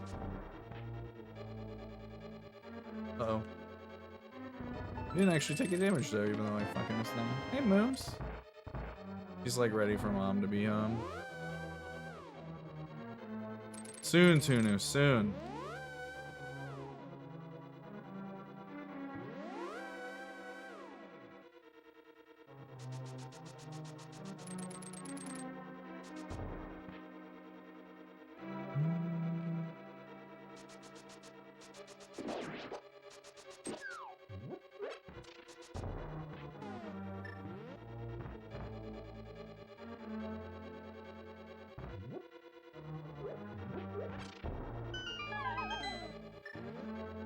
Let's see if I can do this somewhat right. I don't actually remember how to do this. What I did last time was not right, so.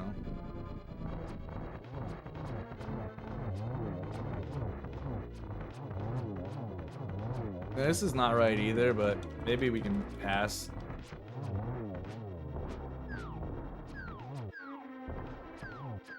Okay. Sure. Jesus Christ. I'll remember how to do that room someday.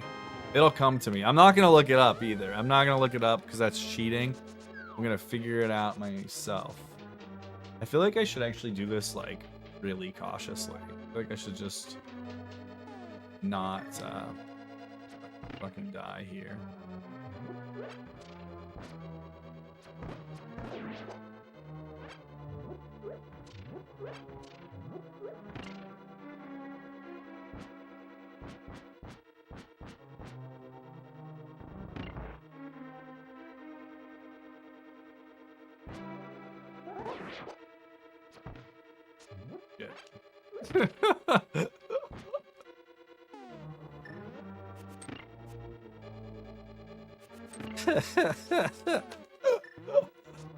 I'm sending that to Green Ham.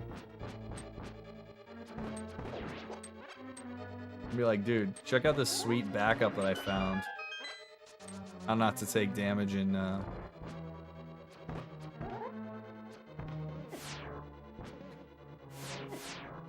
Fuck. Oh my god, that one's hitting me now. This is going so much worse than yesterday. Alright, we're not getting the bitch fairy, alright? We can't. We don't have time.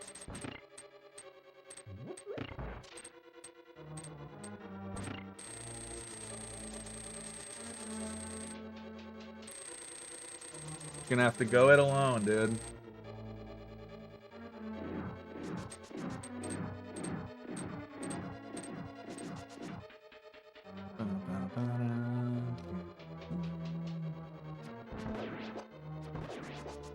All right, good gauntlet one. All right, we got one screen went well. Okay, make it just one. Still just one. Okay. Missed that one. God. God, how many we have? 6.5. Okay, that one went okay.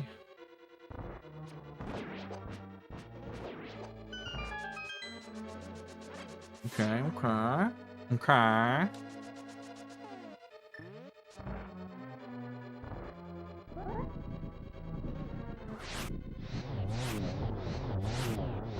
Oh, there we go. There we go. Now we're cooking now, guys.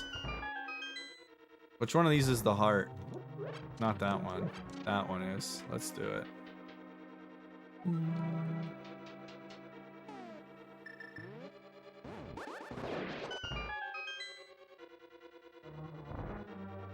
One more heart will put us over the threshold of a lot of damage that can kill us. God. Or we'll just take fucking damage. Let's try this again. There we go.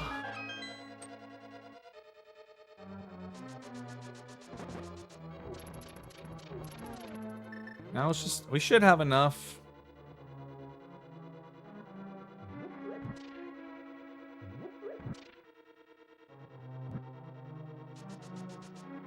Oh, yeah, we're Gucci.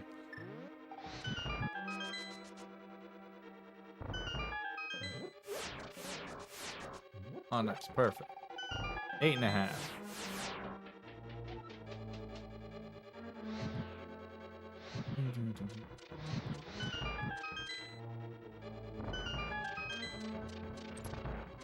Oh, I forgot about that. I need to do that. I need to make that video. I'll have to see if I can get it off the chat replay. I wish I had the chat box when I did that. That would have been the real way to do it. Oh my god, we just got bunnied. We're bunnied now, baby. Get me out of here. Alright, we'll try to hover ski one time. Just so we can say we did it. If we do it.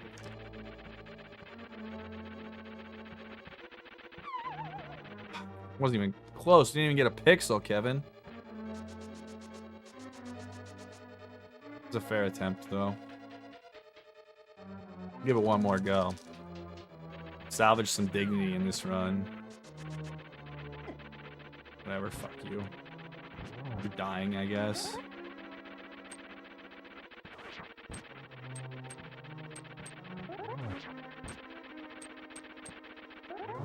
I don't know how I didn't get hit there at all, but whatever.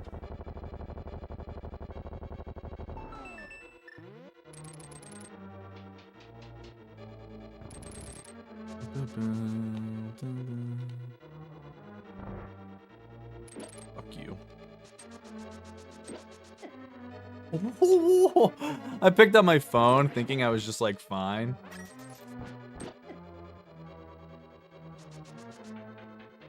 That would have been a bad death. In fact, that would have been one of the worst deaths I've ever taken in my entire life in this game.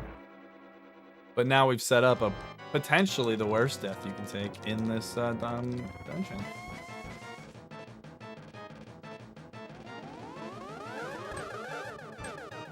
That may have been 3.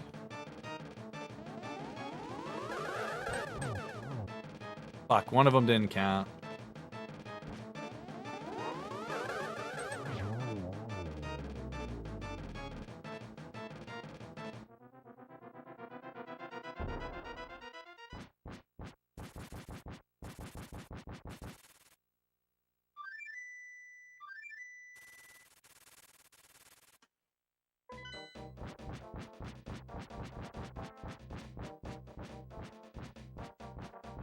Alright, unfortunately we're not cracking yesterday's run. Because this is a 2-minute endeavor on a good day. Probably gonna die at least once.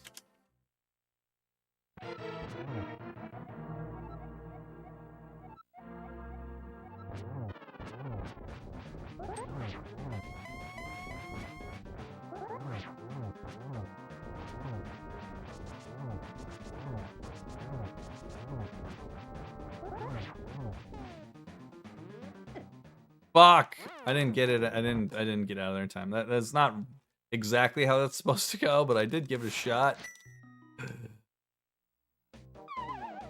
That's fine. We just...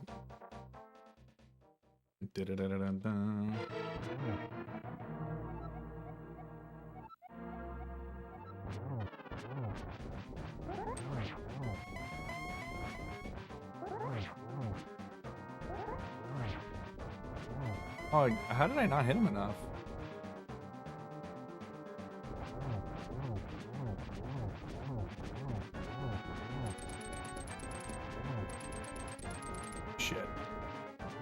Needed to not grab the lantern, because now I need to hit him one more time.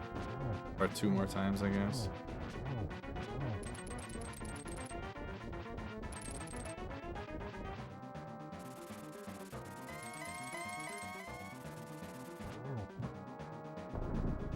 I didn't think I was too slow there.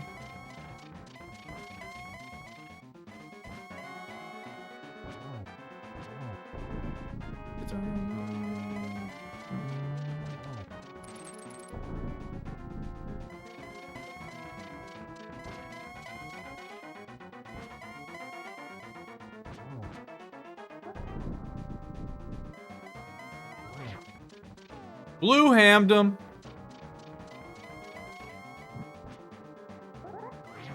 Nice, we actually get that hit off. Wasn't sure we were gonna get there.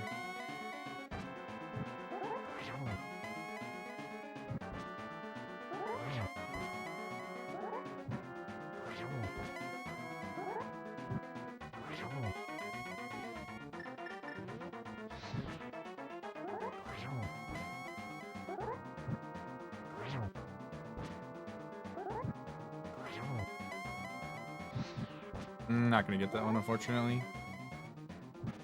Scuffed the porch light a little bit. Hey, got the top right though.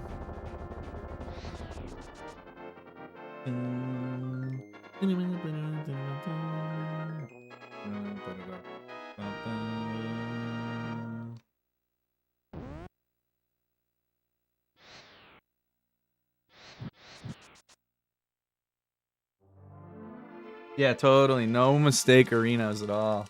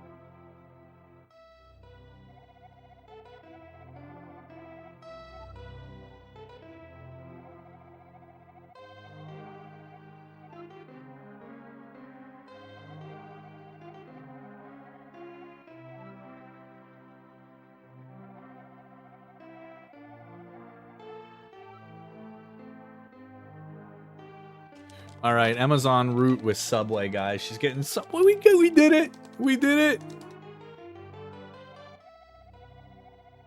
And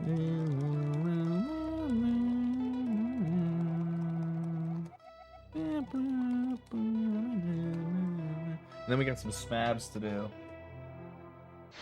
Got a smab sesh coming. All right, peace out, YouTube. Thanks for hanging out, everyone from YouTube today. I appreciate it.